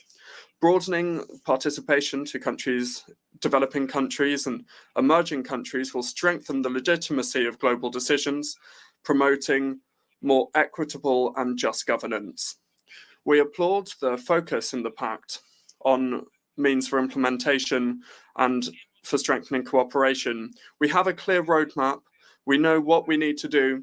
Now we need to mobilize means for implementation in a sustained way in order to turn our words into actions. We seek to strengthen democracy, to combat corruption, and to move towards a more inclusive society in a time in which the world and the microphone has cut off. I thank the President of the Republic of Guatemala. I invite His Excellency Edi Rama, Prime Minister of the Republic of Albania, to address the Assembly.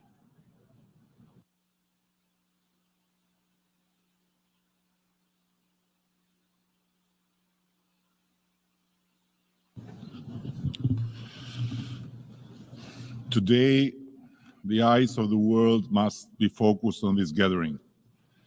But can we honestly say that the people of the world still believe in the promise of a better future as they look upon us here? I have serious doubts, and that is something we must all confront under this roof, the very roof of the United Nations. We must have the courage to admit that lately our actions have too often fallen far short of the expectations of the people we claim to serve. Time and again, the UN has failed to meet the hopes of we, the peoples, and fear for the future continues to grow everywhere, in the East, the West, the North, and the South, as crisis after crisis cascades upon us. These crises have shattered common ground, divided us further, and yet, even amid disruption, we have consistently squandered the opportunities each crisis has presented for meaningful change. So how do we begin to rebuild the trust that has eroded? How do we prove that multilateralism is not just a hollow word, but a force that can truly tackle both the immediate and emerging challenges of the time? How do we demonstrate that our collective power is not just far greater than the fragmented, disjointed efforts and sometimes destructive actions of individual nations, but is our one and only remedy to save humanity from collapsing under our watch? How do we inspire instead of demoralize the ordinary people whose lives are torn apart daily by the reckless actions of both large and small powers across the globe, including in Europe, where a new war is questioning not just everything we once thought unquestionable, but even the very existence of our humanity in the face of openly insane threats of nuclear weapon use? Frankly, I do not have all the answers, if any. But one thing is clear: while the world has changed dramatically since the United Nations was founded nearly 8 decades ago and seems to have lost any common sense, this institution remains irreplaceable. This is where we must begin, where we must strive with great effort to regain the sense of togetherness that has been lost. We stand at the brink of immense danger, and no one is safe, regardless of geographic position, size, wealth, or might, regardless of political or social systems. Our challenges are deeply interconnected, and if we do not tackle them through a reinvigorated multilateralism, we will fail altogether. Multilateralism is not a choice, it is an urgent necessity. The problems we face today, whether the result of our own actions or inactions, demand a collective response. They are too extreme, too global, to be addressed through isolated effort or let alone confrontational actions. Albania fully endorses the Pact for the Future and all its commitments. But let me stress, commitments alone are far from enough, more so than ever. They must be fulfilled. Albania may be a small nation, but we have given the world good examples of standing up for our shared humanity. During World War II, Albania became the only country in Europe to have more Jews after the war than before. The Jewish community in Albania grew 20-fold during the Holocaust, thanks to both Muslim and Christian families protecting them from the Nazis. More recently, after the devastating fall of Kabul to the Taliban 3 years ago, we sheltered several thousand Afghans who otherwise would have ended up in the 9th circle of hell, dead, jailed, or blinded forever. Albania also gave the world its newest saint, Mother Teresa, whose life embodied a love for humanity. She reminded us that not all of us can do great things, but we can do small things with great love. This is the principle Albania stands for. This is what we strive to live by. And this is our source of inspiration in supporting the transformation of our Muslim Bektashi Order World Center in a sovereign state within our capital, Tirana, as a new center of moderation, tolerance, and peaceful coexistence. Thank you all.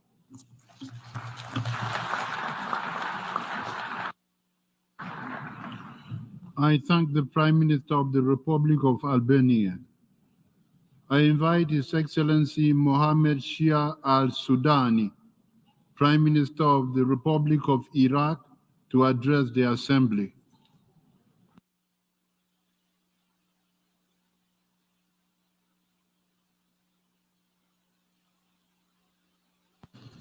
Bismillahir Rahmanir Rahim.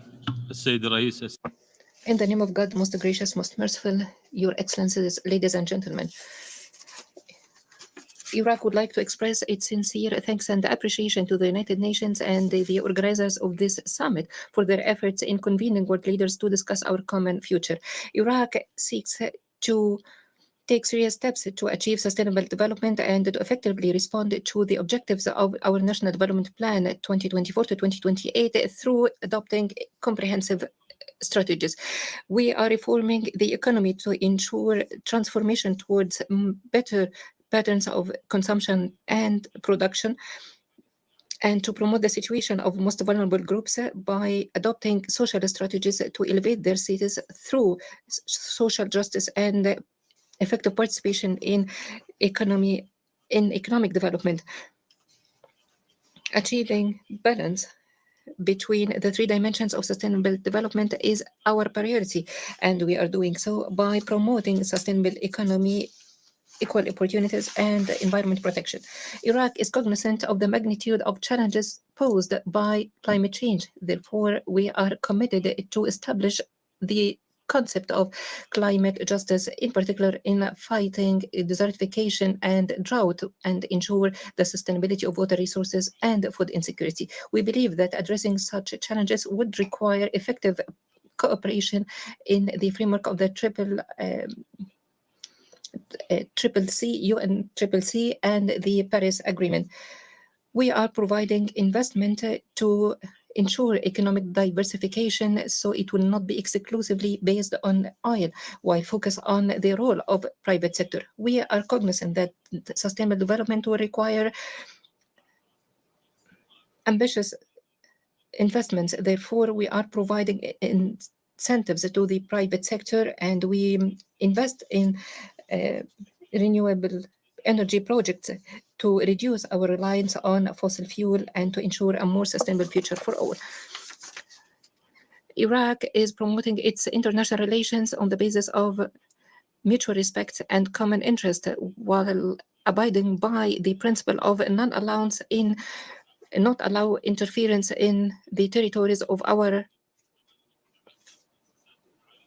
on our territories to attack other countries, for the respect of international law and adopting the principles of the United Nations is the essence of our policy.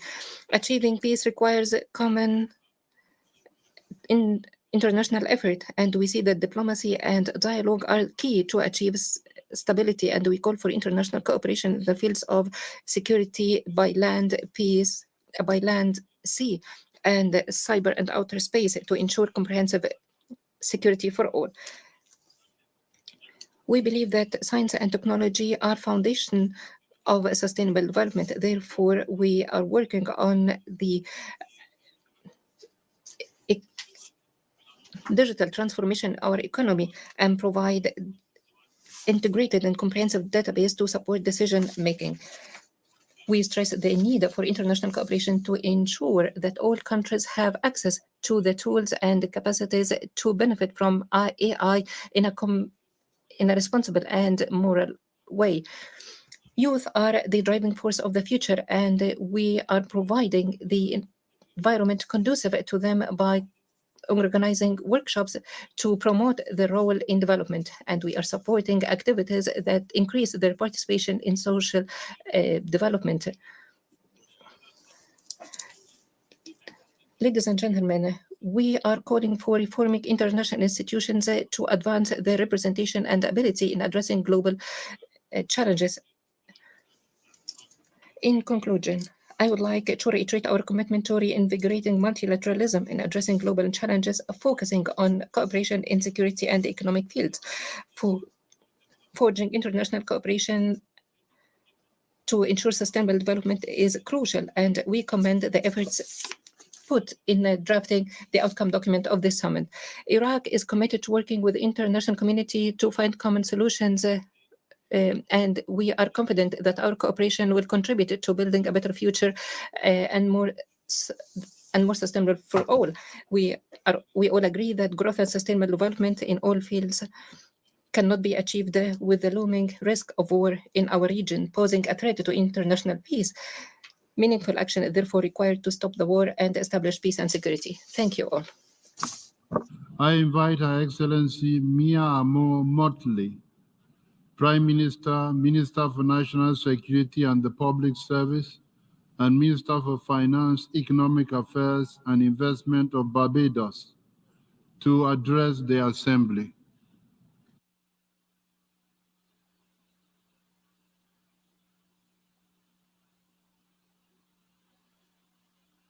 President, dear friends, we are one, and we come today as one human family, sharing one planet, intent on building together a common future based on shared hope, mutual interests, consciously working together to find common solutions. Our interconnectedness has long been recognized in spiritual traditions and practices around the world, and in the philosophy, the African philosophy of Ubuntu. Desmond Tutu explained that it is the expression that my humanity is bound up in yours. I am because you are, I am because we are. This interconnectedness compels us, as it did generations before us, to find the moral courage and take the decisive steps to end the horrors faced by humanity and to create new structures and new opportunity. Generations before us ended wars. They canceled debt. They dismantled slavery. They ended apartheid. They acted to stop genocide. They declared all people equal, and they gave women the vote, and they ended colonialism, and they built new nation states. They generated prosperity from deep poverty. I ask you today, will we summon the global moral strategic leadership necessary? I want to congratulate the Secretary-General and his deputy and the team of ambassadors from Namibia and Germany who have led us safely to this pact over the course of the last 2 years of negotiations. My friends, we will not succeed in overcoming our existential challenges if we are not prepared to change the global governance structures that are rooted in the outcome of World War II and have become unsuited to today's world. The distrust in our institutions of governance, the mistrust between the governors and the governed, will continue to foster social alienation the world over at the very time that we need to find as many people as possible to shape a new world, not governance, but people. This approach to governance reinforces the notion that it is acceptable to have first-class and second-class citizens, a notion that we all find, I hope, repugnant. The tentacles of power today remain almost as it was a century ago.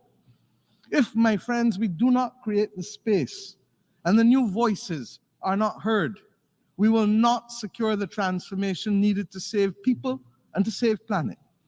What the world needs now is a reset. What the world needs now is a little more love. A reset to embrace our common future. A reset that allows us to work together to navigate spaces together. We've seen the floods and the hurricanes, the droughts, the wildfires. They've affected us all. The failure to share the world's resources, which are more than adequate for everyone, will continue to drive us to war and to social disintegration and to migration. The absence of access to digital technologies and even basic electricity in Africa will condemn us to living in two separate worlds and may even, with AI, if unregulated, threaten completely the existence of human civilization as we know it. We know what the world needs, as I said. And what our people want to hear from us today is that we can overcome these challenges by working together, and that the visible actions that are necessary are being agreed today and tomorrow to secure the future in this pact. But our people know instinctively that this will only be talk unless there's a fundamental change in what we do and how we do it, in who is seen and heard in the corridors of decision making. And that is why we continue to propel the Bridgetown Initiative as a serious reform for changing the rules of the game, shock-proofing vulnerable economies, and indeed securing sufficient to have the SDGs and of course the climate crisis be confronted. Now is the time for us to choose hope and love over hate and division. We can change this global governance system. We can change the structure and focus of the international financial system. We can make both fit for purpose for the majority of world's people, not just a few. It doesn't require new technologies. It requires action and humanity, accepting that we are human together, that we are because of each other, and that we can, in this generation, secure the future of human progress. And I truly believe that we can, because we, the peoples of the world, have no other choice and no other planet on which to live. The only issue will be how quickly we can act.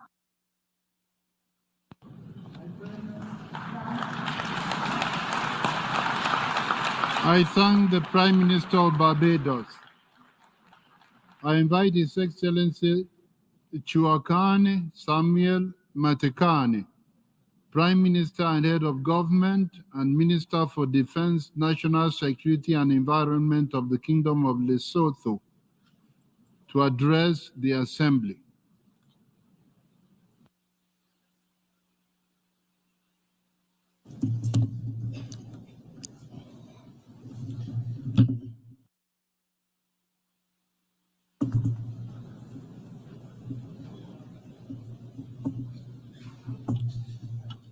Mr. President, Excellencies, distinguished ladies and gentlemen, at the onset, allow me to congratulate the co-facilitators, Namibia and Germany, for the job well done in developing the Pact for the Future, which we have just adopted. I further wish to pay tribute to the Secretary-General of the United Nations, Mr. Antonio Guterres, for championing the Summit of the Future in his report entitled Our Common Agenda 2021. While not all our aspirations as the individual countries may have found their way into the document, it is gratifying to know that after several months of intense negotiations, our respective delegations reached consensus on the Pact for the Future that represents our collective trajectory. Mr. President, every modern organization starts from a mission statement that sets its clear objectives. The UN is not an exception in this regard. The purposes and principles of its charter continue to be relevant in today's world. When the UN was formed in 1945, the expectations of all peoples of the world were high for an institution that promised an era of peace, security, and the betterment of the living conditions of all peoples.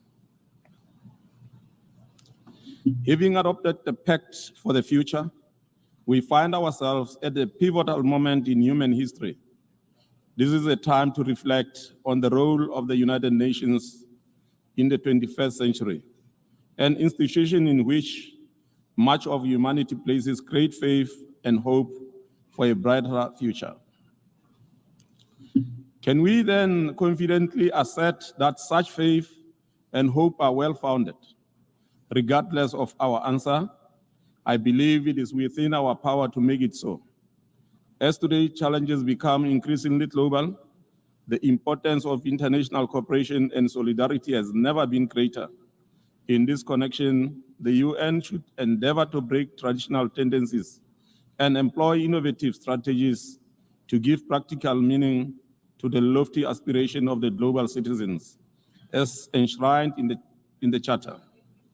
The Pact for the Future exhibits actionable commitments to respond to the current and future global challenges and reflects the interconnectedness of the three pillars of the UN. Mr. President, the Summit of the Future presents an opportunity for the international community to revitalize and fortify the multilateral system, ensuring that the UN remains relevant, resilient, and capable of fulfilling its core mandate. We must, however, be cognizant of the fact that solving today's problem with yesterday's solution will not yield the desired result.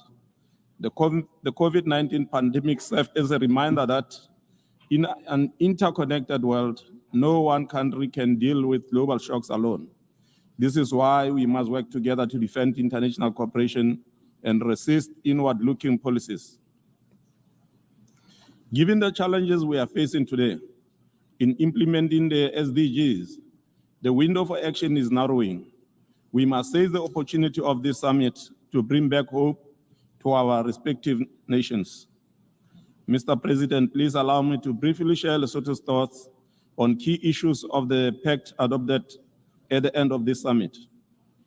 First, on sustainable development and financing for development, we need to execute action-oriented strategies to accelerate implementation of the 2030 Agenda. It is imperative that we, as a global community, unite in our efforts to address these issues.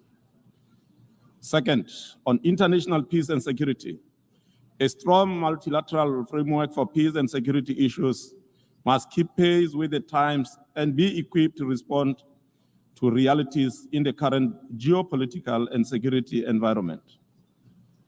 Third, on science, technology, and innovation and digital cooperation, there is an urgent need to close the digital divide and to address the challenges of digital transformation. We therefore advocate for creating strong digital inclusion policies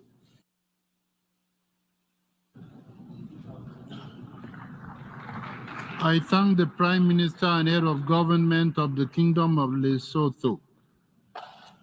I invite His Excellency Sheikh Mohammed bin Abdurrahman bin Jassim Al Thani, Prime Minister and Minister for Foreign Affairs of the State of Qatar, to address the Assembly.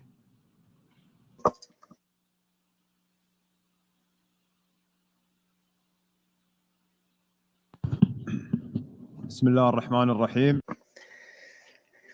In the name of God, most gracious, most merciful, Your Excellency, the President of the General Assembly, Your Excellency, Secretary-General, Your Excellencies, Your Majesties, ladies and gentlemen. At the outset, I would like to congratulate Mr. Fleeman Young for his election president of the 79th session of the General Assembly. I would also like to express our appreciation to the co-facilitators for their wise leadership of the intergovernmental negotiations on the Pact for the Future.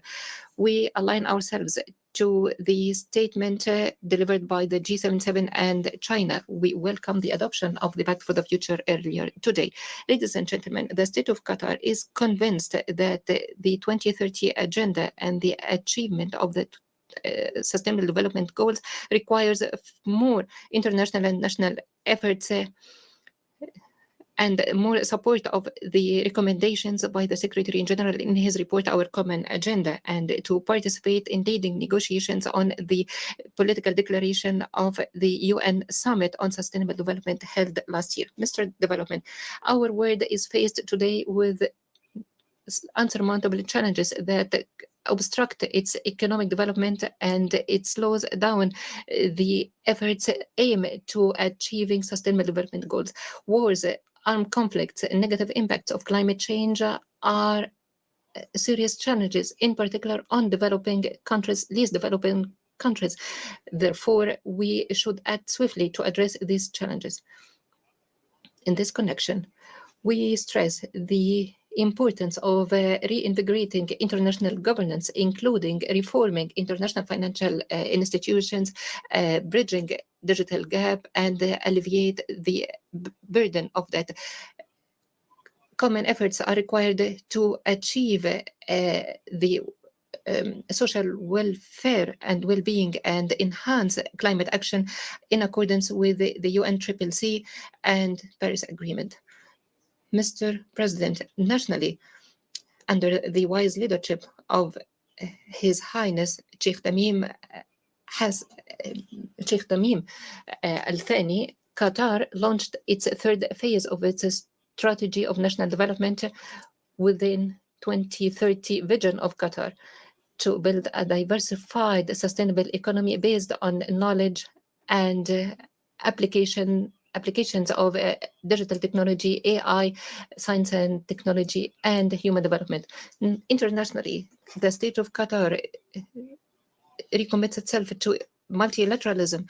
In 2018, His Highness the Emir committed $5 million in support of UN agencies for 10 years. And during the climate summit in 2019, Qatar committed $100 million in support of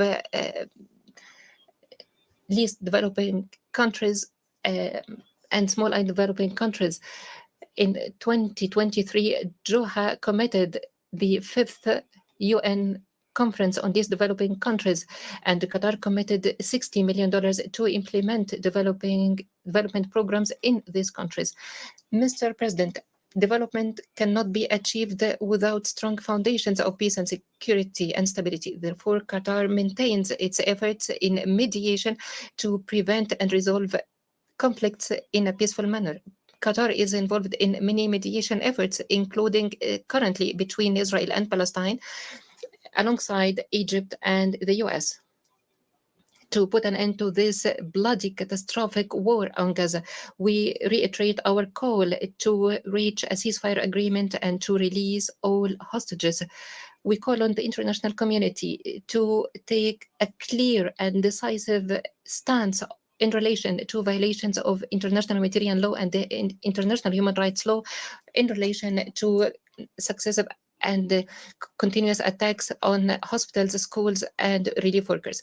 Mr. President, Qatar is proud to host the second summit of social development. It will be the most notable event in 2025 and one of the 3 summits recommended in our common agenda.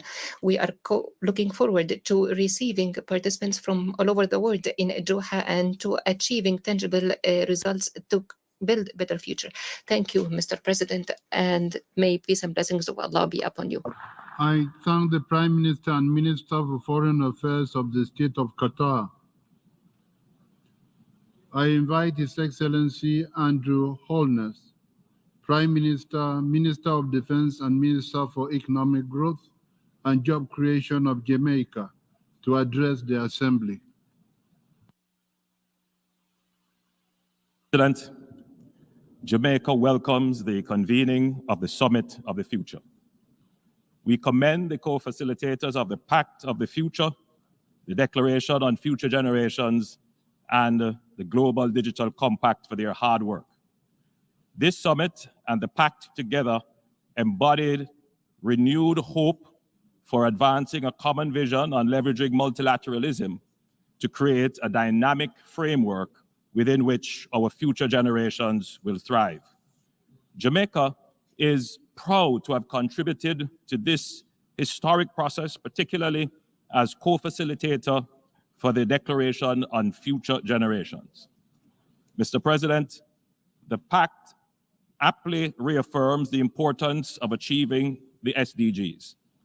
The SDG Summit in 2023 exposed the lack of progress towards SDG implementation, including the reality that small island developing states are particularly off track to meet them, with many still recovering from the pandemic.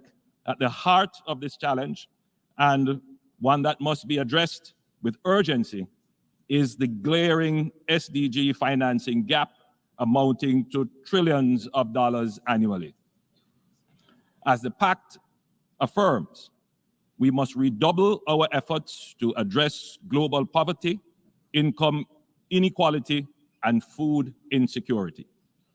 We have an obligation to limit global temperature increase to 1.5 degrees Celsius above pre-industrial levels, and we must deliver a future that fosters peaceful societies and achieves debt sustainability, resilience to climate shocks, infrastructural development, high-quality health and education systems, full respect for human rights, empowerment of women and girls, and enabling environment that makes international trade and the economy work for sustainable development. These are all areas of priorities in Jamaica's National Development Plan, our Vision 2030. Mr. President, we are facing unprecedented challenges to international peace and security, mainly driven by geopolitical motivations, but increasingly by transnational organized crime networks. These challenges strike at the very heart of the UN Charter. The Pact provides a framework within which we can all coexist in peace and harmony within and among countries, and transfer the nature of such coexistence to our future generations. It is therefore well aligned with and supportive of the Secretary-General's agenda for peace. We welcome the focus of the Pact on the importance of science, innovation, and technological advancement, including digitalization. Admittedly, new technologies such as artificial intelligence and robotics create new challenges to security and some livelihoods. However, they also create important opportunities, especially for young people, and hold great potential to empower generations to transform economies and to solve complex challenges.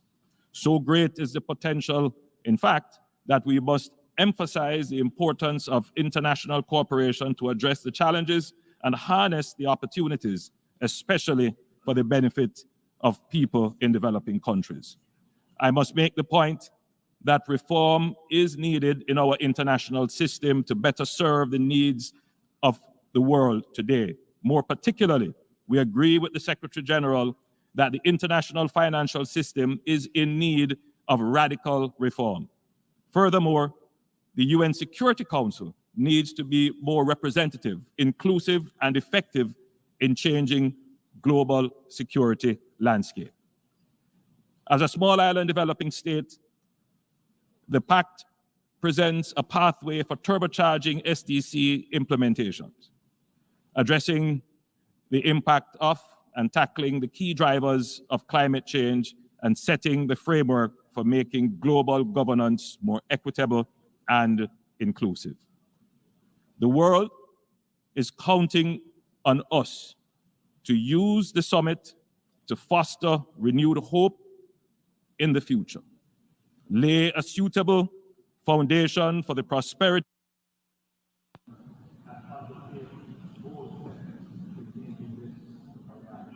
I thank the Prime Minister of Jamaica. I invite His Excellency Kyriakos Mitsotakis, Prime Minister of the Hellenic Republic, to address the Assembly.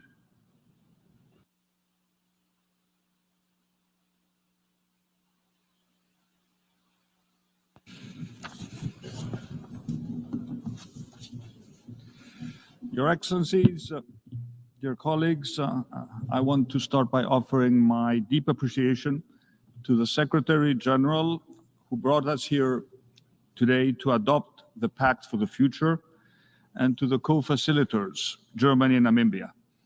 Thank you for undertaking this important and very complicated task. All of us who are here today recognize the urgent need to take action, to implement the many detailed, specific initiatives that are outlined in the Pact for the Future, for sustainable development, for peace and security, for addressing climate change, for the restoration of trust in global governance, a trust which has come under intense scrutiny, for our own sake and for the sake of future generations. We managed to come to an agreement, and it was not an easy task, at a time of heightened mistrust, strife, polarization, and conflict. Yet we reached a consensus because we know that the stakes are extremely high, and that the global threats we are facing together as an international community are of much greater order than the individual interests of regions, countries, and governments. This is, after all, why the United Nations was created almost 80 years ago. At the root of its foundation was the recognition that there is such a thing as a global interest, a global common good for humanity, which supersedes and transcends the individual interests of member states. The generation that created the United Nations and adopted the UN Charter left us an invaluable legacy. One important difference between their historical moment and ours is this: they created the international system after suffering a devastating and unprecedented global catastrophe, the Second World War. We, on the other hand, have the opportunity to do something before it is too late, before we arrive at the next true global crisis. We can still avert the devastation that could be wrought by the current global threats we're faced with. Our Pact for the Future, as a point of global consensus, is only a first step, but it is a necessary first step. It is, after all, a political declaration to act, and political will is a necessary driver for action at the national level and collectively at the global level. Greece, as an incoming member of the Security Council for the next 2 years, was an active participant in this difficult negotiation. We believe we got to a fairly good outcome, and I note with satisfaction the inclusion of paragraphs of particular concern to us, such as maritime security and the protection of culture as an integral component for sustainable development. Crucially, today we are renewing our trust in the multilateral system, and we reaffirm our commitment to it. At this point in time, it was necessary to have this reaffirmation to go back to the basics of the UN Charter, such as a peaceful settlement of disputes with respect to international law. We can now move forward, solve together the core challenges of our era. They are truly global challenges, and of course, they require global solutions. With the Pact for the Future, we at least have a roadmap to lead us there. Nothing could be more vital. Thank you very much.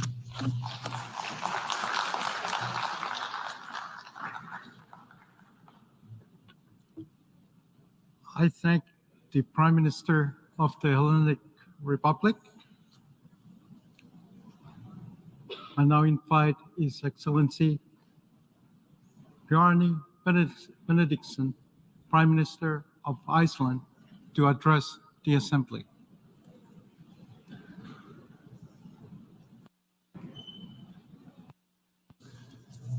Mr. President, Your Excellencies, ladies and gentlemen, first of all, let me join in celebrating the conclusion of the Pact for the Future, together with the Declaration on Future Generations and the Global Digital Compact. I congratulate all of those who have put grueling hours of negotiation into finding common ground on many difficult issues. The Pact pulls no punches in identifying the challenges before us and identifies the existential risks we face. The Pact is also upfront about saying that the crises have been caused to a large extent by our own choices. Mr. President, the Pact for the Future and its annexes testify to the vitality of the multilateral system with the United Nations at its core. No other organization has the convening power of this great body. At a time of conflict between and within many member states, a successful outcome of a global summit is something to be celebrated. The actions we have committed to take do not always go as far as we would have liked, but there is much to celebrate where we have managed to find common ground. Among the 56 actions agreed, we have revitalized our commitments under the Sustainable Development Goals.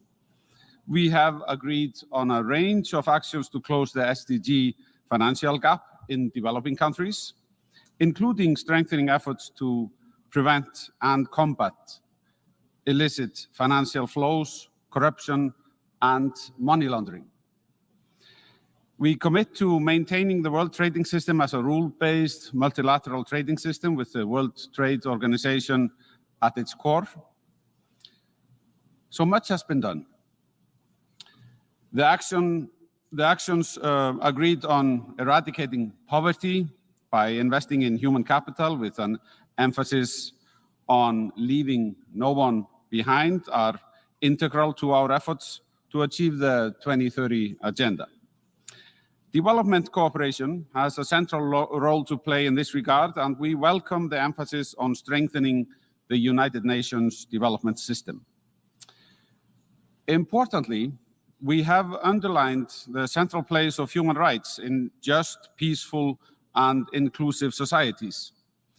We have committed to respecting and protecting all human rights and fundamental freedoms, and to promoting the rule of law at all levels. In this regard, it would be remiss of me not to mention the importance of protecting the rights of LGBTI+ communities that in many places are suffering from a backlash. I am particularly happy that we are able to agree that achieving full human potential and sustainable development is not possible if women and girls are denied full human rights and opportunities.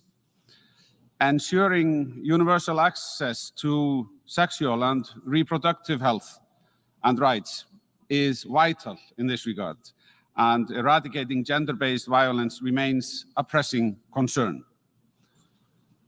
Iceland is particularly happy that we were able to agree on ambitious action on the health and resilience of the ocean and their ecosystems. Healthy oceans are essential to a healthy planet and to the achievement of the SDGs.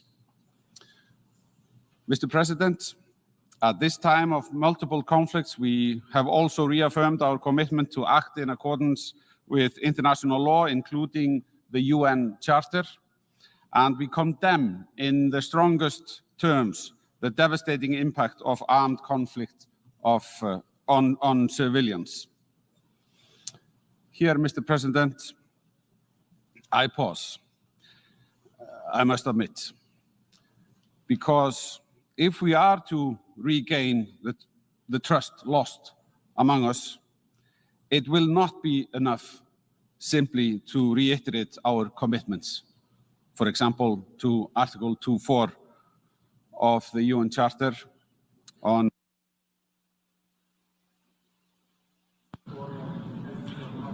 I thank the Prime Minister of Iceland.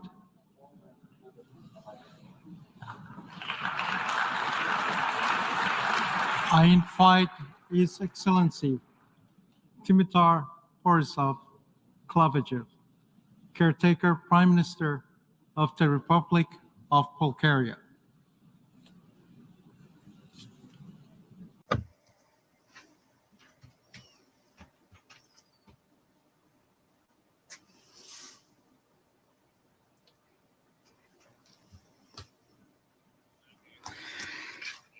Honorable President, Excellencies, ladies and gentlemen, allow me to express heartfelt thanks to Secretary-General Antonio Guterres for organizing the Summit of the Future and to the co-facilitators of the ambitious Pact for the Future, the Declaration of Future Generations, and the Global Digital Pact.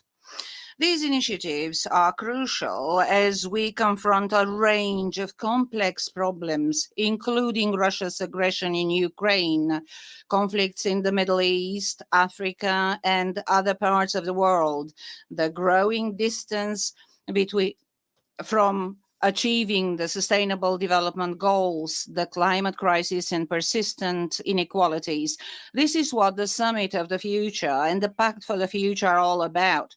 Delivering multilateral solutions that align global institutions and frameworks with today's political, social, and economic realities, tackling the challenges of our time, and coming together for a better future for the generations to come. We expect that this summit and the Pact for the Future, which embodies nearly 80 years of multilateral and national experience, will create a safer, more sustainable, and more equitable world, leaving no one behind.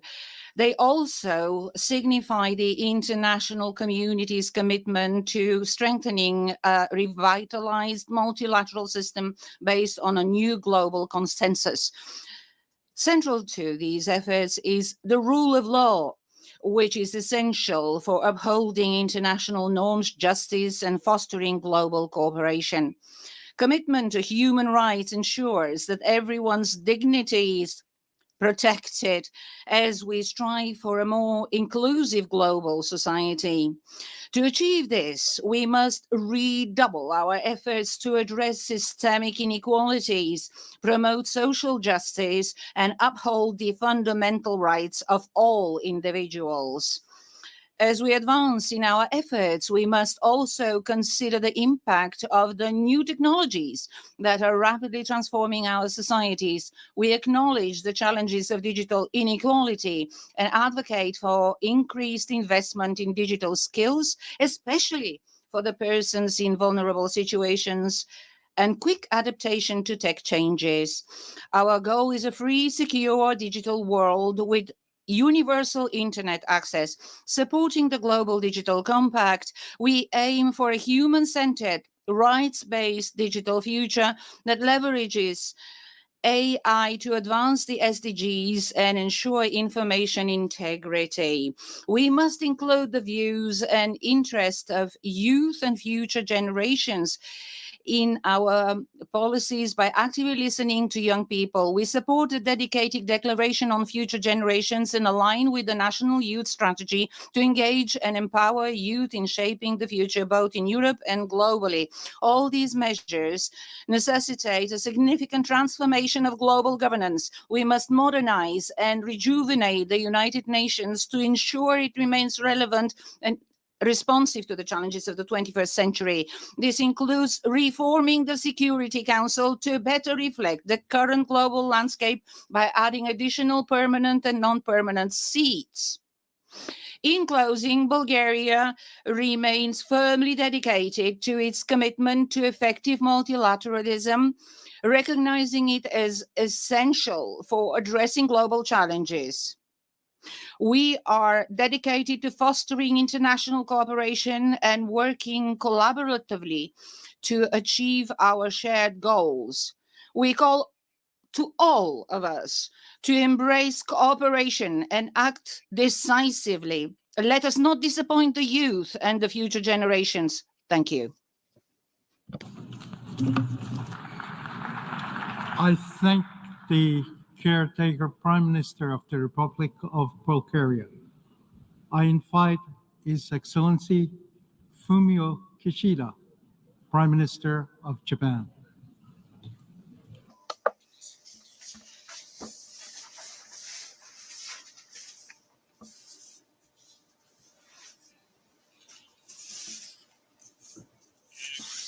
Excellencies, dear colleagues, As the world stands at a historical inflection point, we need to collectively take actions to safeguard the interest of present and future generations.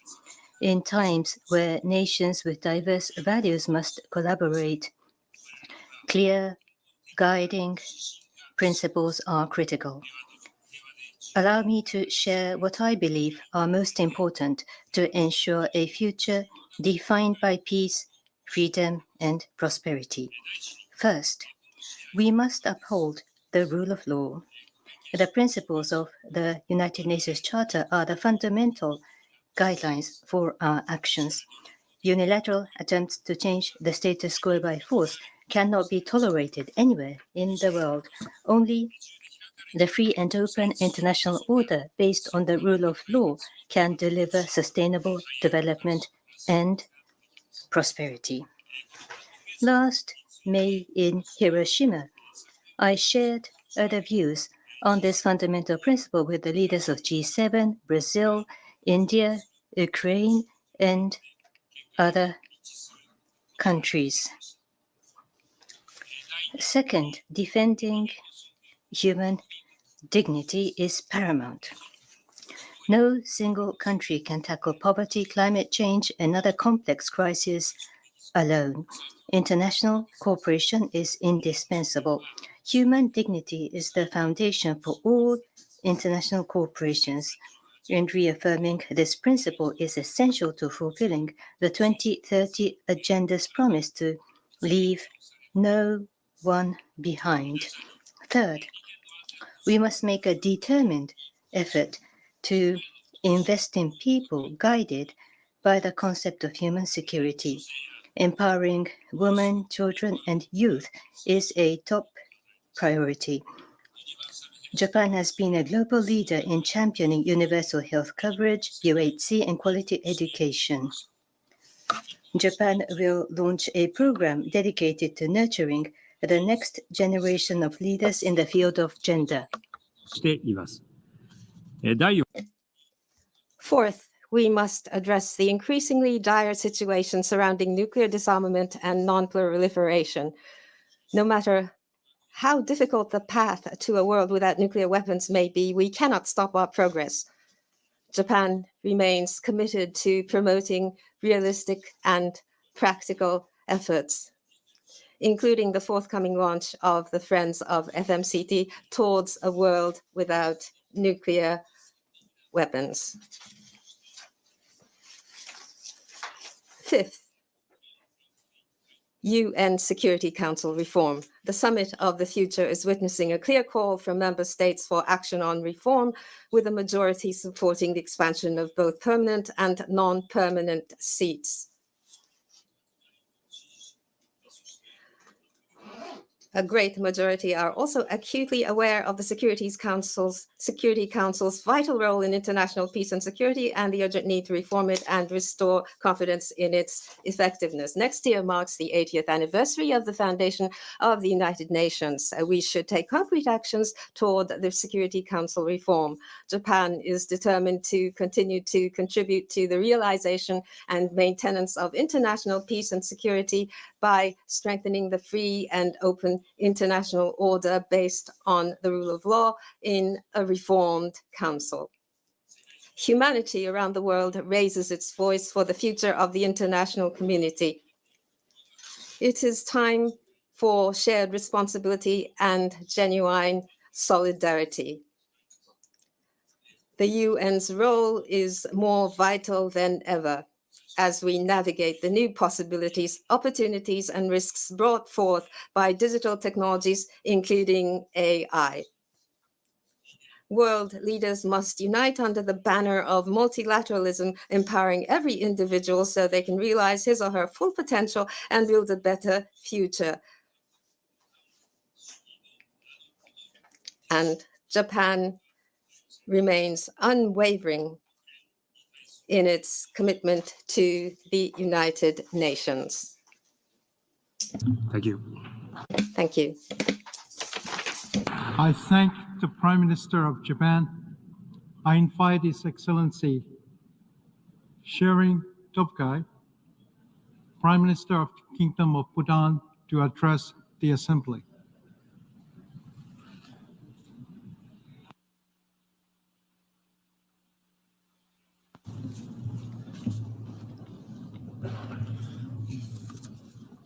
Mr. President, Mr. Secretary-General, Excellencies, ladies and gentlemen, I have the honor of bringing to you the greetings and warm wishes of His Majesty the King and the people of Bhutan.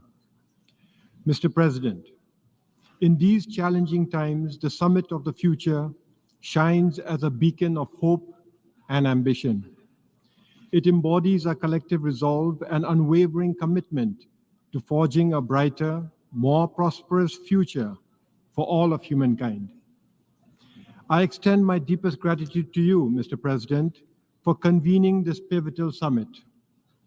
Thank you, Secretary-General Antonio Guterres, for your leadership in spearheading this crucial initiative. Our heartfelt appreciation goes to Germany and Namibia and all other co-facilitators of these negotiations for providing steadfast leadership in shaping a robust pact for the future. We find ourselves at a pivotal crossroads. As we reach the midpoint of our journey to 2030, the Sustainable Development Goals stand before formidable challenges. Geopolitical tensions, economic disruptions, pandemics, climate change, and natural disasters have hindered our progress. Yet our determination remains unwavering, as embodied in the Pact of the Future. For Bhutan, this pact aligns well with our national aspiration to become a developed country by 2034.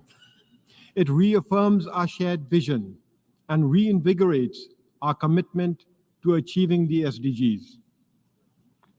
To realize these ambitious goals, we must muster the political will to transcend rhetoric and to take decisive action.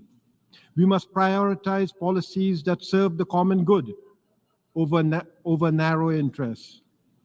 And we must assure international collaboration to transform our shared aspirations into concrete achievements to ensure the success of the Pact for the Future. Success demands robust financial frameworks. We must guarantee that no country is left behind by providing innovative financing, equitable resource distribution, and strong partnerships. Success requires that we bridge the digital divide. We must harness the power of technology to foster sustainable development of all our countries. Success also calls for engaging and empowering our youth. We must acknowledge that decisions we make today will inevitably shape the world they inherit in the future. And most importantly, success hinges on a global governance structure that is inclusive, transparent, and accountable. We must guarantee peace, security, and human rights for all peoples in all countries by ensuring a multilateral system that is both robust and responsive. Mr. President, the magnitude of the challenges we confront calls for a renewed commitment to multilateralism and international cooperation. The United Nations remains the most important platforms where nations unite to tackle these pressing issues. No nation can address global challenges in isolation. Climate change, pandemics, and conflicts require strong, inclusive partnerships that leverage the unique strengths and perspective of all our member states. This summit reminds us of our collective responsibility. Our pact is more than a document. It is a blueprint for a future where peace, human rights, and sustainable development are realized for all our peoples. Bhutan stands resolutely committed and ready to work alongside all member states to build a future that is equitable, sustainable, and secure for everyone. Thank you, and Tashidele. I thank the Prime Minister of the Kingdom of Bhutan. I invite His Excellency Kerala Sanana Kusmal to address the Assembly.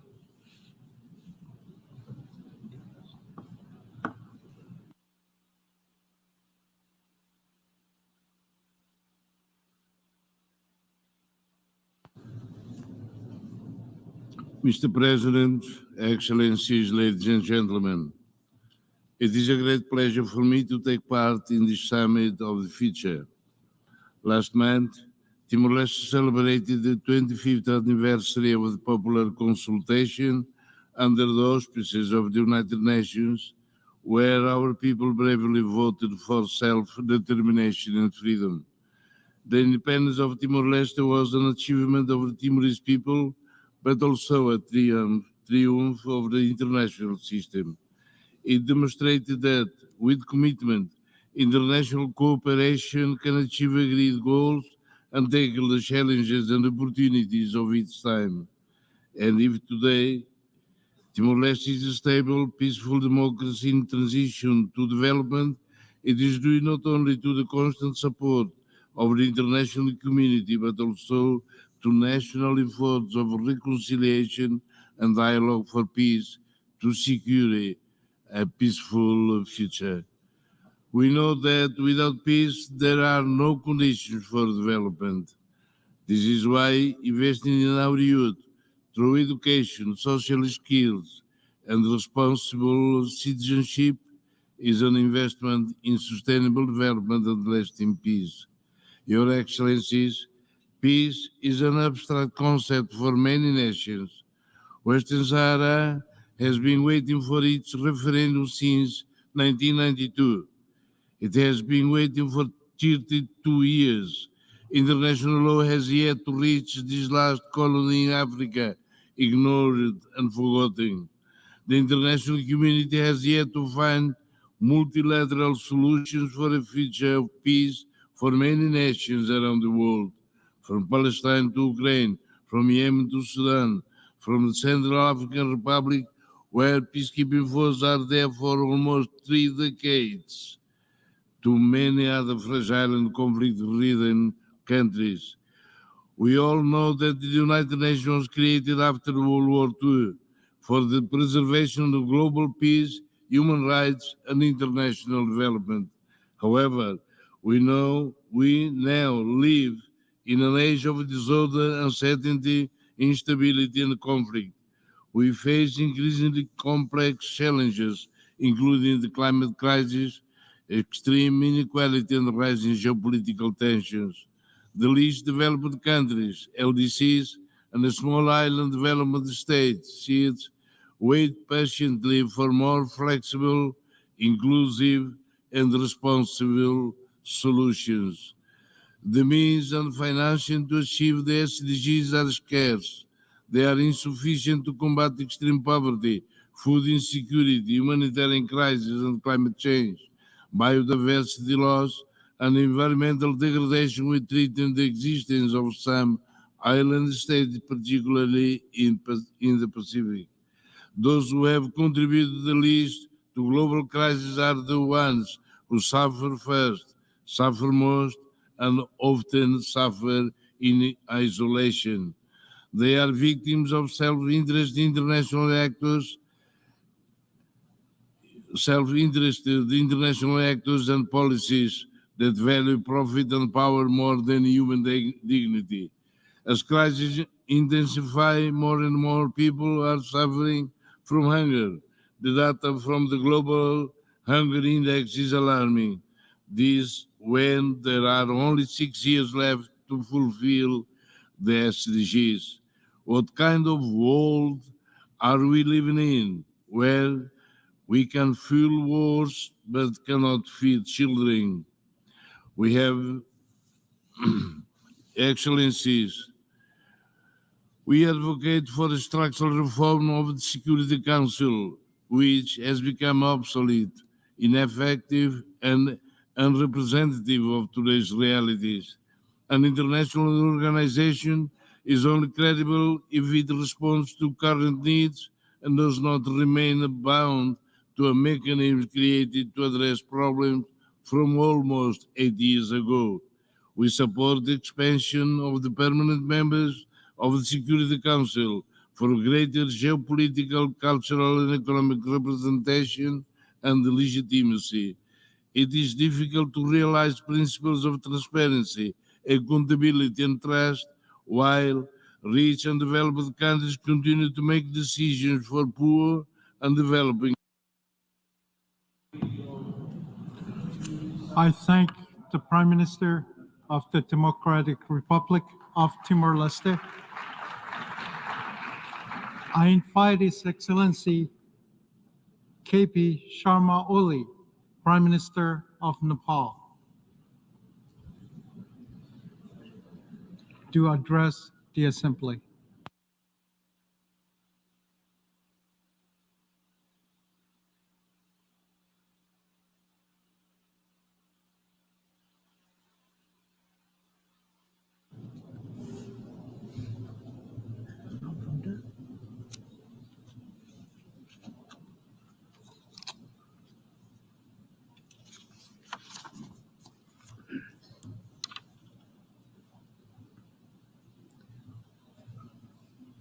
Mr. President,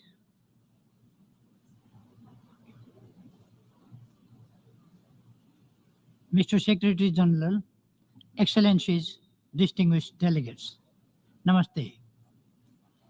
I am deeply honored to deliver this statement. As chair of the group of the least developed countries, at the outset, I extend my heartfelt appreciation to the Secretary-General for convening this historic and significant summit. Mr. President, the group of LDCs have contributed in the best possible manner to make the summit of the future a success. However, our minds are musing and hearts are hurting from the fact that millions of children in LDCs go hungry every day. When millions of our children go hungry today, where is our future? What do we mean by future? When millions of our youth languish with malnourishment and illiteracy, where can we seek our future? Nothing could be more unjust and unethical than to be ignorant to the fact that millions of people in LDCs living in extreme poverty, while a small minority in some corners of the world accumulates billions in wealth each day. Is this the future we aspire to? Absolutely not.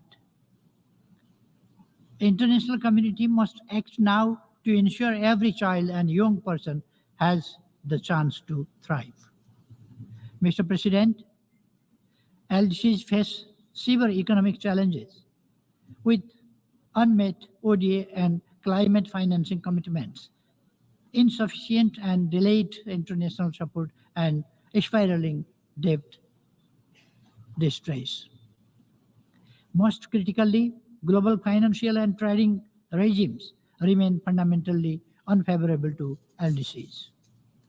Furthermore, the growing digital divide between rich and poor countries threatens to leave LDCs even further behind. Despite contributing a mere 3.3% of global greenhouse gas emission, LDCs are among the most vulnerable to this devastating impacts of climate change. The people of LDCs are frustrated by the continuation of these severe structural impediments and climate injustice which hinder their path to prosperity. Mr. President, we must act now to pull the world back from the brink of catastrophe. For this, we need coordinated, comprehensive, and science-based policies with LDCs at the center. Investing in productive capacities, sustainable industrialization, infrastructure, and economic diversification is crucial. Equally important is transforming global governance and strengthening institutions to make them fit for purpose. Mr. President, in this context, we wholeheartedly welcome the Pact for the Future as a manifesto for future generations, as a blueprint for a peaceful, prosperous, and sustainable future, as a renewed commitment to multilateralism, putting the UN at its core. We equally welcome the adoption of Declaration on the Future Generation and Global Digital Compact, and emphasize the need for its effective implementation for the well-being of people and planet. Mr. President, the Pact encapsulates the hopes and optimism of both people and the planet by reinstalling the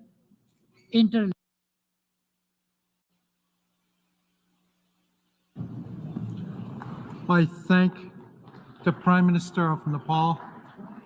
I invite His Excellency Robert Golob, Prime Minister of the Republic of Slovenia, to address the Assembly.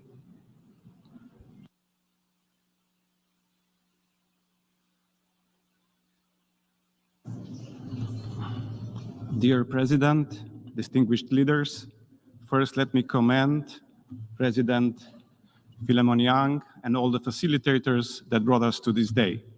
But most of all, let me thank you, the leaders, to adopt the Pact for the Future. I believe today the Pact is even more important than it was in the past, because the world is really facing a bleak future. From climate crisis to raging wars. One could easily conclude that unless we can address and stop the wars, there is no common sustainable future. Therefore, I call and urge again, stop the aggression on Ukraine, stop the aggression on Gaza and Palestine. And that goes for all armed conflicts where innocent civilians are involved and where kids are suffering for the things they should never see or experience.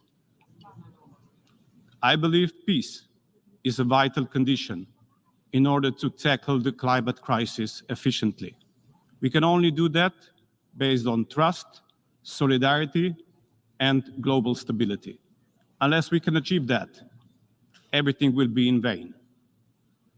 Let me just briefly address the sustainability and how we can tackle that with harnessing of advanced technologies.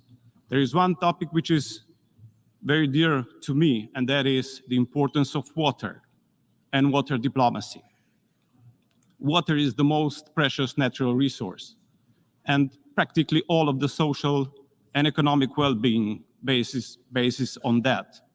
Same goes for global stability and peace. The importance of water is such that we shall do all the action that we can, and we shall try to do it in as many possible ways as possible, just in order to be effective in how to tackle the importance of water, including building global partnership. There are vast areas of the world where the water is scarce. And then there are areas, like in my home country, Slovenia, where we have abundance of water, but were hit by devastating floods a year ago. The extreme weather is hitting us all. It doesn't matter where you live. It doesn't matter how rich or poor your country is. Extreme weather is a common global problem. And using the advanced technology in a cooperative way is the only way forward. In Slovenia, in the wake of the devastation of last year, we are building a super advanced digital ecosystem which will link the satellite observation data with supercomputing power and artificial intelligence in order to predict how and where the water is going to show up, in order to predict where the water can be found throughout the world, and in order to be effective in managing the water resources. And here, I offer to all of you to build together a global partnership, how to utilize this advanced technology in order for our citizens to get access to clean and sustainable, but also safe water. I believe that is the only way forward if we want to really tackle climate crisis and the changes it brings us. Let me cite for the conclusion the Secretary-General Guterres, who said, today we opened the door. And I would say, let's walk through them together. Thank you.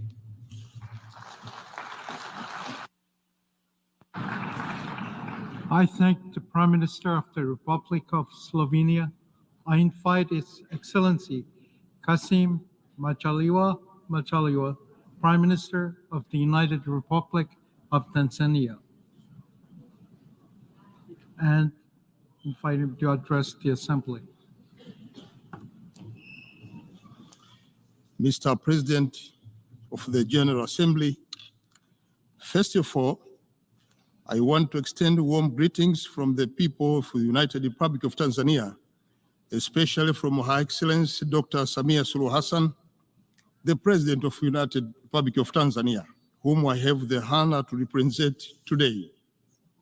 Mr. President, we stand at a crucial juncture in our quest for a more equitable, sustainable, and secure world. The Summit of the Future presents a vital opportunity to restore trust in the multilateral system and to commit to a sustainable future for all. The choice we make today will shape the world for future generations. Tanzania emphasizes that our vision must be anchored in inclusivity, equity, and sustainability, ensuring that no country or no individual is left behind.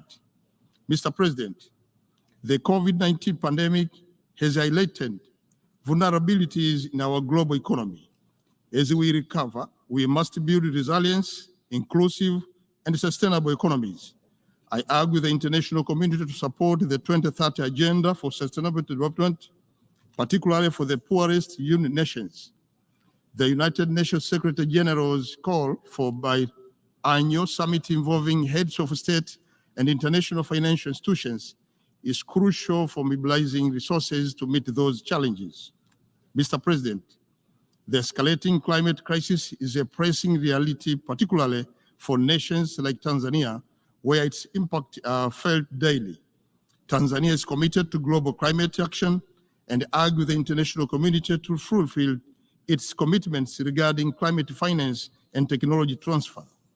Mr. President, peace and stability are fundamental for sustainable economic development. We face complex global challenges that threaten peace and security. Tanzania reaffirms its commitment to the United Nations Charter and call for strengthened multilateralism, where international law and institutions are respected and where smaller nations have a voice in shaping global governance. Reforming the United Nations Security Council remains essential to reflect today's realities.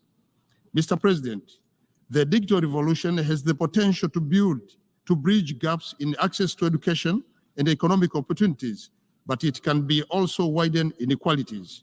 We must ensure meaningful connectivity for the over 1/3 of the global population without internet access. A global digital compact with the emphasis on universal access and data privacy is essential to share the benefits of digital technology equitably. Mr. President, looking ahead, United Republic of Tanzania believes that global and regional partnerships are vital for achieving our shared goals. No nation can tackle global issues alone. Therefore, multilateral cooperation is critical. We must foster solidarity and mutual respect in addressing climate change, advancing digital equity, and promoting peace. In conclusion, as we move forward from this summit, let us be guided by the belief, action-oriented outcome document that predict a future where anyone can live with dignity and where peace and prosperity are shared by all. Asante sana. Thank you for listening. I thank the Prime Minister of the United Republic of Tanzania. I invite His Excellency Alamaye Alina, Prime Minister, Head of Government of the Republic of Chad, to address the Assembly.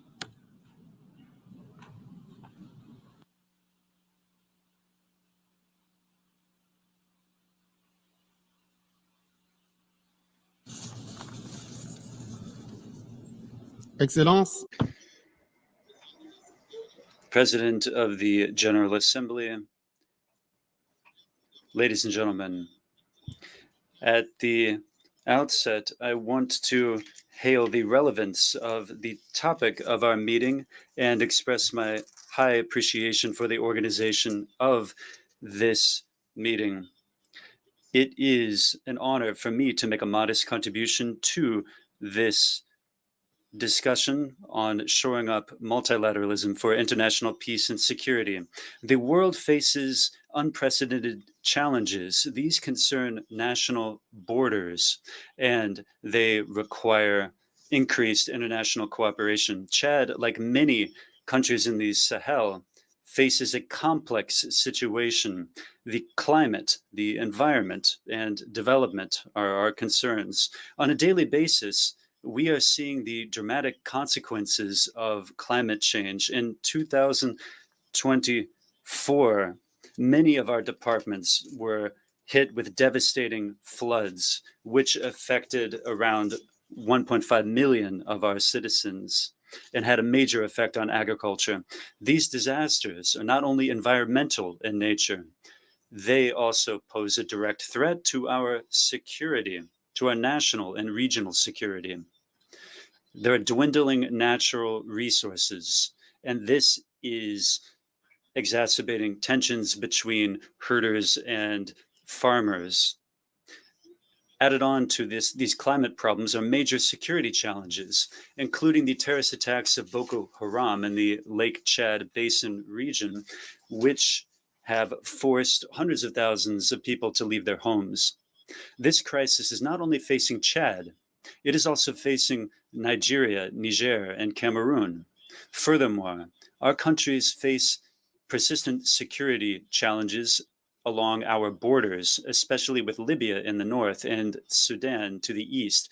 The instability in these countries has direct repercussions on our security, making Chad the largest welcomer of refugees in the world. Given these complex challenges, multilateralism is not an option, it is a vital necessity. It is imperative to strengthen our mechanisms for international cooperation to ensure that they are adapted to today's world. In this regard, allow me to set out several concrete actions. One, systematically integrate the climate dimension into our discussions. Here we hail the initiative of our partners on the link between climate, peace, and security in the Sahel, and we call for its strengthening, guaranteeing predictable, sustainable financing for peacekeeping operations carried out by regional organizations, which is also set out in the Pact for the Future. The strengthening of mixed international forces, including against Boko Haram, shows how crucial these initiatives are. We need to shore up the women, peace, and security agenda as well. And we need to strengthen regional initiatives such as the Great Green Wall Initiative, which creates economic opportunities. We need to shore up the international financial architecture to better respond to the needs of vulnerable countries. We call for the creation of a climate financing mechanism in climate zones, in particular in the Sahel region.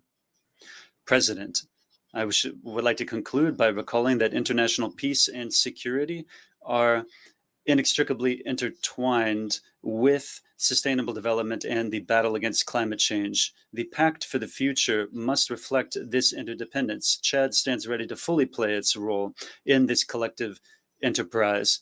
Together, we can fight for an international order that is more inclusive, more fair, and that can tackle the challenges of the 21st century and ensure peace and prosperity for everyone. With this conviction, With this deep conviction, I announce our commitment to this summit, and we want to ensure that the decisions we make here bring about a better world for future generations. Thank you. I thank the Prime Minister, Head of Government of the Republic of Chad.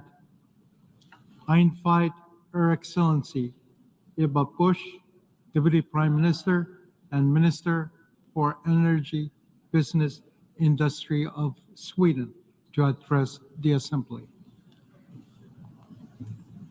President, I extend my sincere gratitude to the President of the General Assembly, the Secretary General, the co-facilitators, and all stakeholders. Your efforts have been instrumental in arriving at this crucial moment.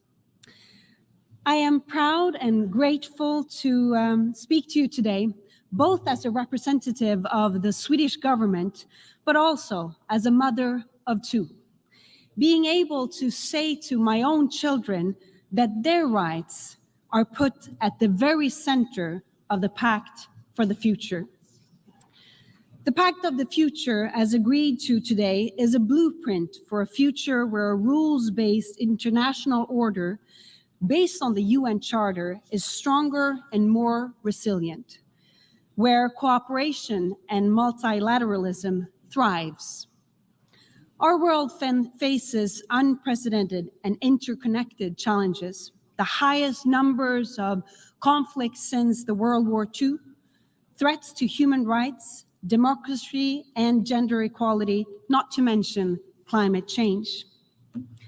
At the same time, we are living in an era where digital and emerging technologies are reshaping almost every aspect of our lives. The digital revolution offers immense potential and hope on our path to a better future. Sweden, alongside with Zambia, has had the great privilege to lead our collective efforts in agreeing on a global digital compact. This is the roadmap to a digital future that is open, that is safe, that is secure, sustainable, and inclusive, where opportunity knows no borders. The Global Digital Compact will enable closing the digital divides and sort of turbocharge the Sustainable Development Goals. The GDC emphasizes environmental sustainability, the empowerment of women and girls, protecting human rights in the digital space. A childhood in freedom requires safety online. At the very heart of this vision is the belief that technology, and in particularly AI, must serve humanity. Through the Digital Compact, we are advocating for key AI initiatives, including a scientific panel, a global dialogue on governance, and capacity building fund. These initiatives aim to ensure that AI serves humanity and upholds our shared values. This is the foundation we urgently need to secure a future where AI benefits everyone. President, these global needs are extensive and the funding gap is growing. As one of the world's most generous donors, exceeding the UN's target of 0.7% of gross national income to ODA, Sweden welcomes the ambition to increase the effectiveness and scale of innovative financing for our sustainable development goals and the Paris Agreement. The reform of the international financial architecture is key. We must adapt to maintaining legitimacy by ensuring fair representation and protecting the voices of the poorest and the most vulnerable. Also, the Security Council must reflect today's realities, including seats for African nations and fair representation for all. President, in times of strife and suffering, from Ukraine to Sudan, from Eastern Democratic Republic of Congo to Gaza, Sweden stands as a pillar of support for peace and humanity. We will continue to stand tall in defense of international law, sovereignty, and the rights of all nations to live in peace. Russia's aggression against Ukraine is an attack on the very principles that uphold this organization. Our response must be clear and it has to be unwavering. President, we stand at a window of opportunity. I would like to step into this future where the light of justice and peace never dims. I want to fulfill the promises made to our children and generations to come. Sweden is committed to walk this path with the UN, its member states, and all stakeholders. Thank you. I thank the Deputy Prime Minister and Minister for Energy, Business and Industry of Sweden. I now give the floor to His Excellency Enrique Austria Manalo, Secretary for Foreign Affairs of the Philippines.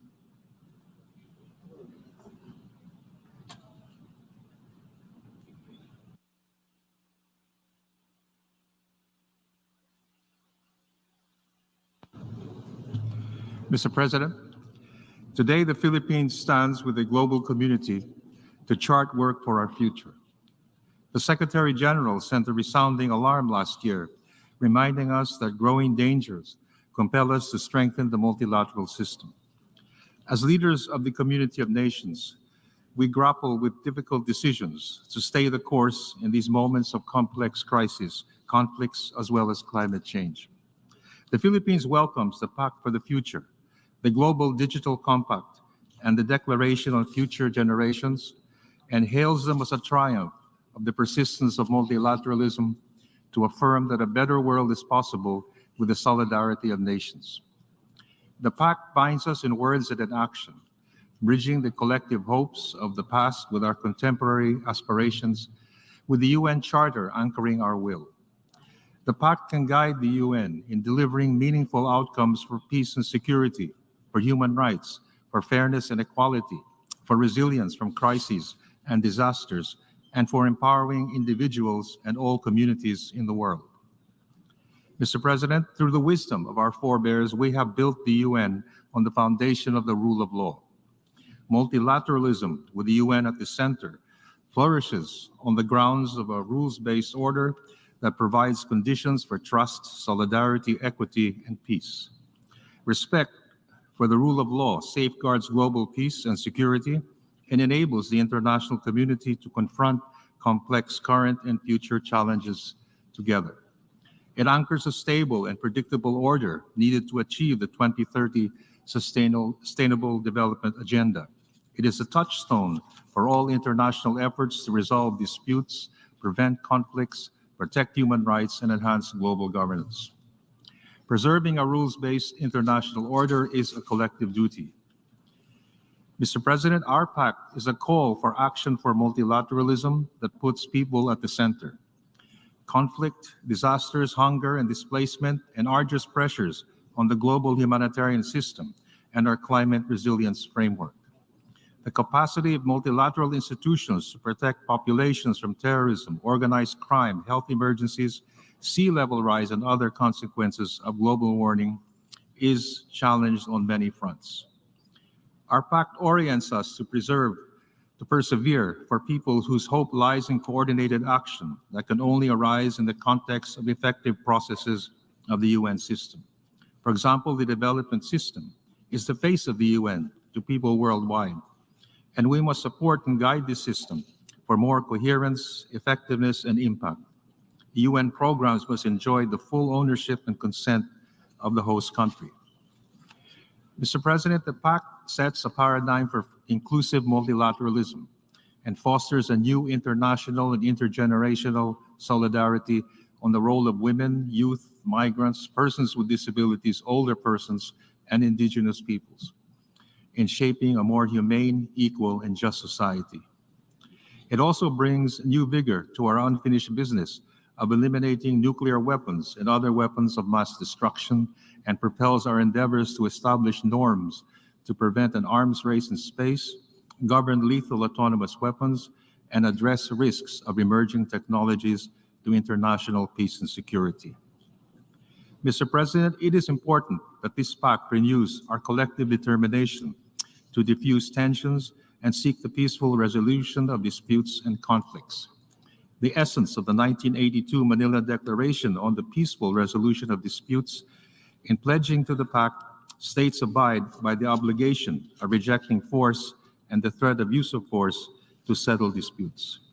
As a founding member of the UN and the first Asian republic, the Philippines shall always be a voice for peace, equity and justice, human rights and human dignity, the rule of law, and constructive multilateralism. Thank you. I thank the Secretary for Foreign Affairs of the Philippines. I now give the floor to His Excellency Said Badir bin Hamad bin Hamoud Al Sahidi, Minister of Foreign Affairs of Oman.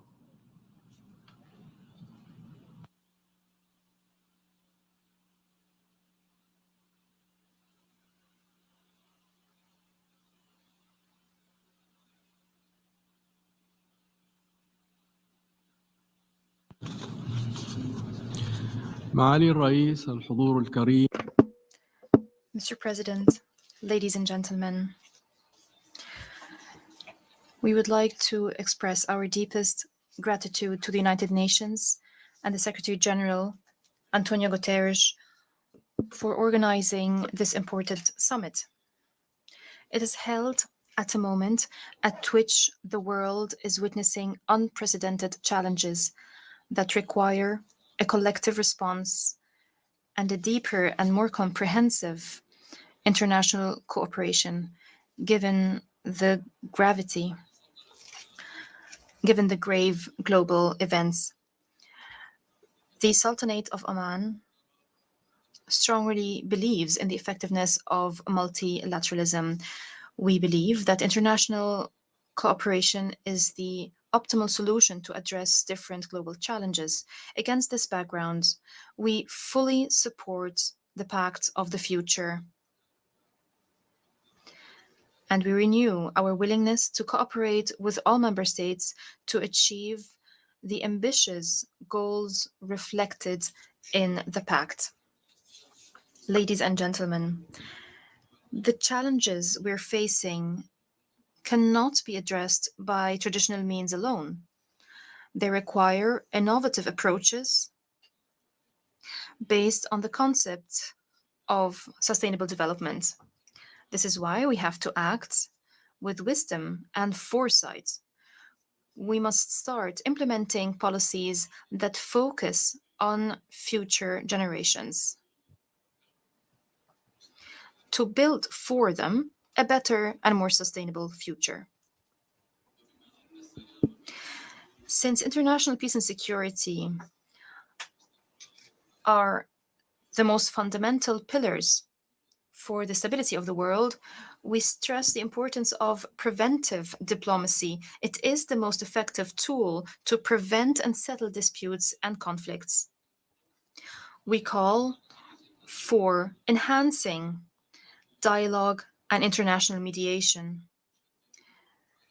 In this context, it is of paramount importance to comply fully with international law and the United Nations Charter to achieve justice, peace, and stability for all.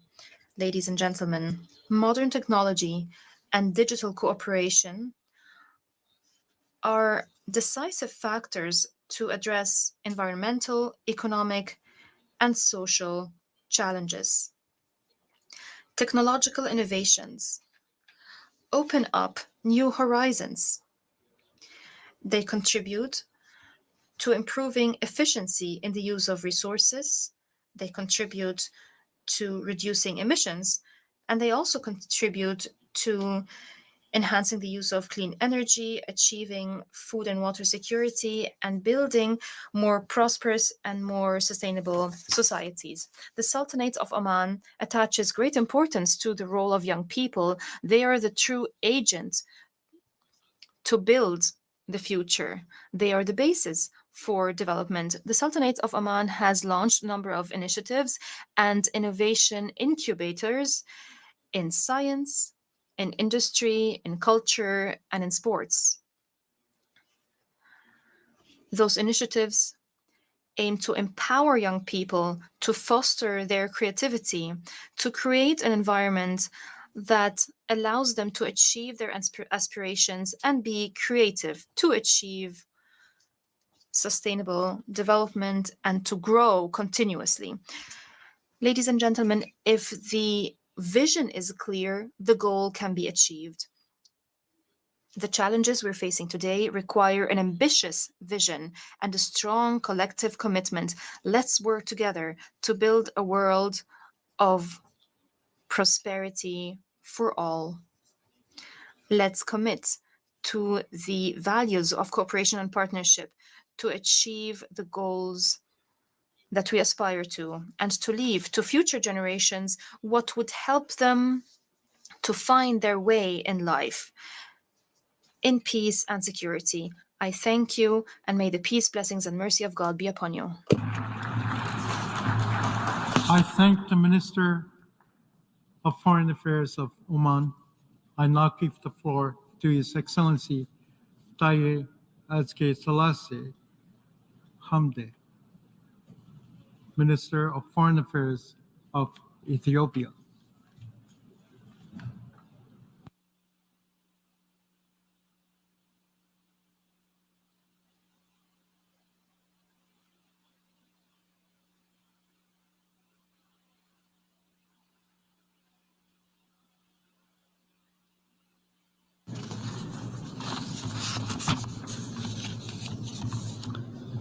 Mr. President, first of all, allow me to convey the warmest greetings from the people and government of Ethiopia. I also wish to extend my delegation's appreciation and give special recognition to Germany, Namibia, Zambia, Sweden, the Netherlands, and Jamaica for their effective facilitation of the negotiation and commitment leading up to the adoption of the Pact for the Future. We also thank the Secretary-General for his report, Our Common Agenda, which laid the foundation for the summit and the Pact for the Future. We appreciate the wide-ranging scope of the Pact and the considerable place given to the commitments to eradicate poverty and ensure sustainable development. We also appreciate the efforts made to mainstream the global socio-economic disparity and determine role of states accordingly.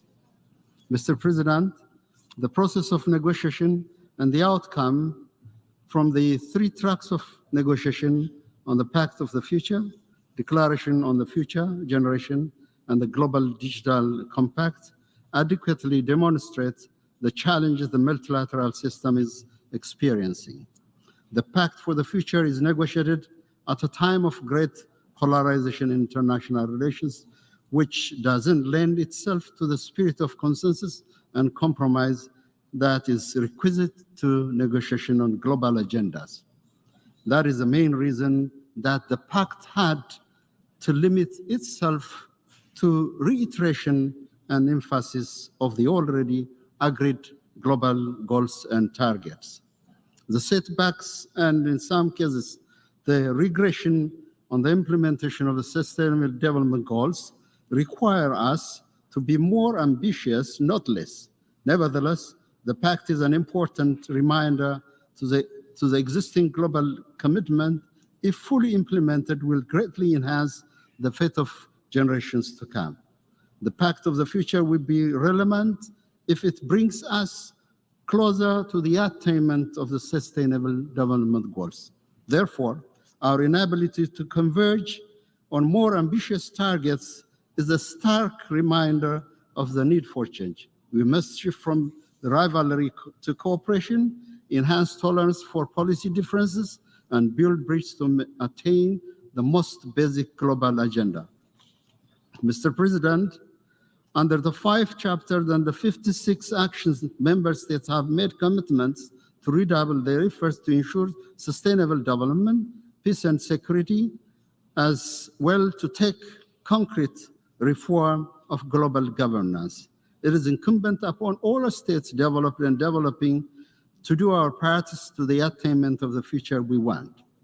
It is in this light that I reiterate my country's commitment to continue making all efforts to eradicate poverty and ensure sustainable development, enhance international peace and security, and work towards a fairer global system. We also call on developed countries to discharge their responsibilities in the field of development assistance and climate action.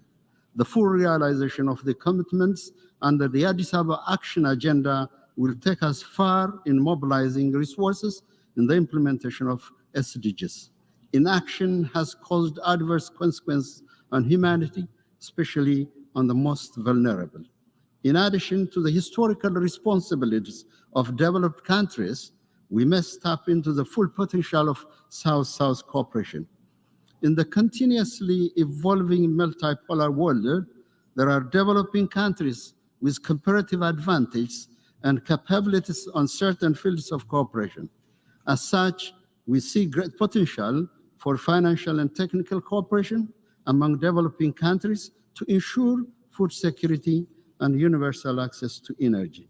I would like to close by thanking co-chairs for the able leadership and the co-facilitators of the summit, including Namibia and Zambia, who represented Africa in the leadership of this process for their exemplary contribution. I thank Mr. President. I thank the Minister for Foreign Affairs of Ethiopia. I invite His Excellency Alexander De Croo, Prime Minister of the Kingdom of Belgium, to address the Assembly.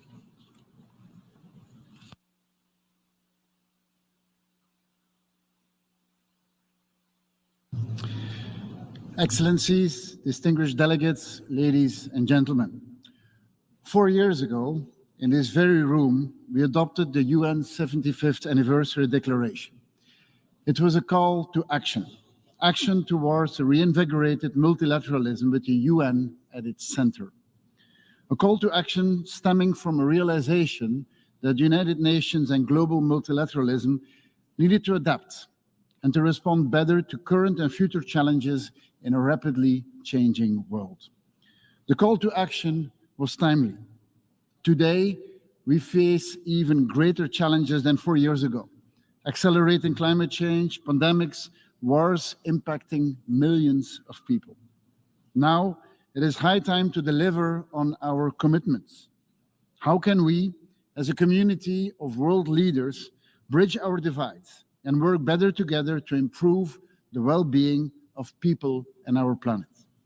First, we need to uphold our commitment to a rules-based international order. We should strive to lead by example, by abiding by international law, applying the principles of the UN Charter, and respecting and promoting the rights enshrined in the Universal Declaration of Human Rights in our countries and abroad. Human rights are universal. Representatives from across the world sat at the drawing boards when this milestone document from our collective humanity was adopted in 1948. The Pact for the Future reaffirms our commitment to the Universal Declaration of Human Rights. Strengthening the human rights pillar will go a long way in preventing conflicts, creating a conducive environment for emerging technologies and including youth and civil societies in a meaningful engagement in decision-making. Unfortunately, we are confronted with human rights backsliding globally. Leaders increasingly put interests above values. Conservative and populist movements target the rights of women and girls.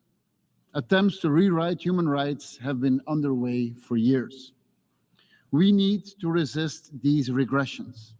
Human rights defenders need to be protected. The freedom of expression needs to be assured. Politicians need to be held accountable. Mr. President, it is time to transform global governance and ensure an international financial architecture that works for everyone, especially for the most vulnerable.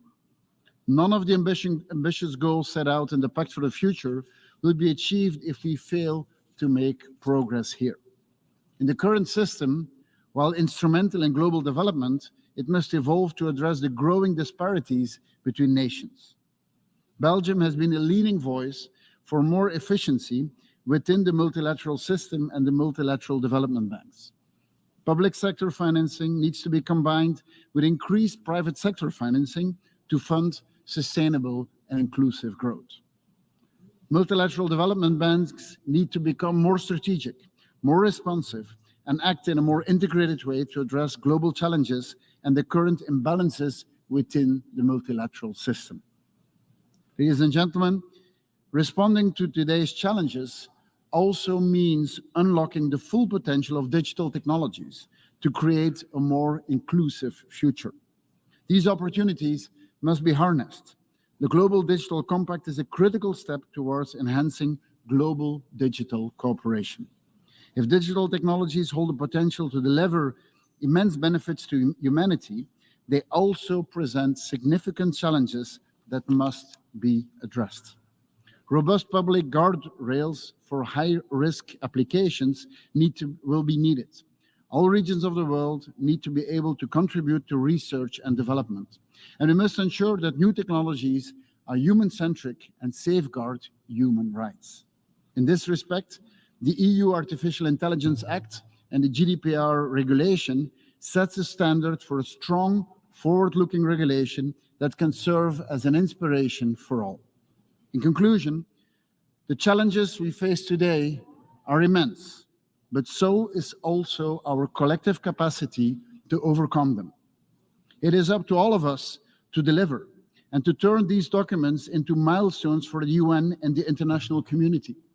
Belgium stands ready to contribute to this endeavor, working alongside with all of you to turn the vision of a UN 2.0 into a reality and to create a brighter and fairer future for people and planet. I thank you.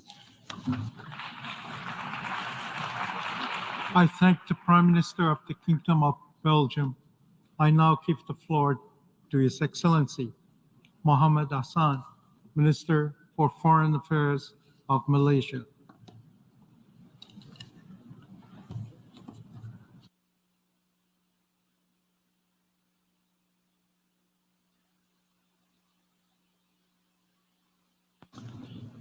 Mr. President, the Summit of the Future is an opportunity to redesign global governance that is effective for the present and the future. Therefore, Malaysia reaffirms our support for the Summit of the Future and the Pact for the Future.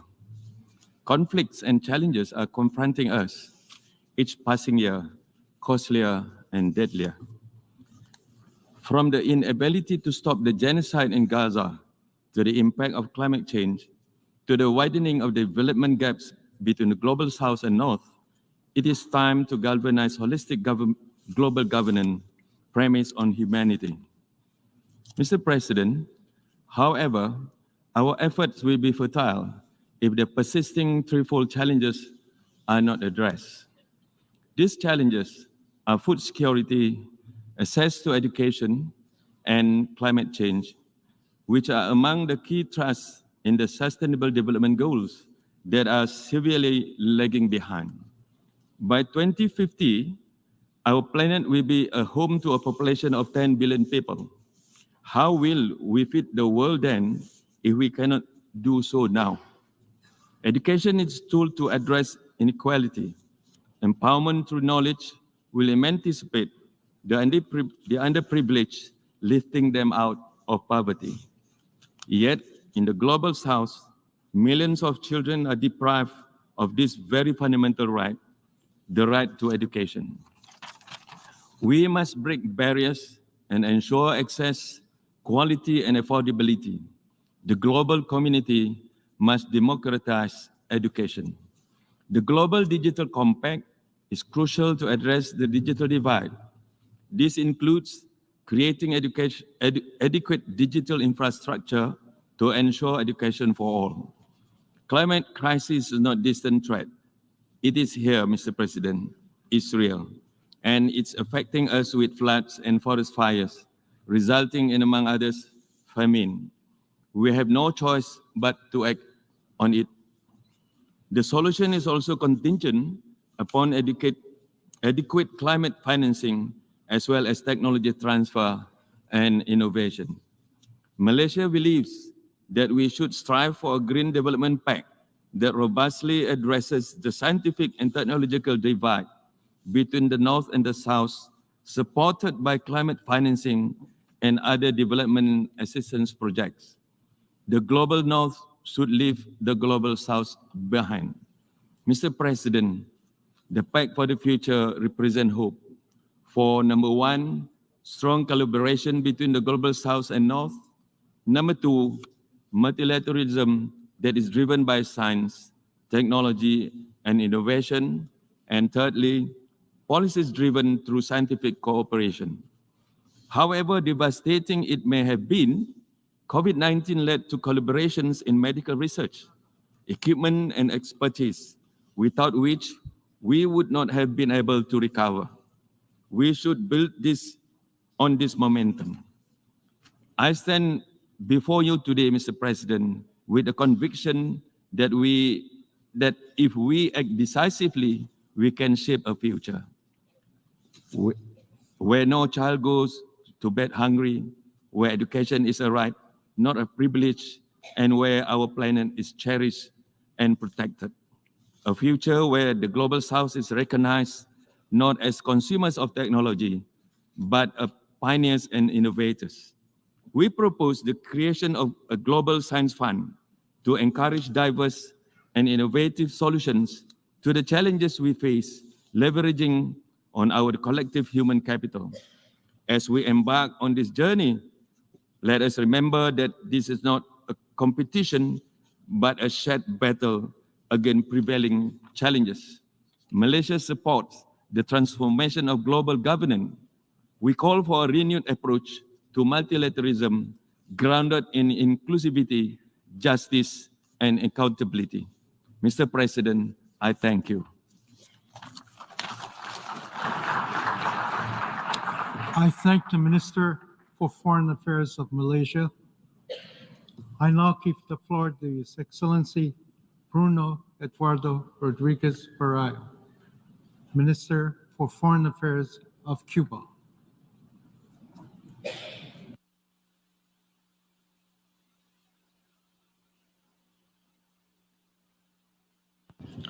Señor Presidente. President, on the 26th of October 1960, from the same rostrum, Commander-in-Chief Fidel Castro Ruz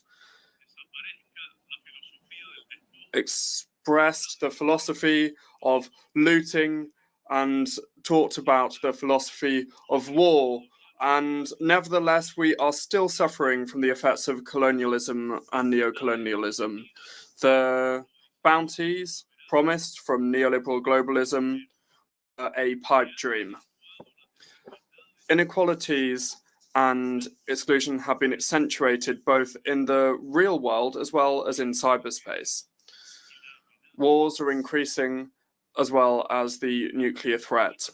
Our futurist debates continue while we're seeing a continuation of the genocide in Palestine without any effective response from the international community, when institutions and workers themselves of the United Nations are targets of Israel's fire. We're alarmed by the increase in fascism, xenophobia, and discrimination that are nourishing hatred.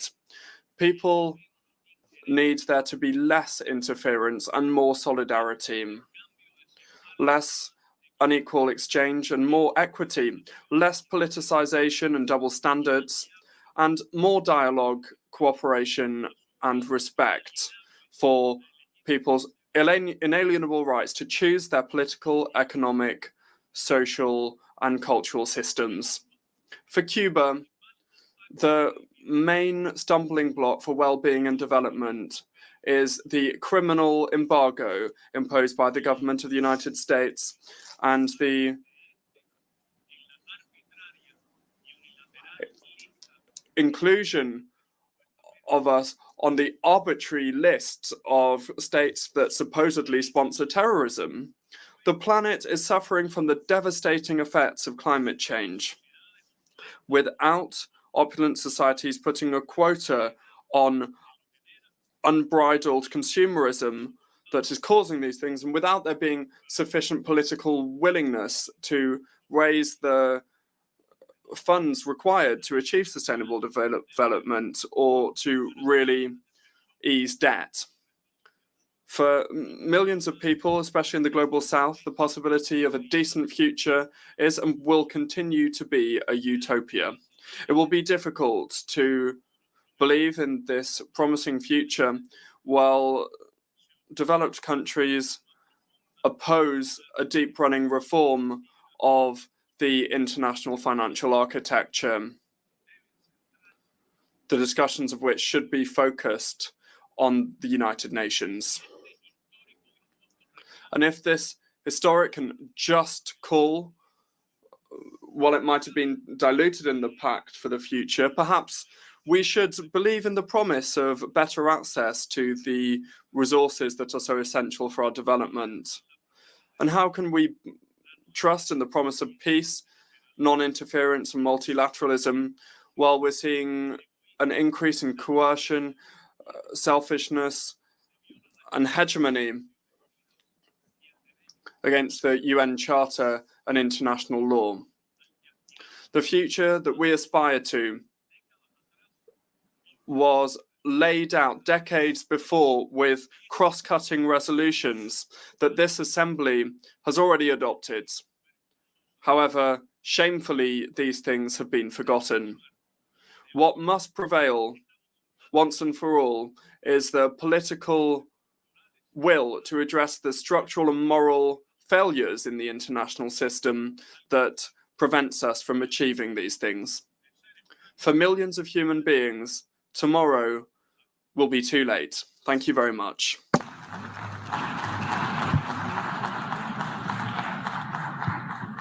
I thank the Minister for Foreign Affairs of Cuba, and I now give the floor to His Excellency Abdoulaye B. Chani, Minister of State, responsible for development and coordination of government action of Benin.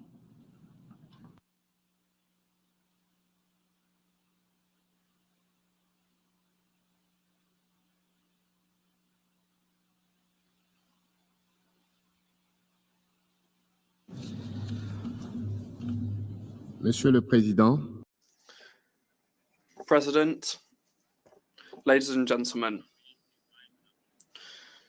the holding of this summit is testament to the willingness of the members of our organization to address the challenges of our time and to build a prosperous and sustainable future.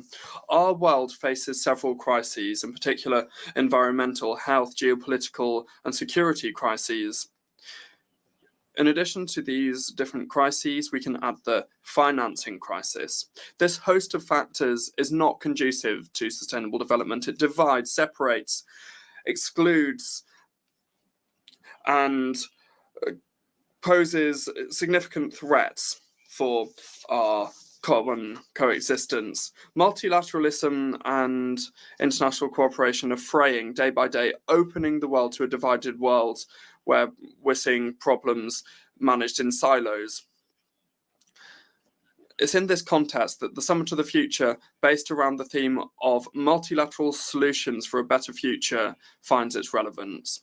This morning, we adopted the Pact for the Future, and now it is time to act. Benin has many reasons to welcome progress made in the implementation of the SDGs. We're the first nation in sub-Saharan Africa to issue Eurobonds dedicated to funding SDG impact projects. And in 2021, Benin's commitment to achieve the SDGs saw no setbacks at all. And thanks to many projects, our country has seen significant increases in progress over recent years.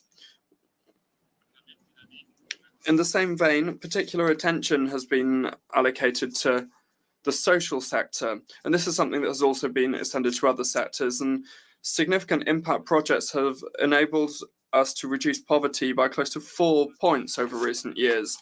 In order to entrench this dynamic, the government of Benin has established a national development vision for 2060. Ladies and gentlemen, we are living at a time of paradox. where we are in a world where resources have never been so important and where we have never seen such significant technical progress. However, the world is still seeing increases in poverty. For Benin, the answer lies in multilateralism, planetary responses to these challenges, and this must lead us all to be committed to protecting global public goods like climate, international security, and economic stability, and to achieve sustainable development. The degradation of public goods for countries, for any country at all, actually prevents it from achieving the full prosperity of that country and prevents other countries from achieving it too. We must be aware of the trickle-down effect of good things as well as bad things. The international issue that we must attach the most amount of importance to is the fact that issue or disaster in any country is likely to impact other countries too. And in these conditions, we must work to establish balance, inclusion, justice, democracy, and transparency in all decision-making fora.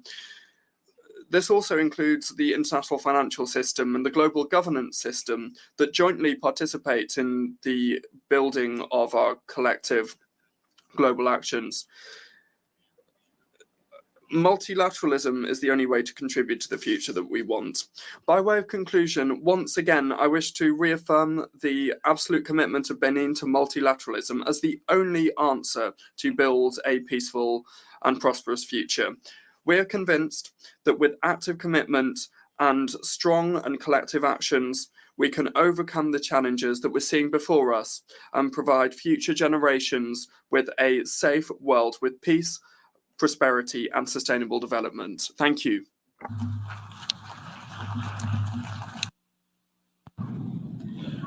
I thank the Minister of State of Benin, and I now give the floor to His Excellency Mulambo Hamakani Haimbe, Minister for Foreign Affairs and International Cooperation of Zambia.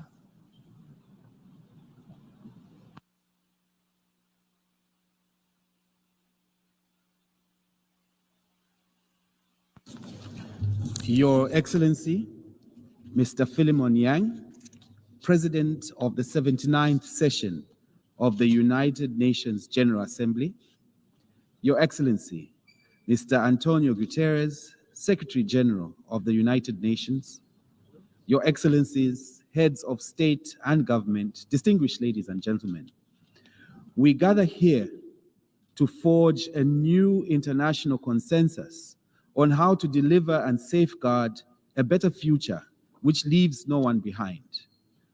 This once-in-a-generation summit presents us with an opportunity to reinvigorate multilateralism, supercharge implementation of prior commitments, and tackle existing and emerging threats to the attainment of the SDGs.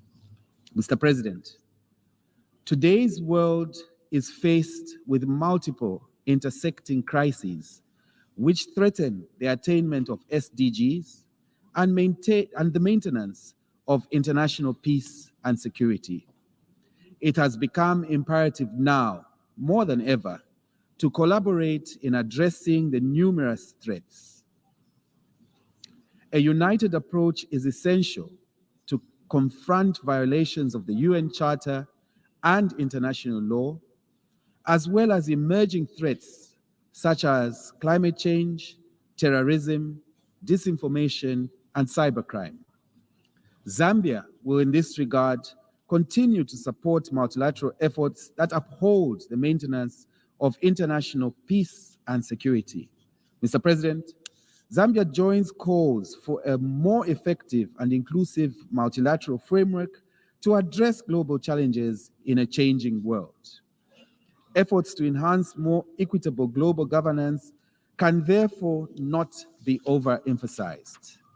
Zambia thus supports the Common Africa position on the Security Council reforms. Mr. President, our race to attain the SDGs by 2030 is vividly off track.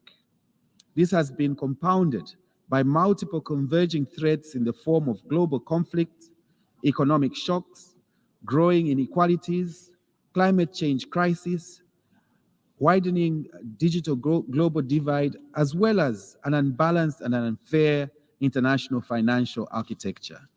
Further, with the global financing and investment gap estimated between $2.5 and $4 trillion annually, there is urgent need to scale up action and increase financing towards the implementation of SDGs. In Africa, for instance, an unprecedented $1.3 trillion investment is required annually for infrastructure alone between 2024 and 2030. Mr. President, over 300 billion United States of America dollars has been spent on debt servicing by developing countries from 2021 to date.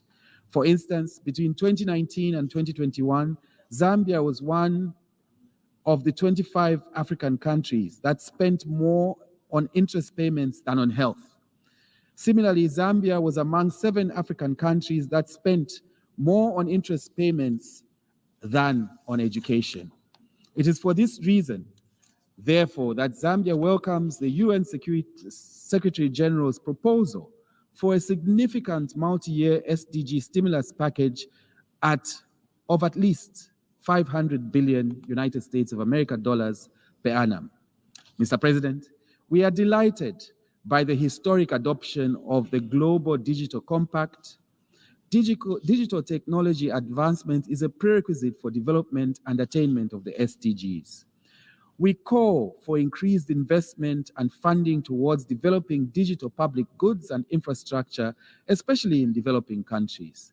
We also call for implementation of the Global Digital Compact to make internet governance more inclusive. We take this opportunity at this time to take cognizance of the hard work and commitment put in by Sweden, our co-facilitators in the negotiation of the Digital Global Compact. Mr. President, allow me to conclude by congratulating member states on the adoption of the Pact for the Future and its annexes. It is now time for implementation and to create an equitable and just world. I thank you. That's great. I thank the Minister of Zambia, and I now give the floor to His Excellency Olivier Nduhungirehe, Minister for Foreign Affairs and International Cooperation of the Republic of Rwanda.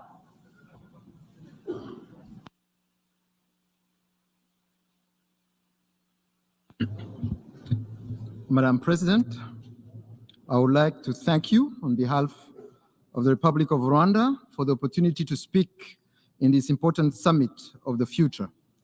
Indeed, the summit represents a landmark moment in our shared endeavor to shape a more equitable, sustainable, and peaceful world.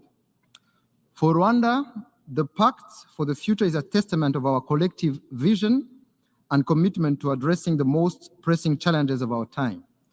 I also wish to congratulate you, Mr. President, on assuming the presidency of the 79th session of the UN General Assembly. Rwanda is committed to working closely with you, and you can count on our full support throughout your tenure as we advance shared goals of global peace, sustainable development, and multilateral cooperation. Madam President, I want to express our sincere appreciation to the co-facilitators of the Pact for the Future, the facilitators of the Global Digital Compact, and the political dialogue for the future generations. Your dedication towards shaping this comprehensive and forward-looking outcome is commendable, and we are grateful for your invaluable contributions. As we welcome this historical pact, we must reaffirm our resolve to the principles and actions that underpin each of its 5 chapters. As Rwanda, we commit to aspirations contained in these outcomes. Our ultimate goal is to ensure that future generations inherit a world that is not only sustainable, but also equitable and just for this generation and those to come. Rwanda understands too well the importance of unity and collective decision-making, and we look forward to contributing globally, recognizing that our decisions today will shape the world of tomorrow. Madam President, it is crucial to recognize that this summit is not an end, but the beginning of transformative actions essential to the well-being of our global community. The challenges we face are profound, yet the opportunities before us are immense. Change is an inevitable part of our journey, and it is our responsibility to ensure that this change is purposeful and beneficial for future generations. To effectively address the complex challenges we face, we must embrace a mindset that is both adaptive and forward-thinking, and this requires us to first reform our mindsets, shift from reactive to proactive approaches, embracing innovative solutions and collaborative strategies that address root causes rather than symptoms.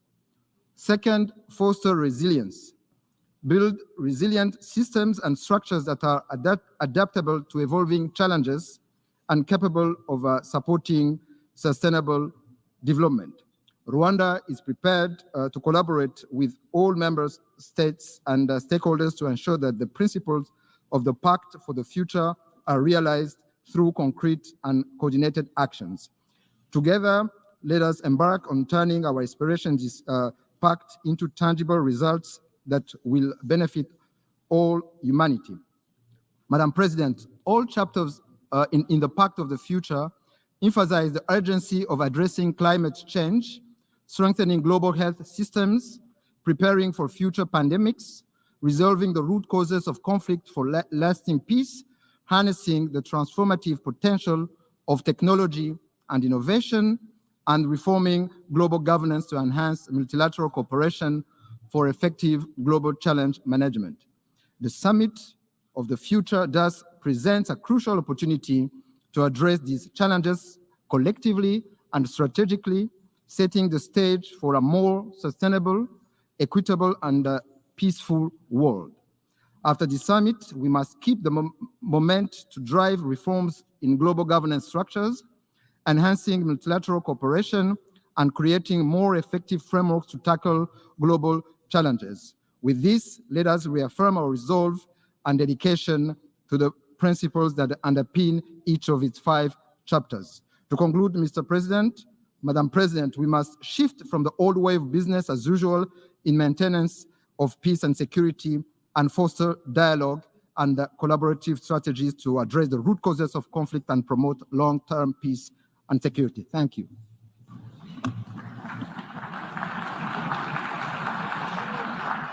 I thank the Minister for Foreign Affairs and International Cooperation of Rwanda. I now give the floor to Her Excellency Joëlle Clark, Minister of Sustainable Development, Environment, Climate Action, and Constituency Empowerment of St. Kitts and Nevis.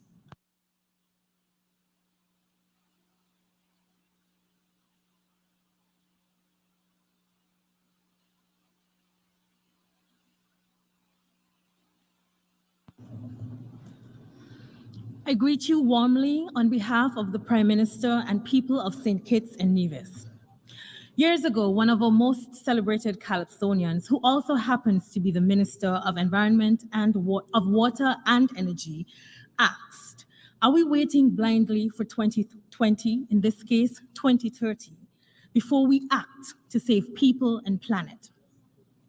The Summit of the Future is our moment to pivot into a sustainable tomorrow, presenting an opportunity to pause and reflect on our collective histories and recalibrate a course towards the shared goals of equity, justice, and self-determination as promised in the UN Charter. This is a space to rebuild trust, as stated by His Excellency the Secretary-General. St. Kitts and Nevis commends Namibia and Germany for their leadership and co-facilitation of the Pact for the Future. This pact signals a future that delivers on existing ambition and capitalizes on emerging opportunities, including the rapid implementation of the Multidimensional Vulnerability Index, the mobilization of loss and damaged resources, actioning the Antigua and Barbuda agenda for SIDS, and the continued advocacy for the Bridgetown Initiative. Small island states grapple with the polycrises of biodiversity loss, plastic pollution, climate change, and the accompanying challenges of food insecurity and threats to our health and national security. The future we deserve demands deep-rooted change that is transformative and lasting. For this, we must redefine multilateral spaces. We must promote unbiased international partnerships that honor the strength and resilience and the tenacity of small islands, systems that respect and include all of our voices. And we must prioritize the needs of those most vulnerable: women, youth, the elderly, indigenous and rural populations. Let us ground our decision-making now with a critical assessment of the global historical patterns of disempowerment and exploitation, which constituted progress for a few and underdevelopment for many. This new contract has the much-needed potential to reimagine small island capacity. For centuries, our islands fueled the global economy. It is time for all to prosper, regardless of size. We must alchemize our common vulnerabilities into engines of innovation, prosperity, and lasting peace. To build on this ideal, our government and our Prime Minister presented the Sustainable Island State Agenda, an acceleration of our 2030 Sustainable Development Goals. Truthfully, our action is but a drop, but every drop counts towards strengthening and improving multilateral action. In this vein, I invite all island nations to the May 2025 hosting of the Global Sustainable Island Summit being hosted in St. Kitts and Nevis with our partners, Island Innovation. Let us convene to continue driving actions and concretizing commitments for our shared survival. And as we engage in this summit of the future, let us anchor ourselves in its pact and the accompanying digital compact declaration on future generations, being ever mindful of the need to reframe sustainability through the lenses of justice, equity, inclusivity, and peace. Mr. President, every year, the international community convenes in the General Hall. And we repeat every year, now more than ever. But truly, this moment is the now that most islands have feared for a lifetime. St. Kitts and Nevis will harmonize our human existence with nature. Transparent, urgent action now is our duty, and the outcomes, the birthright of future generations. Let us deliver a world fit for prosperity and survivability, where peace abounds, peace with nature and peace with humanity. Thank you.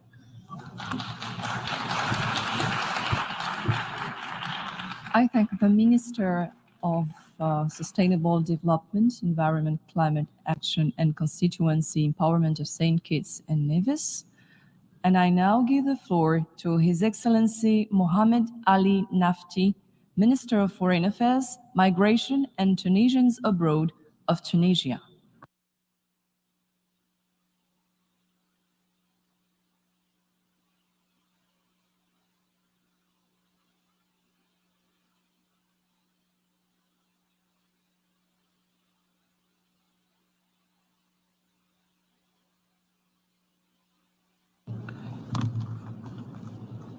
السيد الرئيس إن المشاركة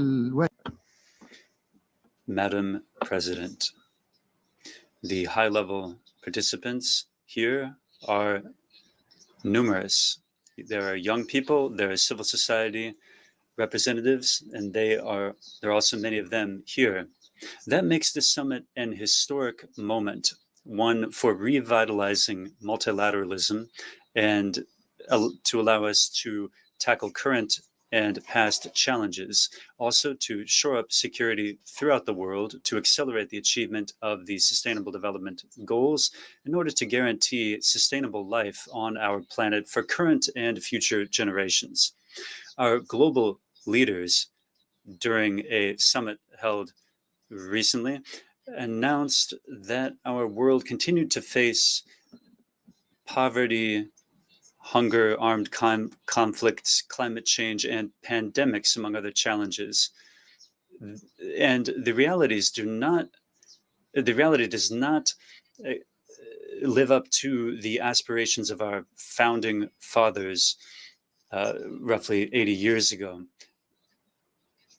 Despite the commitments we've taken on, including the commitment to leave no one behind, to protect our planet and to strengthen peace, we continue to face the same challenges. Indeed, the global situation continues to deteriorate, although we are facing numerous shocks, especially in southern countries.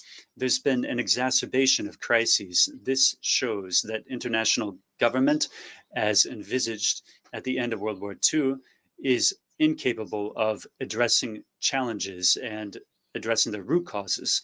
That is why Tunisia hails the initiative taken by the Secretary General to hold this summit. We need to act at several levels to shore up multilateral mechanisms and to reiterate our commitment to the principles of the Charter and to the respect of international law, including by taking a new approach to international cooperation for the common well-being of nations on the basis of equality, mutual respect, non-interference in internal affairs, respect for the sovereignty of states, and solidarity, while acknowledging our community of destiny and our common responsibility. Tunisia agrees with the Pact for the Future and also the Global Digital Compact, which sets out the principles for a digital world safe for everyone and contributes to bridging the digital divide as well.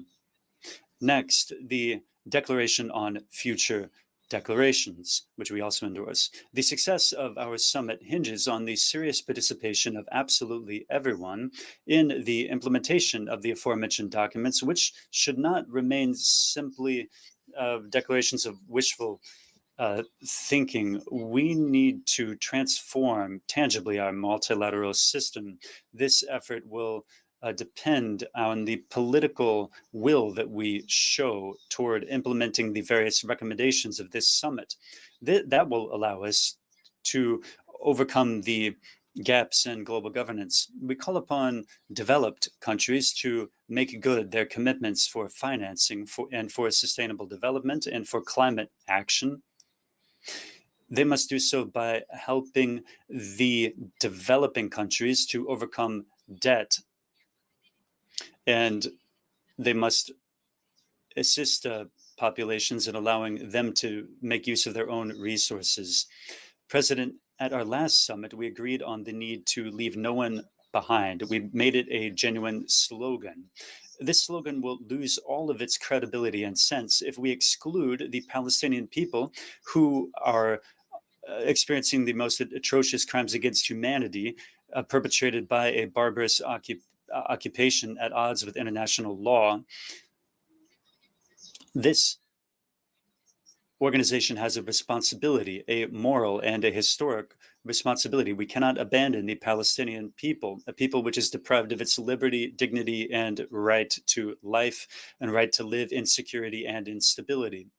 Madam President, it is our hope that this summit, which was brilliantly prepared by the United Nations, we hope that this summit will clear the way to a new phase in multilateral action, one grounded in common responsibility and solidarity for a world that is more just, fair, and sustainable. Thank you. I thank the Minister of Foreign Affairs, Migration and Tunisians Abroad of Tunisia.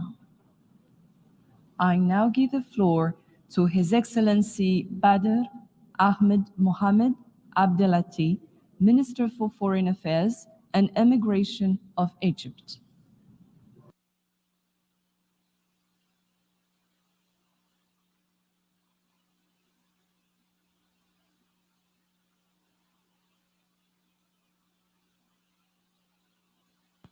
شكرا جزيلا السيد الرئيس. ترحب مصر بقمتنا اليوم ونراها فرصة لتعزيز العمل المتعدد الأطراف في مواجهة التحديات التي تلقي بظلالها على الدول النامية وتؤثر على مساعيها لتحقيق التنمية المستدامة بحلول 2030. كما تعرب مصر عن تقديرها à l'horizon 2030. L'Égypte voudrait dire combien elle apprécie l'initiative du secrétaire. أجندتنا المشتركة من أجل تطوير الحوكمة الدولية حفاظاً على السلم والأمن وتحقيقاً للتنمية والازدهار وضمانة. In order to promote international governance for safeguarding peace and security, to carry out development, ensure prosperity, and guarantee that everyone is able to enjoy their human rights on the basis of equality. That's why we organized the Aswan Forum for Peace and Sustainable Development last July as a prelude to the Summit of the Future in order to present our vision with regard to the multilateral priorities for governance and for the role of young people. Egypt welcomes the adoption of the Pact for the Future and the Global Digital Compact and the Pact for Future Generations. So we'd like to share with delegations our views on how we can build on the outcome of this summit. With the exacerbation of the situation with regard to peace and security, we need to renew our commitment to the UN Charter in respect for the sovereign equality of states in order to maintain the credibility of international order in accordance with these constant parameters and not have dual standards. We defend the Palestinian cause. We are in favor of an independent Palestinian state in the 1967 borders with East Jerusalem as its capital. And we confirm our trust in the justice of the international system. But this is being sorely tested. Pact for the Future and the Global Digital Compact and the Pact for Future Generations. So we'd like to share with delegations our views on how we can build on the outcome of this summit. With the exacerbation of the situation with regard to peace and security, we need to renew our commitment to the UN Charter in respect for the sovereign equality of states in order to maintain the credibility of international order in accordance with these constant parameters and not have dual standards. We defend the Palestinian cause. We are in favor of an independent Palestinian state in the 1967 borders with East Jerusalem as its capital. And we confirm our trust in the justice of the international system, but this is being sorely tested given the impotence of the international community in putting an end to the tragedy happening in Gaza, and which is in danger of extending to Lebanon and the whole region. Egypt is very much attached to the territorial integrity and the stability of Somalia throughout its national territory. We stress the importance of the territorial integrity of Sudan as well. And then the successive developments, I think, reflect the need to increase development funding and to reform the global financial architecture in order to reduce the gap between states and address the current imbalance that exists and which has left a lot of people behind in terms of prosperity. We must respond to the aspirations of our peoples to eliminate poverty and hunger, increase growth levels. And for this, we need funding for development, and we need to reach understanding on innovative solutions and mechanisms that will be beneficial for developing countries with a view to concessional funding that will not add additional burdens on these countries. Thirdly, we need to ensure that we're able to promote technology transfer by forging digital cooperation and increasing research and development programs and strengthening capacity, particularly in Africa, in addition to the need to support African countries' efforts to counter the negative effects of climate change on the principle of common but shared responsibility. Common but differentiated responsibility. We must do everything to address water shortages as well and promote cooperation with regard to water and cross-border water arrangements according to international agreements. And Egypt fully endorses the absolute priority to totally remove nuclear weapons to guarantee current and future generations a safe future, given the disastrous consequences that arise from the use of these weapons. And we're also in favor of a Middle East area free of nuclear weapons. The speaker's microphone was cut off. Minister for Foreign Affairs of the Comoros.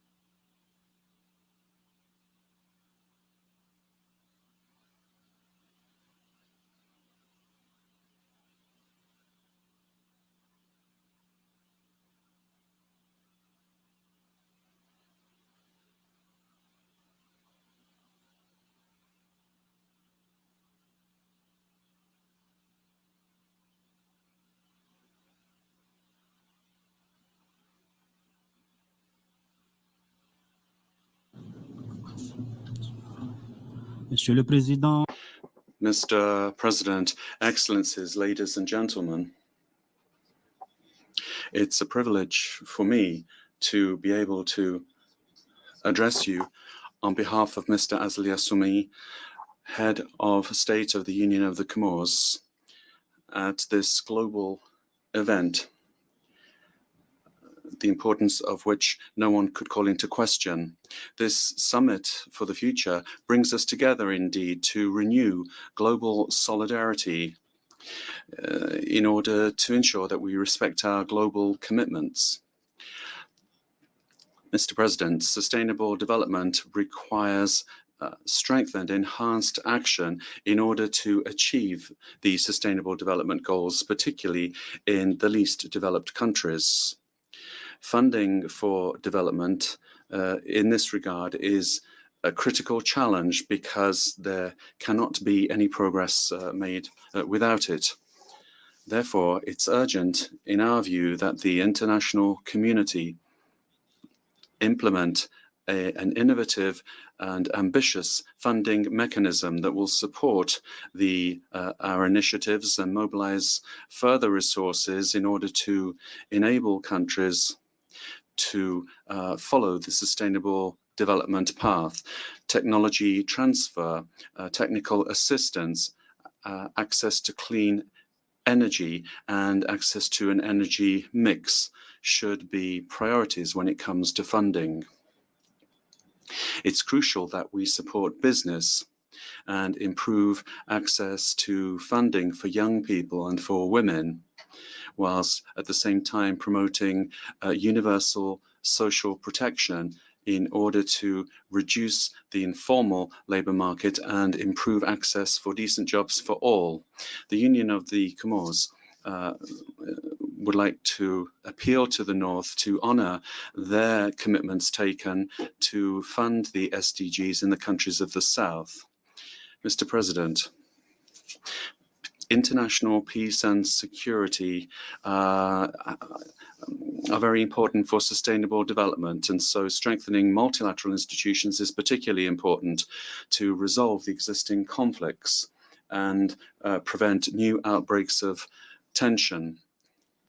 The very objective of multilateralism, amongst other things, is to prevent war by building bridges between different views and interests.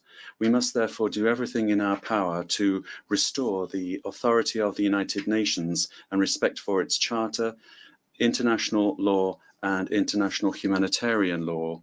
Mr. President, scientific and technological progress and innovation are so important for the economic and social changes needed in our times. That must be accompanied by partnerships, knowledge transfer, and cooperation based on research and technology. The Global Digital Compact should enable us to reduce the global digital divide and increase access for each country to these innovations. We must cooperate together to ensure that the digital revolution is of benefit to everyone and that it is guided by principles of inclusivity, ethics, and accountability, particularly in the sensitive area of artificial intelligence. The Comores unreservedly supports initiatives aimed at strengthening digital cooperation and encouraging innovation as an engine for development. Mr. President, the future is now. We cannot wait, and we must improve the global system for current as well as future generations through national governance and investment in youth. The fight against youth unemployment, access to universal education,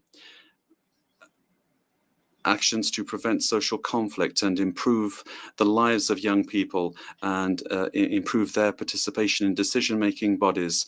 All of these things should be priorities for all of us. The future of our planet is in the hands of young people, future generations. It's our duty to leave to them a world of peace. I thank the Minister for Foreign Affairs of the Comoros.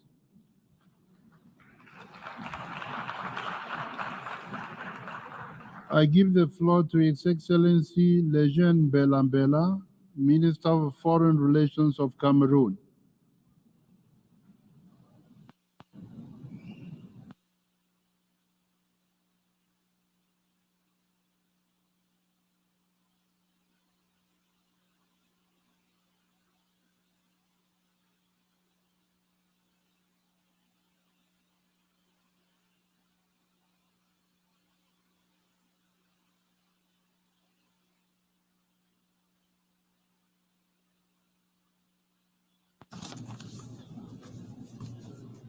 Monsieur le Président. President, I would like to thank you for inviting me to speak. And I'd like to take this opportunity to express that it is a great pleasure and indeed an immense honor that for me to make this statement during this meeting on behalf of His Excellency Paul Biya, President of the Republic of Cameroon and head of our state. I quote his statement: "We have just adopted the Pact for the Future and its 2 annexes. They cover digital aspects and future generations. I wish to congratulate all those involved in the negotiations who were able to overcome their differences and reach agreement on what was essential in order to reach consensus, the consensus which unites us and that we are currently celebrating. Indeed, it was a lengthy and laborious negotiation, but ultimately we made it. We have proven once again, that real political will and a high awareness of a common good means that we can achieve the goals that we set ourselves. The Pact for the Future that we've just adopted is a real gamble on peace, on sustainable development and human dignity for current and future generations. Thanks to its guidance and the objectives contained in it, and above all, thanks to the specific actions contained therein, this pact is a suitable way of guiding us towards the future that we wish to see, the future that we have defined together. And we defined the priorities of this in this very building several years ago. The planet and humankind are priorities, as well as eradicating poverty, shared prosperity, and also the need to leave no one behind. In order for this pact to be implemented effectively, we must act without further delay, showing a renewed political will. The challenges that we're facing are growing in number and are gaining in complexity. Particularly, they've been globalized.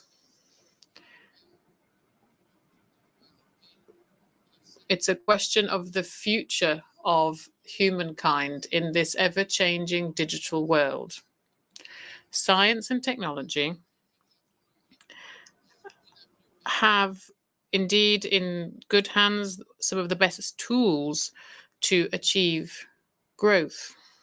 Together, and indeed the pact that we've just adopted, brings all these tools together with unity, solidarity, and humanity at its heart. This is the end of the quote. Thank you very much. I thank the Minister for Foreign Relations of Cameroon. I give the floor to His Excellency Ki Huan Kweyong, Deputy Foreign Minister for Multilateral and Global Affairs of the Republic of Korea, for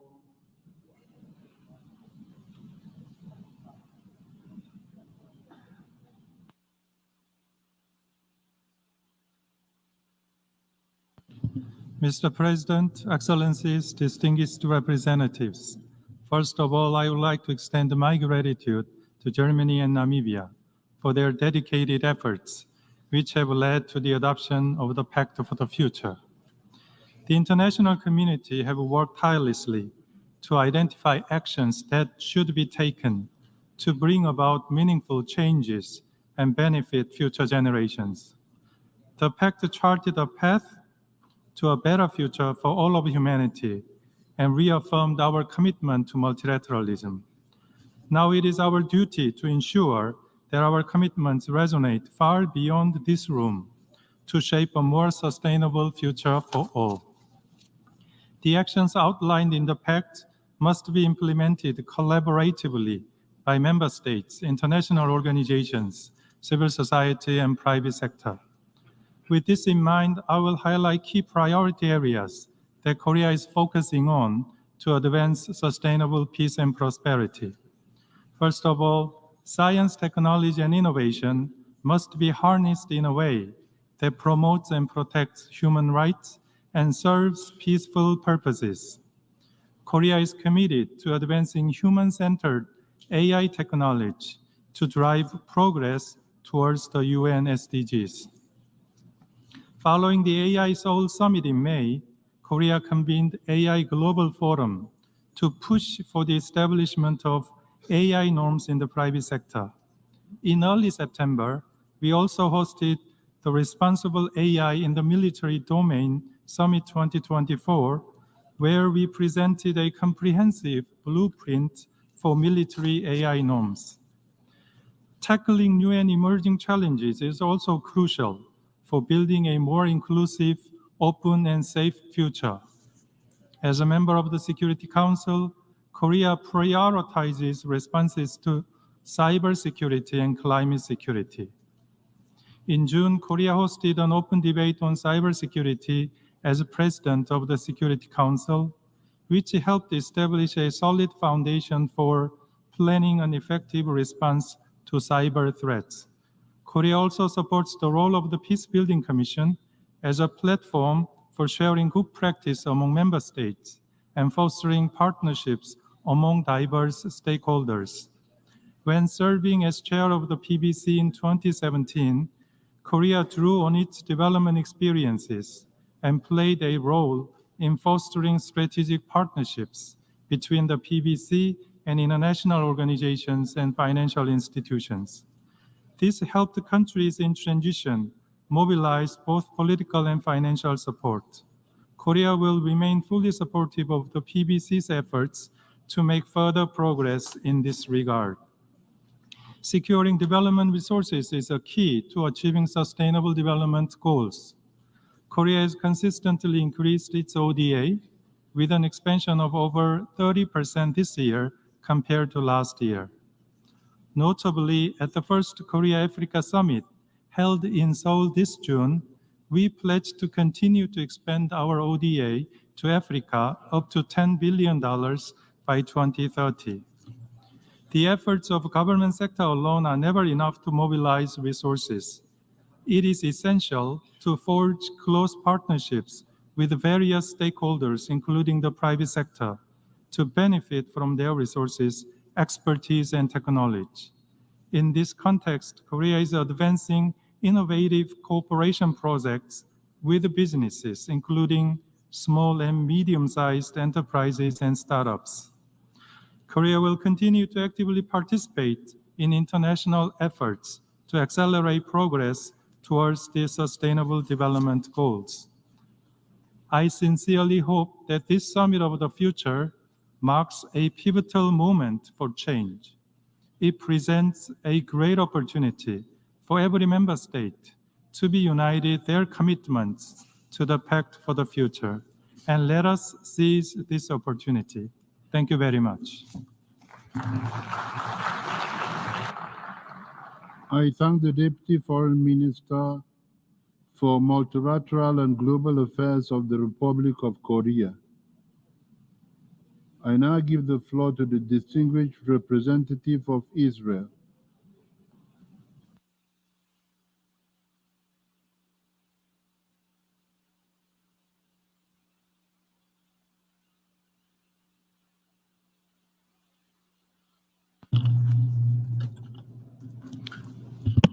Thank you, Mr. President. While Israel is fully committed to this pact and the pursuit of the SDGs, we continue to face relentless attacks from non-state actors that threaten our very existence. As we gather here today to speak about the future, hundreds of rockets are being fired at our civilian population. Let me be clear, we are a peaceful nation. We do not seek war, nor do we desire it. However, we will not stand by as our people are attacked. We will use all means at hand, our determination, our innovation, and our strength to protect our people. Last night, hundreds of thousands of Israelis slept in bomb shelters as Hezbollah, a terrorist organization which holds Lebanon captive, fired upon them. Since October 8th, over 8,000 rockets have been fired at our people. Over 70,000 have been forced to flee their homes, becoming refugees in their own land. We did not start this war, but we will protect our homes, our land, and our people. Yet, despite these dire conditions, Israel remains steadfast in promoting the SDG agenda. We pursue these global goals while fighting terrorism on multiple fronts. This is the real story of Israel. Despite immense challenges, we are still able to lead on innovation, sustainability, and the advancement of human rights. Our resilience proves that building a better future is not only possible, but essential. Even as we defend our people and homeland, we are here today to focus on that future, our shared values, our values that will shape the future. Each generation has faced its own challenges, and ours is no different.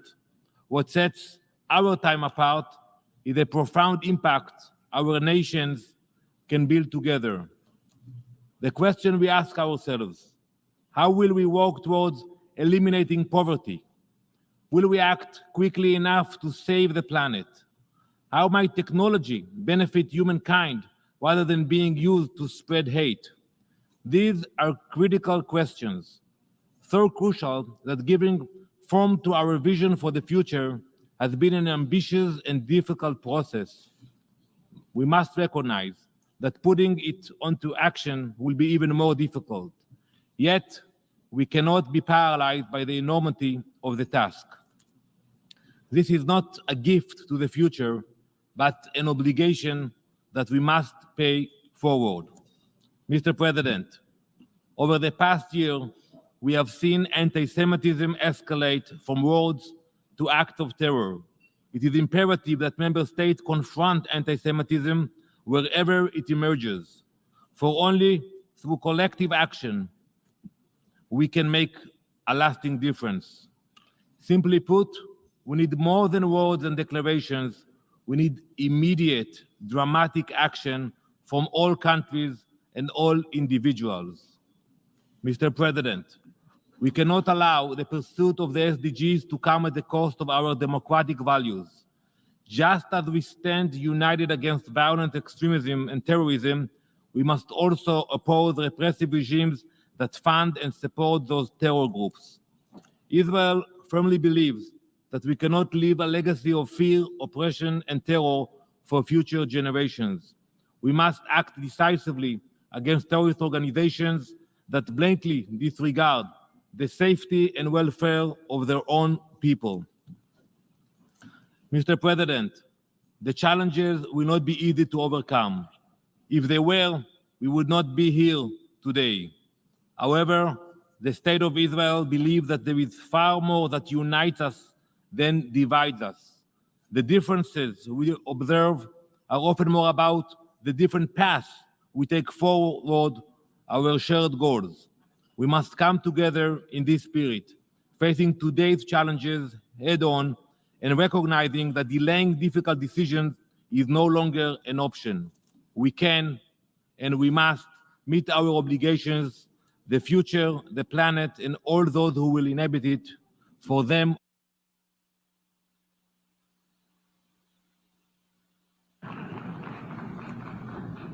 I thank the distinguished representative of Israel.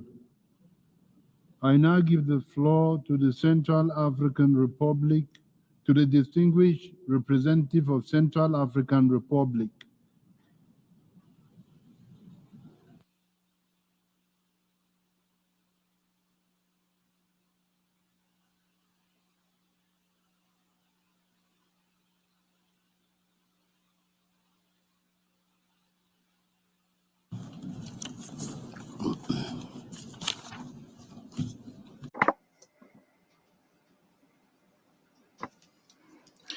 Mr. President, Excellencies, ladies and gentlemen, the Central African Republic welcomes the adoption today of the Pact for the Future, to which is annexed the Global Digital Compact and the Declaration on Future Generations.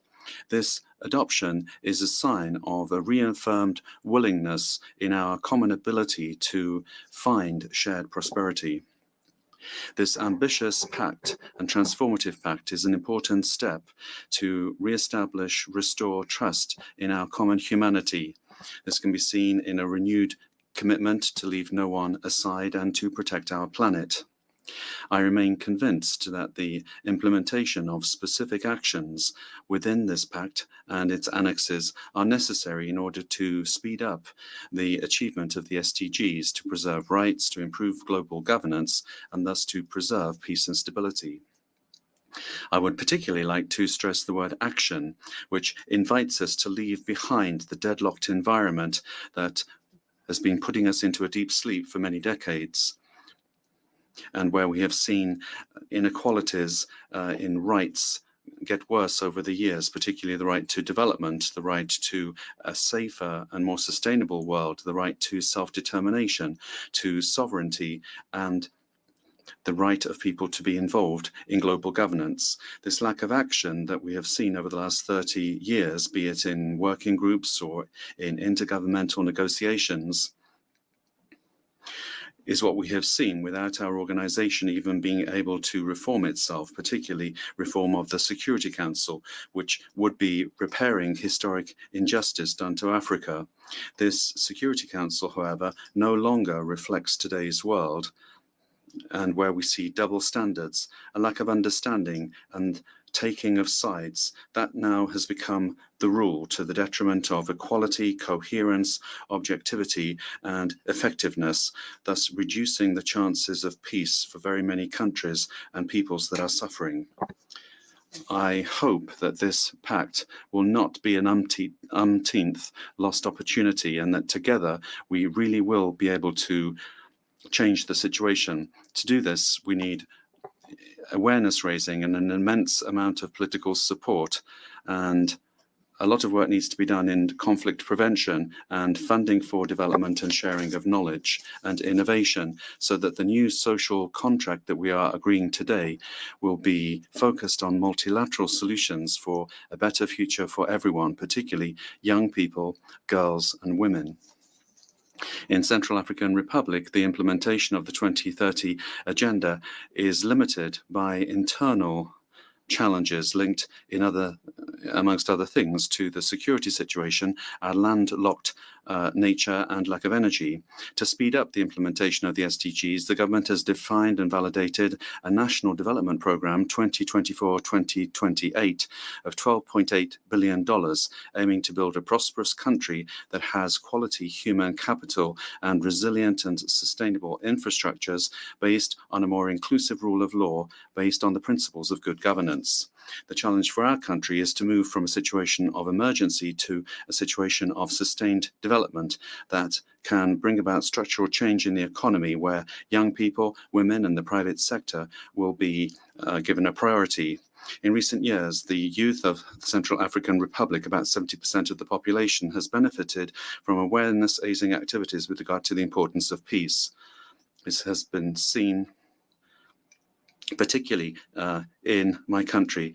Young people have decided that peace involves business, entrepreneurship. We have had to we need to rethink the global financial international architecture. Think again about aid. Help our most vulnerable populations and free up the necessary funding to support our development programs. And here we see the use of new technologies and innovation as being an important lever to increasingly leverage national resources. So this pact will be very important to maximize the use of technology and promote growth. Pooling our efforts together does not mean that we should disperse them. We need to follow the aspirations of our people to build their future and ensure that no one is left behind. Thank you. I thank the distinguished representative of the Central African Republic. I now give the floor to the distinguished representative of Austria.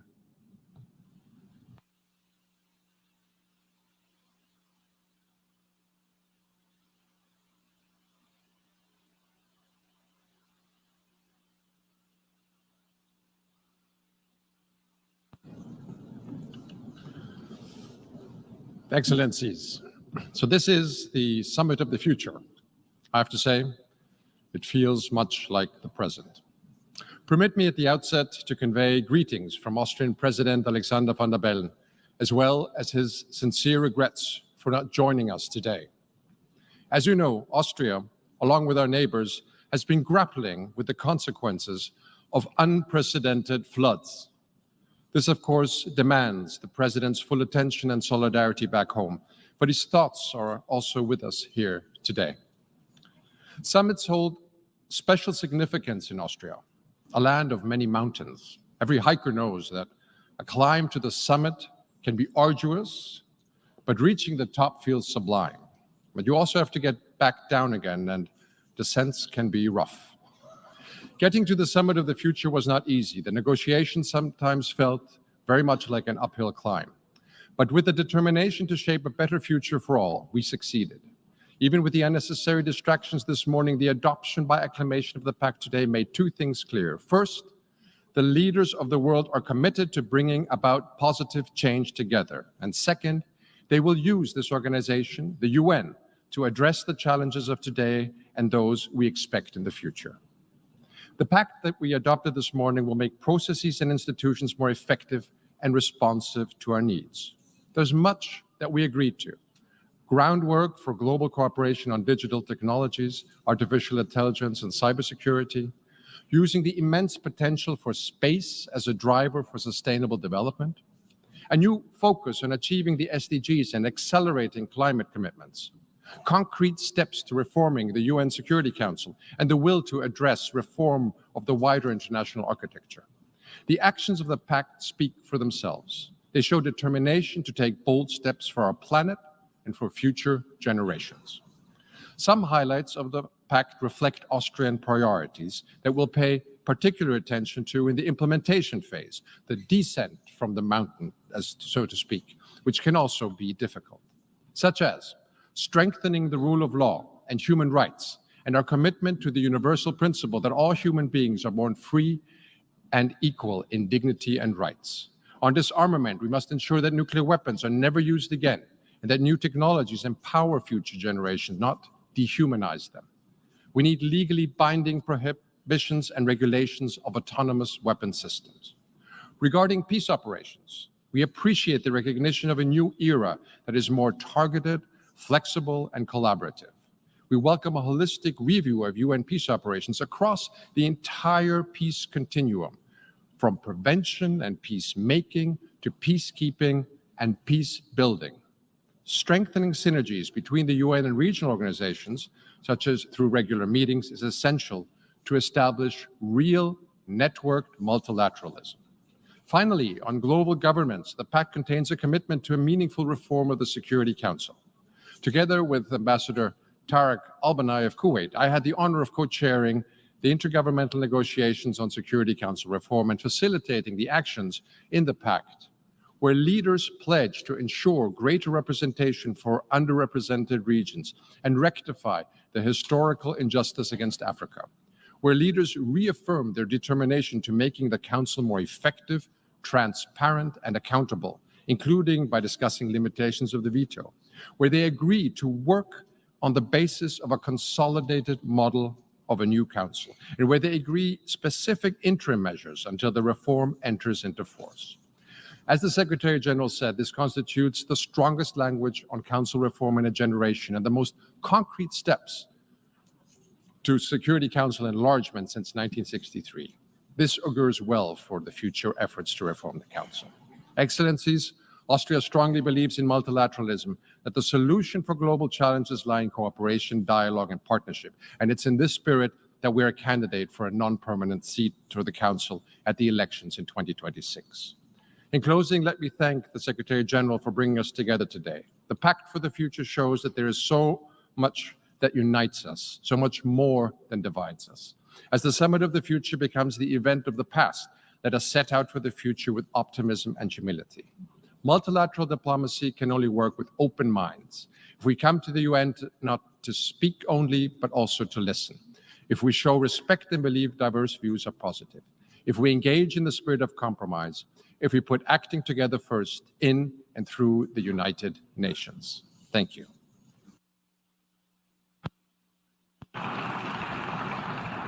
I thank the distinguished representative of Austria.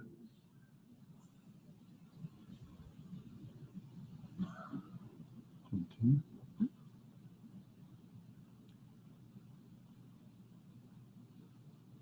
We have heard the last speaker for this meeting.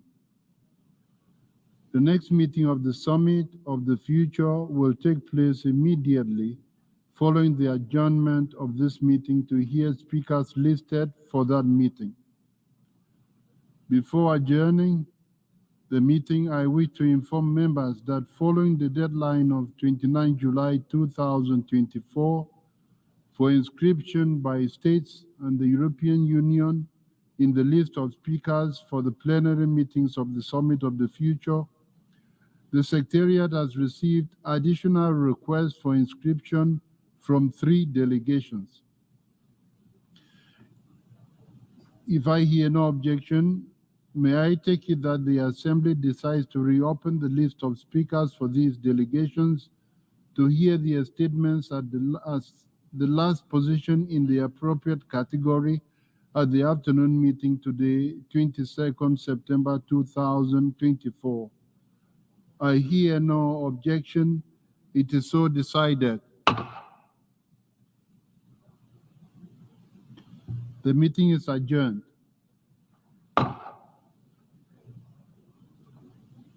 May I continue? Plenary meeting of the General Assembly is called to order.